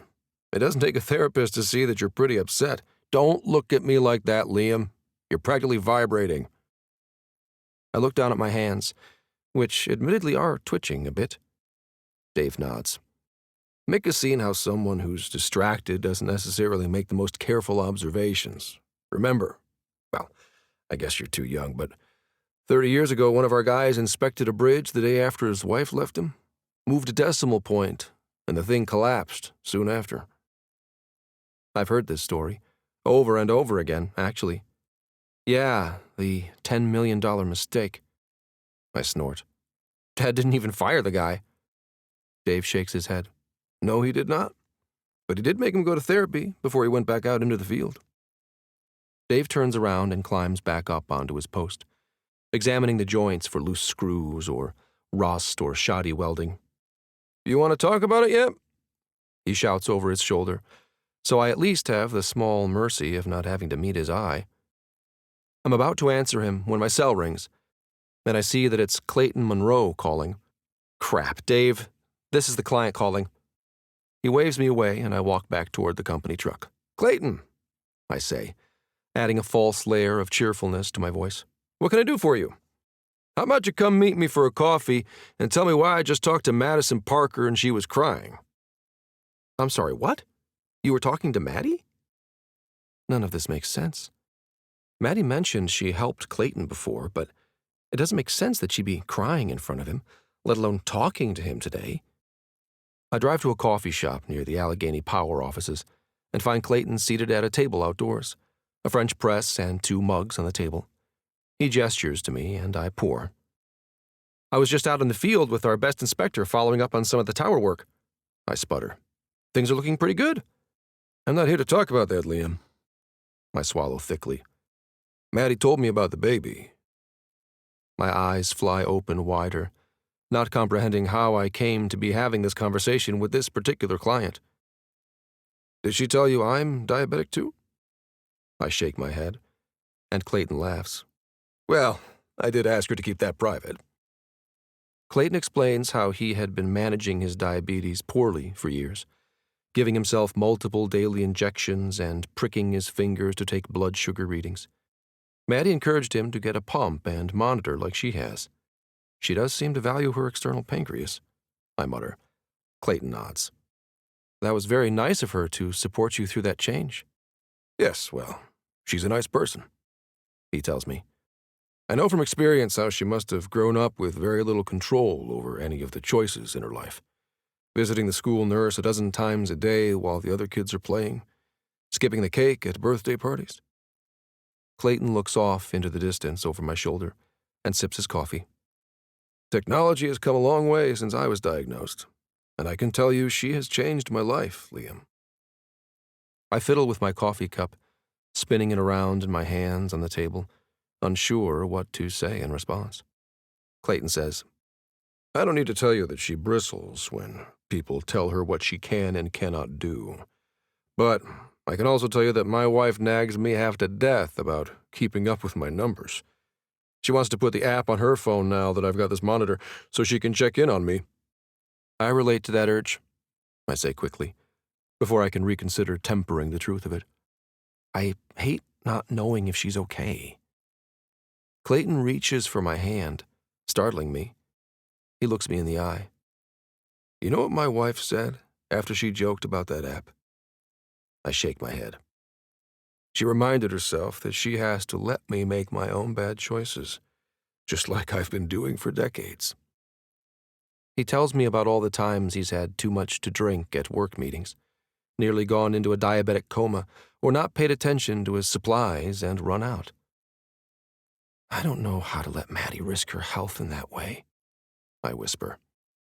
I don't know how to be okay with her being unwell. Clayton nods. I went ahead and told my wife to put the app on her phone, because I know it makes her feel better. And within a few days of me taking care of myself when things went off course, she stopped checking it as much. I can't think of anything to say in response to that. I've never had a lot of practice trusting other people, I tell him. Clayton chuckles at that. Well, you know I've known your father for a long time, he says. I can see how you turned out to be sort of uptight to balance him out. I think about what Dave said earlier, that my father seems like he's meddling in people's business, but his intent is to help them to their safest work and take care of themselves. For the first time in my life, I feel like I see some part of myself in him. I assure Clayton I'm working on the behaviors that made Maddie cry this week, even if I'm not actually sure how to go about working on them. How do I learn to be supportive without smothering? There's no algorithm for that I know of, no checklist to follow. I pay for the coffee and drive back to my office, feeling more lost than before I arrived. Chapter 39. Maddie. Emma did invite my mother, and she's making me tell her later, tell her everything. She sent me to timeout in the guest room while she walks to the farmer's market for cheese and says I'm supposed to think about why I've been so reluctant to tell my mother I'm pregnant. This guest room is really the toddler's room, and this is where Emma has offered to let me stay tonight, and for as long as I need, which means Ricky is bunking with Emma and Thatcher, making me feel even worse. I should be running to my parents when I'm in a black mood. I should be crashing on their couch, not making my best friend share a bed with a stinky, incontinent person. I just can't bear to disappoint my mother in this way. I know what my parents have sacrificed to usher me safely to adulthood, and I feel so driven to make good on their investment in me. Obviously, they don't want to be in their 50s, still working to make rent on a one-bedroom apartment. Mom was out of work for nearly a year when I was diagnosed. She was a constant presence by my side, never one to cuddle or coddle. She made me do my own injections right from the get-go, but she was always there for it, nodding, urging. You can do this, Madison. You must do this. It won't hurt for long. What on earth will she think of me when I tell her? Unemployed? Single, pregnant woman who is also probably homeless? Things are not looking good for me. I haven't heard back from Sheila yet about a start date. I just feel like I'm hiding, in a room decorated with spaceships, sleeping in a twin bed with guardrails and comet sheets. Which, if I'm being honest, are really nice sheets. Emma shouts her return from the hall. She's supposed to be revising her latest book. Instead, she's fretting over me. I hate this. I'm going to make the macaroni salad, I announce, stomping to the kitchen. Go finish your edits, I tell her. She grins. The beta readers loved the draft, Mad. They're so much nicer than Phil. That gets a laugh from me. Beta readers. That's like the people who read it after your editor? She nods. So that would be like if Phil read it, you made changes, and then passed it back around the news desk. Only it's a whole book and not just an article. I love that they love it, Ems. Can I be a gamma reader? Do you have those? She laughs and tells me no, but promises me a first copy. The mood is lighter as I set about making the macaroni salad, while Emma loudly edits from her office. She reads aloud while she types, which makes me smile because she's always done that. Liam tells me I hum while I write, which I found surprising, not because it sounds improbable, but because nobody has mentioned it to me before. You'd think after years in a frantic newsroom, someone would have at least handed me a microphone as a joke. Maybe they were all muttering their own words aloud like Emma, and never heard me. I make the macaroni salad and get started forming patties from the ground meat Thatcher picked up earlier. I am elbow deep in the mixing bowl when he comes up from his studio to shower, and Emma emerges from her office.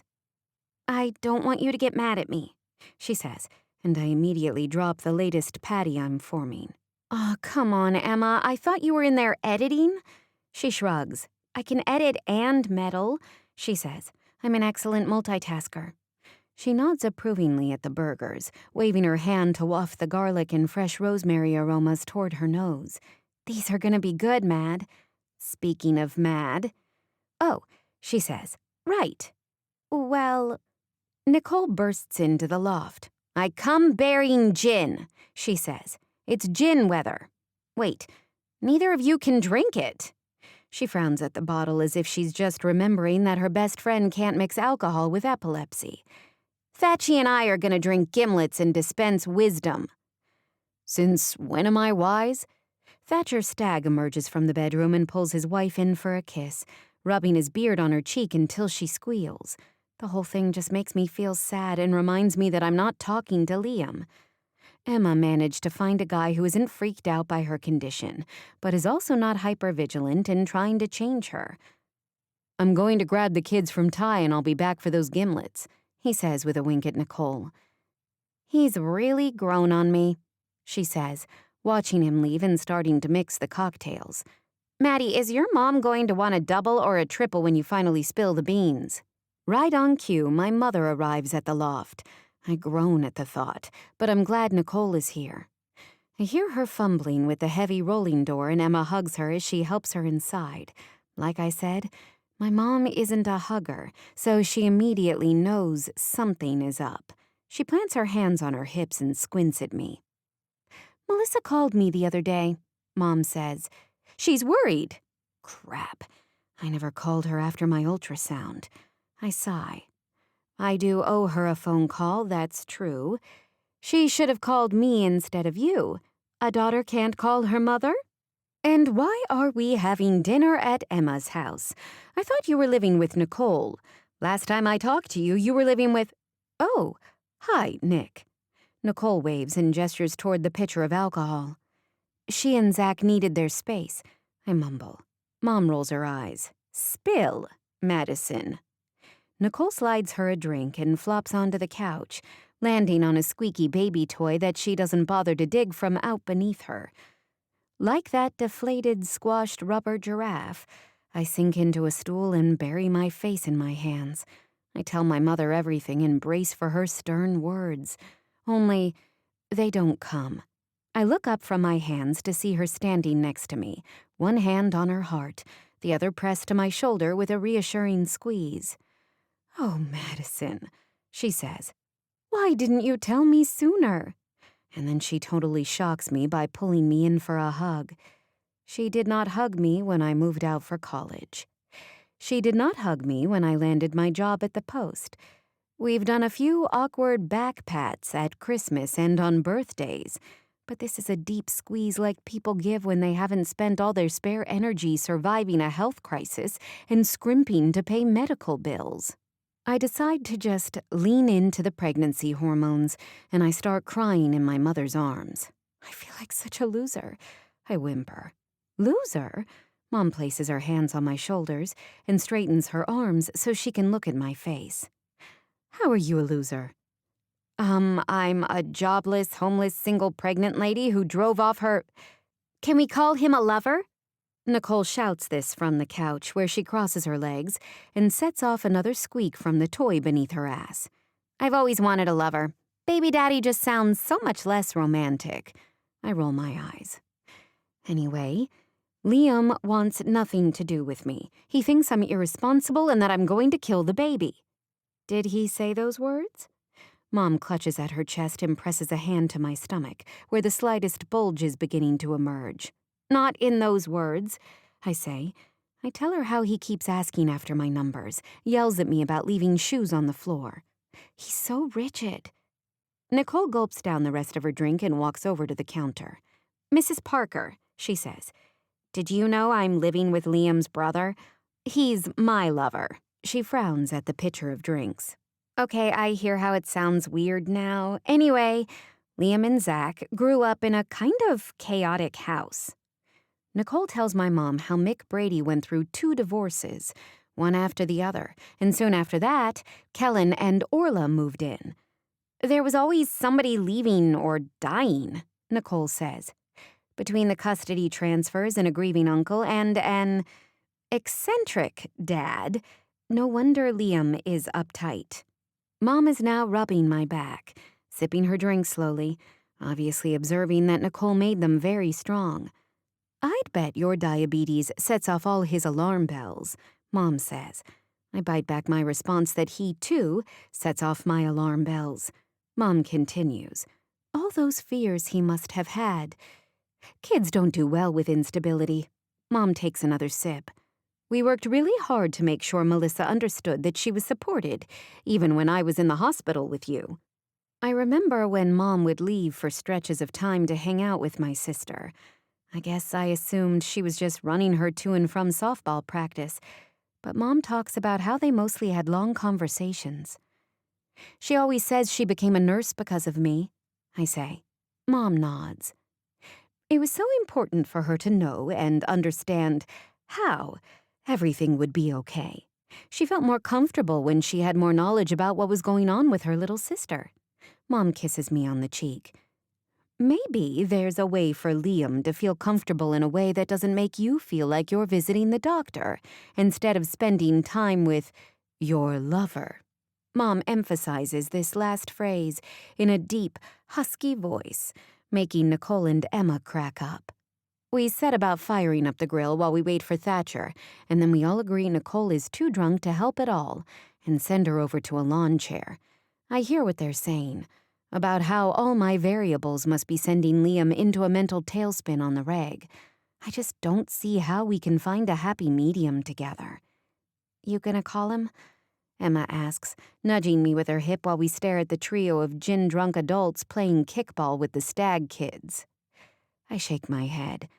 "I don't know what I'd say yet," I tell her, laughing as Thatcher scores a run, beating out his 3-year-old at home plate like it was a fair matchup. I sleep over in the rocket sheets room, and in the morning I watch as Emma and Thatcher cycle through the entire span of human emotions as they try to get their kids out the door. One of the 4 of them starts to cry every couple of minutes, but then someone burps, and they all burst out laughing. The spectacle makes me feel simultaneously hungover and hopeful. "You heard from Liam at all?" Emma and Thatcher are taking turns blowing raspberries on Ricky's stomach while he squeals in laughter. I shake my head, wondering if Liam knows how to blow raspberries. "Maybe just a text to let him know you're thinking of him," Emma says, handing Thatcher the kiddo and smiling at me. "I believe in you two." I bite my lip and type the best thing I can think of. "Hey." I immediately see the 3 dots on the screen, indicating that he's writing back. "Is everything okay? Are you and the baby okay?" 3 more dots as I open my mouth to groan. That's me being overly anxious again. I'm sorry. "How are you doing? Do you have enough fish crackers?" That makes me laugh, so I send him a smiling emoji. "Plenty of snacks here. See you at our appointment later?" I wouldn't miss it. He writes, and I know it's true. "You bringing a clipboard for all your questions?" He sends a laughing emoji. "Got them all memorized, Maddie." I move to slide my phone back in my pocket, but it vibrates as another message comes in. "I miss you." "You too," I tell him. And it's true. We need to talk, and I need to figure a lot of shit out, especially about my work situation with his mother, but I do miss him. And for now, that feels like a start. Chapter 40. Maddie. Thatcher drops me at the hospital that afternoon for my appointment. I insisted to both Emma and him that I was perfectly capable of driving myself, but they insisted I be dropped at the door, where a nervous Liam waited with his hands in his suit pockets. He gives an awkward, confused wave at Thatcher, trying to place him and failing, until I say, "That's Emma's husband, Nicole's boss's brother." Liam scrunches up his face, putting all those data points together, and eventually smiles tightly. "Hey," he says. "Hey." We walk inside and down the stairs to the waiting room. Liam babbles about the construction of the curved staircase and banister, admiring the craftsmanship of the brass that I'd never noticed before this moment. "I like how you really see things that most people don't notice," I tell him. He smiles and rubs my shoulder as I sign in, and I let him. This is our first visit with Dr. Hudson without Dr. Craner, and I feel nervous, despite knowing she is someone Emma trusts. "Maddie," she says when we walk into her office. "So nice to see you again." I do like that we are starting in the office, fully clothed. I remind myself this is a good sign. Liam offers his hand and Dr. Hudson shakes, then starts going over information from my chart. "Dr. Craner thinks things are going well for you managing your blood sugar," she says. "Everything looks really good, Madison." I grit my teeth when Liam holds up an index finger and asks, "Is it normal that she might sometimes experience an extreme low, where she can't stand up or think straight?" Dr. Hudson nods and says, Unfortunately, yes. Diabetics often experience lows during early pregnancy. It can be very hard to balance the endocrine system while the body is making an endocrine system for a new body." I'm not sure how I feel about this conversation. It's true I had that experience, and I remind myself it's perfectly reasonable for Liam to feel concerned when he found his pregnant baby mama on the floor, unable to get up. I also deeply resent and fear the idea of other people dictating what I can and cannot do. I start to wonder if I'd feel differently about this if I had gotten pregnant on purpose. Dr. Hudson continues talking, and my thoughts wander to my relationship with Liam, to my physical attraction to him. I wonder if that's enough. Hot sex and an admiration of his keen powers of observation. "So, anyway," Dr. Hudson says, "as we discussed, there's a risk that your baby could develop a small ventricular septal defect. I'm recommending a transvaginal fetal echocardiogram, Madison." Excuse me? I'm familiar with this term. Emma had a few of these while she was pregnant the first time, and she said they took 2 hours. She hated them and cried before each of those appointments. But as Dr. Hudson talks about the risks to heart development for babies of diabetic mothers, I wonder if Emma cried because she was scared for her baby, or if the procedure was just so terrible. Liam holds up a hand. "Can we pause?" he asks, and turns toward me in his chair. "Maddie, you seem upset about this." All I can muster is a nod and a thick swallow. Liam also nods. "Is this type of test absolutely necessary to detect an abnormality?" He puts on his very concerned engineer demeanor and crosses his arms over his chest. Dr. Hudson says, "It's a very low-risk procedure. I believe it's warranted in Maddie's case." Liam frowns and looks at me again. He shakes his head. "Maddie is used to a model of care that involves the least intervention until more is necessary." I stare at him, wondering where this speech is coming from. He looks at me and rests a hand on my thigh. "Would you agree, Maddie?" Speechless, I nod. Why does it feel different this time when he's being bossy about my body? As I'm struggling to figure this out, Liam continues. "I read a study from Boston that indicates—" Excuse me a minute. He pulls up his phone and reads, "Where there is access to skilled comprehensive ultrasound services, fetal echocardiography adds little to the care of women with diabetes." He looks up at Dr. Hudson. She squints at him. He continues. "There's another brand new study from Israel that says ultrasound at 13 weeks gestation's reasonable to assess fetal hearts in diabetic women."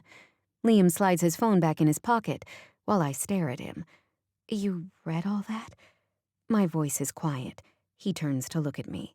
"I want to know everything about you and the baby, Maddie." His stare is intense. I'm trying so hard. Dr. Hudson coughs. It sounds like you're requesting a literature review before we proceed, she says, and I like how she's coaching me towards something that feels comfortable. Yes, I say. Yes, I'd prefer that approach.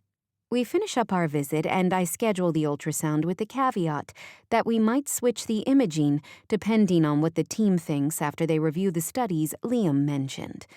Dr. Hudson slides me a new batch of pamphlets before I move to the exam room portion of the appointment.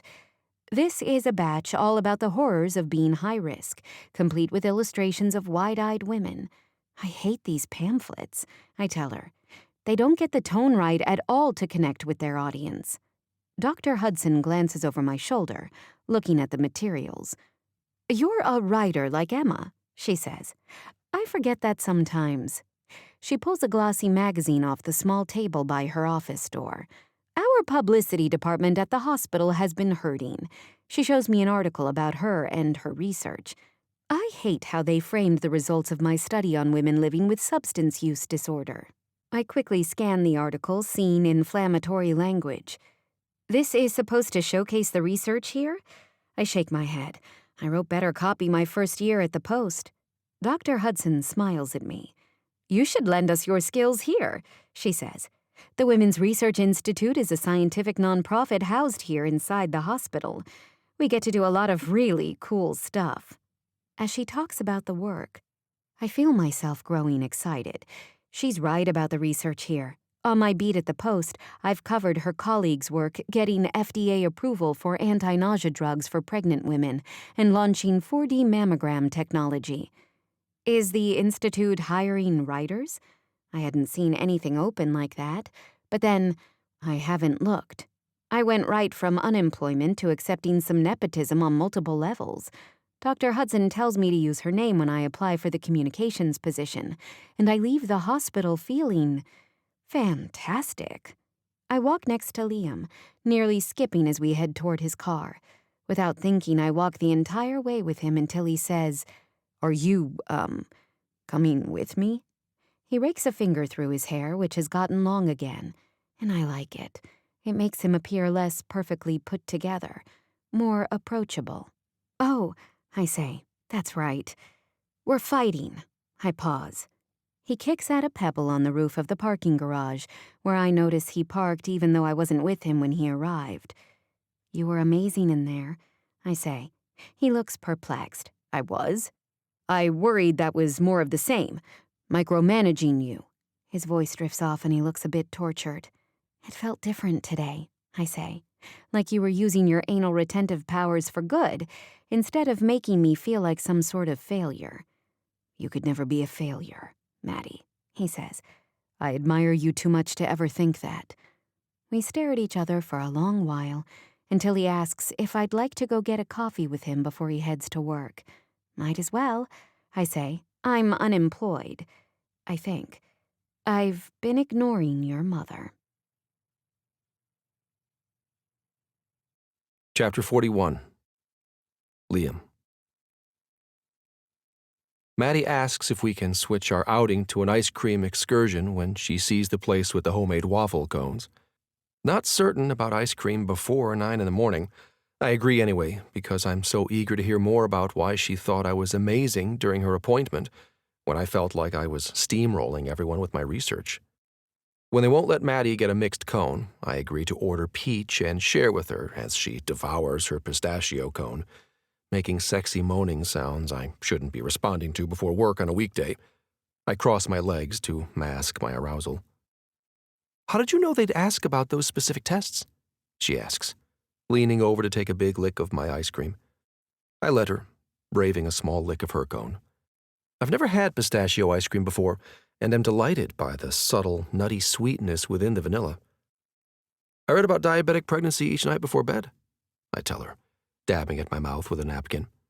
I know that fetal heart test is common, but I also read that it takes hours and is very uncomfortable. You know, they go up. I drift off, not wanting to talk about a doctor inserting medical devices in her vagina while we're sharing ice cream in public. She sighs dreamily. They really should let me blend the peach and the pistachio, she says. Anyway, you were totally right. I didn't like that idea at all, and I'm already freaked out enough about the baby being healthy. I haven't been to medical school, but I have been to graduate school, and I know how to read research papers for a literature review, I assure her. I wouldn't have brought it up if I felt like it was unsafe to just use the ultrasound. She nods, looking at me strangely. I don't think I'm ever going to be able to not read the studies, I tell her. I think about my discussion about Clayton and how he sent his wife his data app and how she stopped looking at it. I swallow.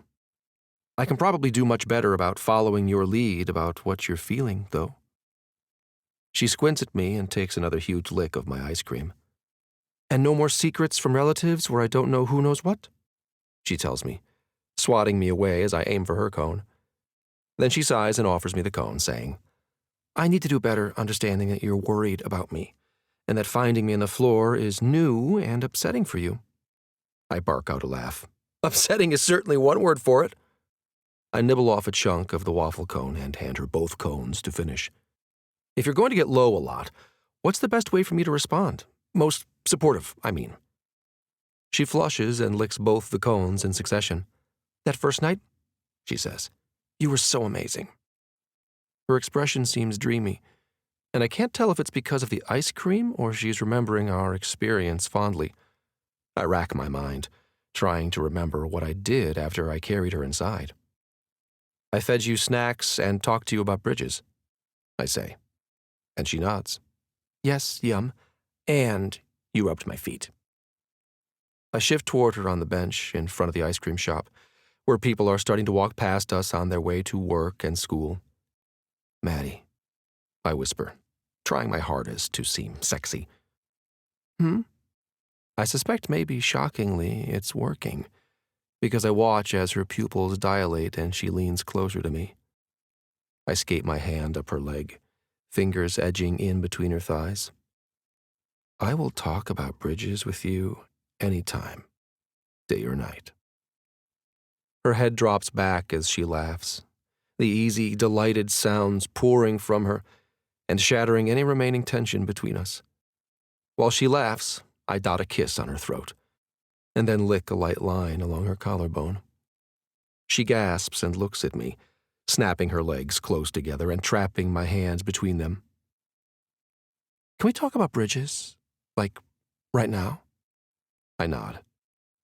You know I'm using a euphemism for sex, right? She asks, jumping up from the bench and tugging at my hand.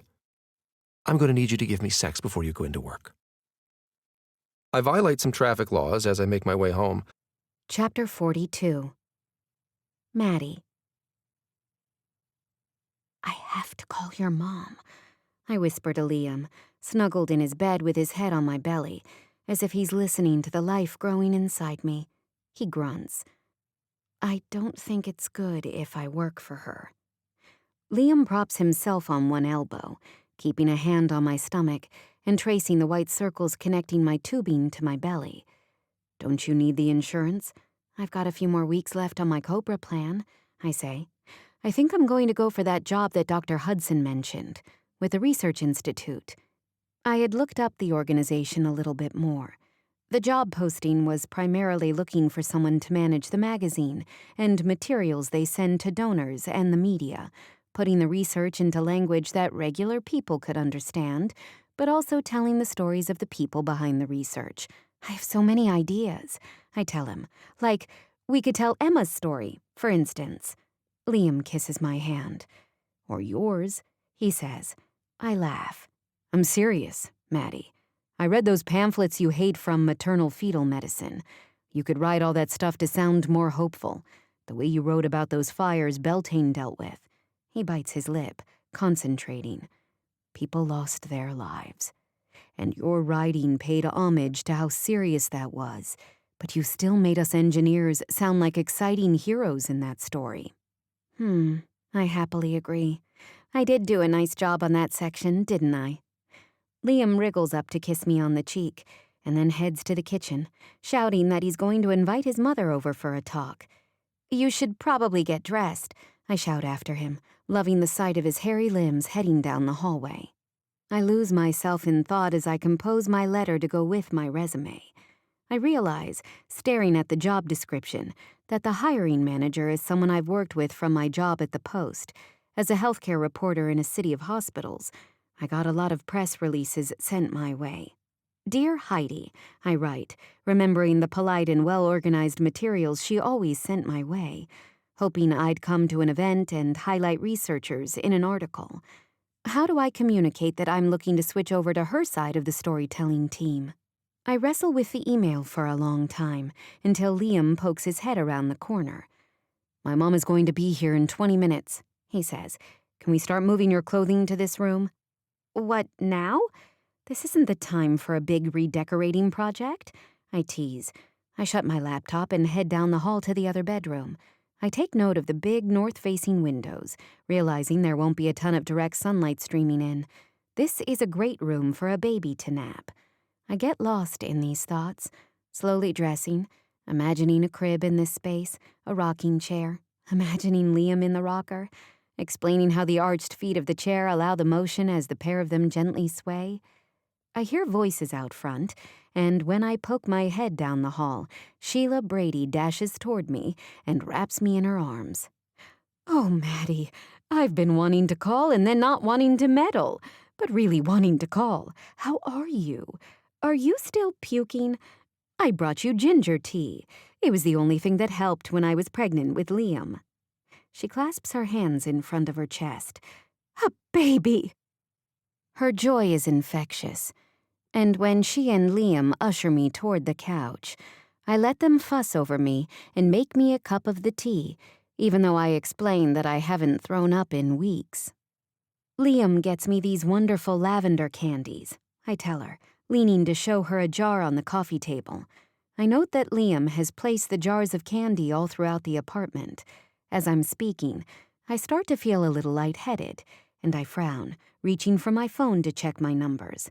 My monitor beeps as I'm looking, and I can feel Liam growing tense. "Hello?" he asks. I nod. He closes his eyes and swallows. "What do you need?" he asks, and I exhale, feeling the deep growth behind his question. His body language shows me his concern, but I can see him wrestling with it as he tries to be supportive. I'm feeling like a banana, I say. Do we have soft pretzels? He's up in a flash, rummaging in the freezer for the box of soft pretzels I had bought a few weeks ago when I first moved in. Lots of salt, I shout to him. Medium salt, he says, and pauses. Would you consider a medium amount of salt? I know it impacts blood pressure. His voice drifts off. I really feel like a salty pretzel is what I need for my blood sugar right now, I tell him. You can feed me super bland food for dinner. Considering this compromise, Liam liberally salts the pretzel as Sheila hustles to grab a banana. She's in the process of peeling it for me when she looks down and laughs, handing it to me. Everyone takes their bananas a different way, she says. That's true, I point out, peeling it halfway and munching, not caring about the banana strings like I know Liam does. I feel the fruit hit my stomach. I close my eyes while my body adjusts, aware that Liam and Sheila are quietly freaking out. Yum, why don't you show your mom the ultrasound video while my body catches up with my robot parts? Sheila perks up. Video? Of the baby? I sink into the couch while Liam shows his mom the video of our baby, his eyes flicking to me frequently, but ultimately unable to look away from the magic on the video. He turns up the volume, and the magic rhythm of that heartbeat reminds me that all is well inside me. All is well around me. For now, all is well. Liam massages my leg as I feel the sugar kick in. I trust you to tell me when you need more help, he whispers. You look better already. You feeling okay? I nod my head and rub his hand. Thank you, I say. This is what I need. Chapter 43. Epilogue. Liam. I'm never going to go into labor. Maddie groans from the bathtub as I tug on her hands to help her stand. Our son juts out in front of her, her belly impossibly round and swollen. She is the most beautiful woman I've ever seen. You will, I tell her. He's just calculating the ideal entrance date. Maddie has been taking long soaks in our bathtub after a few visits to Zach and Nicole's place, where she loved hanging out in their heated tank pool. We still haven't let on that we basically conceived the baby in there. "You need to give me your prostaglandins," Maddie says, standing with her hands on her hips, while I help hook her pump back up since she struggles to reach around her belly these days. I arch a brow at her. "My prosta what? Haven't you been reading my pamphlets?" Maddie swats me with a towel.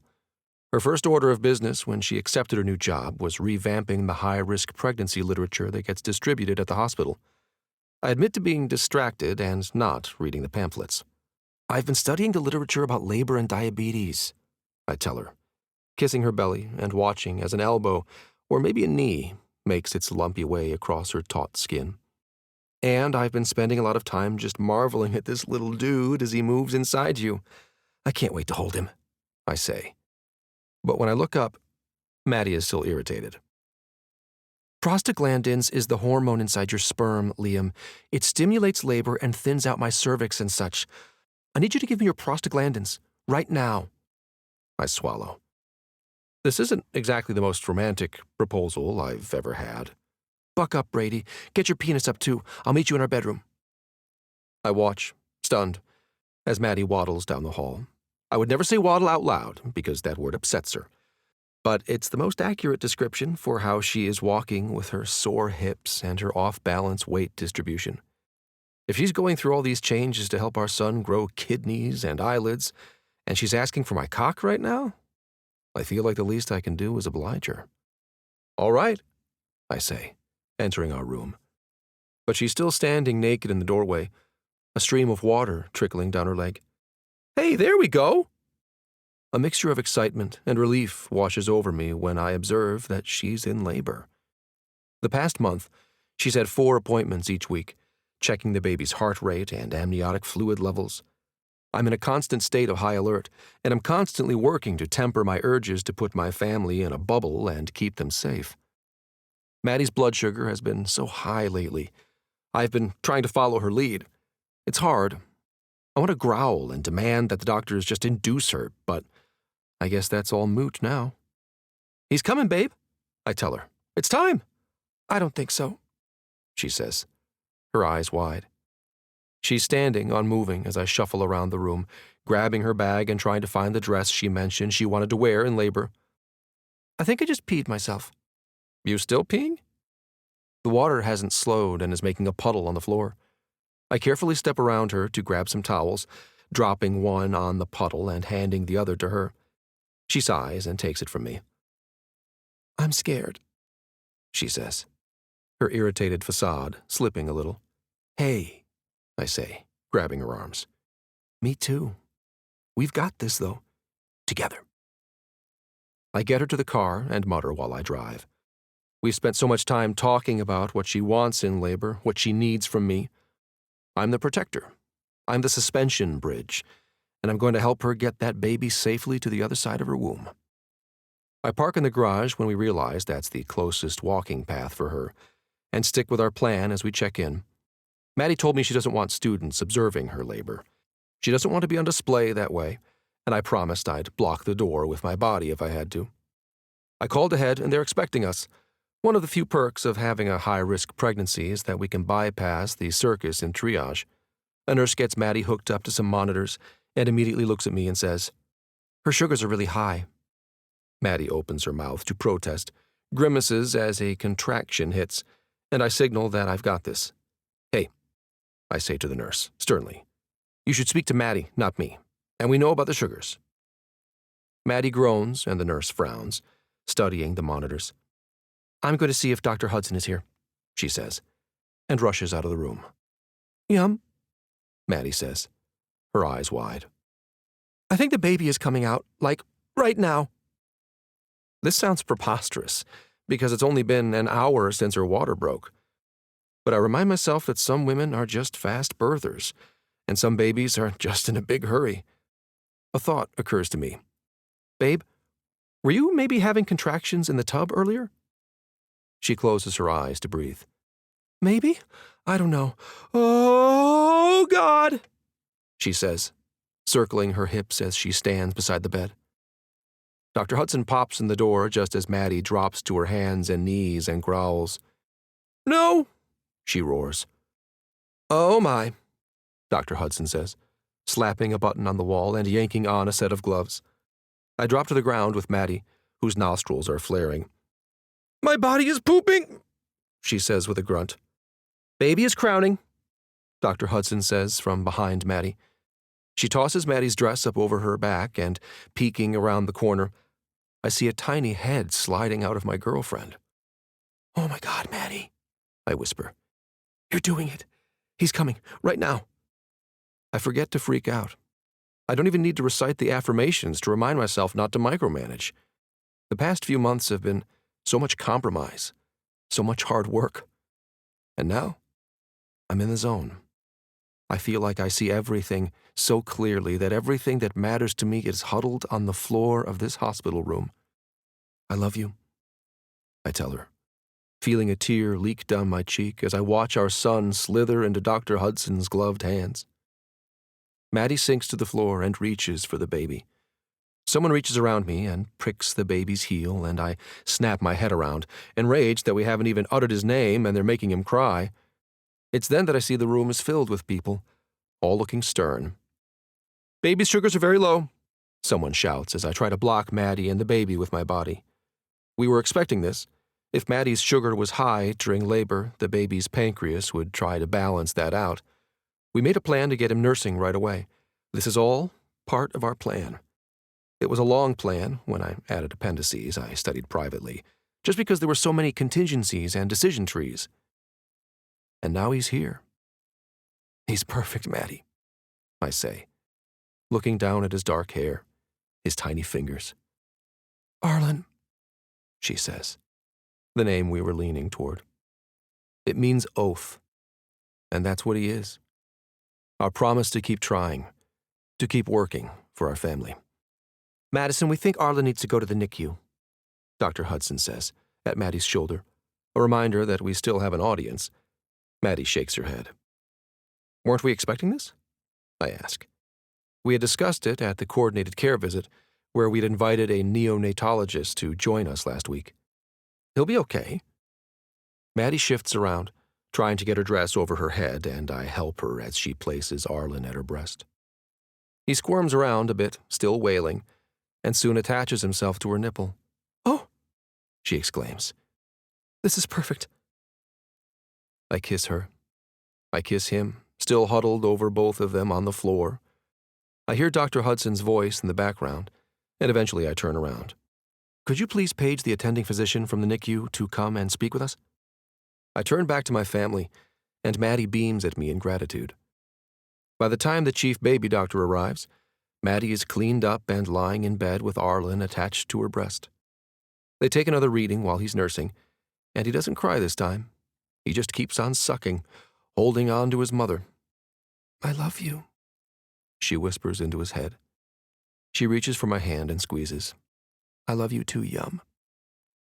I am vaguely aware of the NICU doctor explaining that Arlen's levels are just fine, and that he can stay right where he is. I'm only partly aware of the staff gradually emptying out of the room as everything is cleaned up and put away. And I only turn my eyes away from my family when I hear the cacophony of my siblings and parents streaming into the room. "Oh my God!" Orla squeals. "Liam, you replicated yourself!" Maddie smiles down at the baby, who does look exceedingly like me. They all ask to hold him, and I shake my head. "I haven't even held him yet," I say, keeping my voice low so I don't startle him. He's very busy right now. I explain the importance of him staying with Maddie during these early hours. Dad surprises me by agreeing, and only when he asks Uncle Kellen if he remembers that with Orla do we realize that he's not here. "Maybe he's giving us some privacy," I mutter, kissing Maddie on the forehead. She looks tired. "Want me to kick them out?"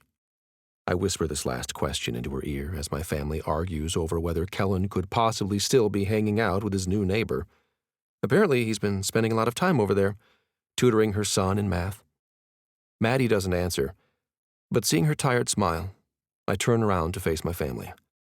"Brady's," I say, shooing them back from the bed. Come back in the morning." With a flurry of rolled eyes and cuss words, most of these from Nicole, they all file out of the room, promising to come back bearing pastries. It's quiet in the room with just the three of us, and Arlen finally releases his latch on Maddie's breast. "Ready to take him?" she asks. I'm overcome as she slides the tiny bundle we created into my arms. "Oh," I sigh, inhaling the scent of him. I pull him tight against my chest. "Thank you," I tell her.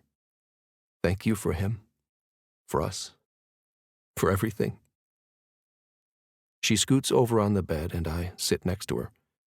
Together, we stare at our son and hold each other. "You are my beginning, middle, and end," I say. As I take her mouth in a kiss, I try to send her all the words I don't know how to form. "I love you, Madison Parker." "That feels nice," she says. "I love you too." Thank you so much for listening. Brady Family Series Order, Foundation, a grouchy geek romance. Suspension, an opposites attract romance. Inspection, a silver fox romance, coming soon. Vibration, Callum Brady's story, coming 2021. Current, Orla Brady's story, coming 2021.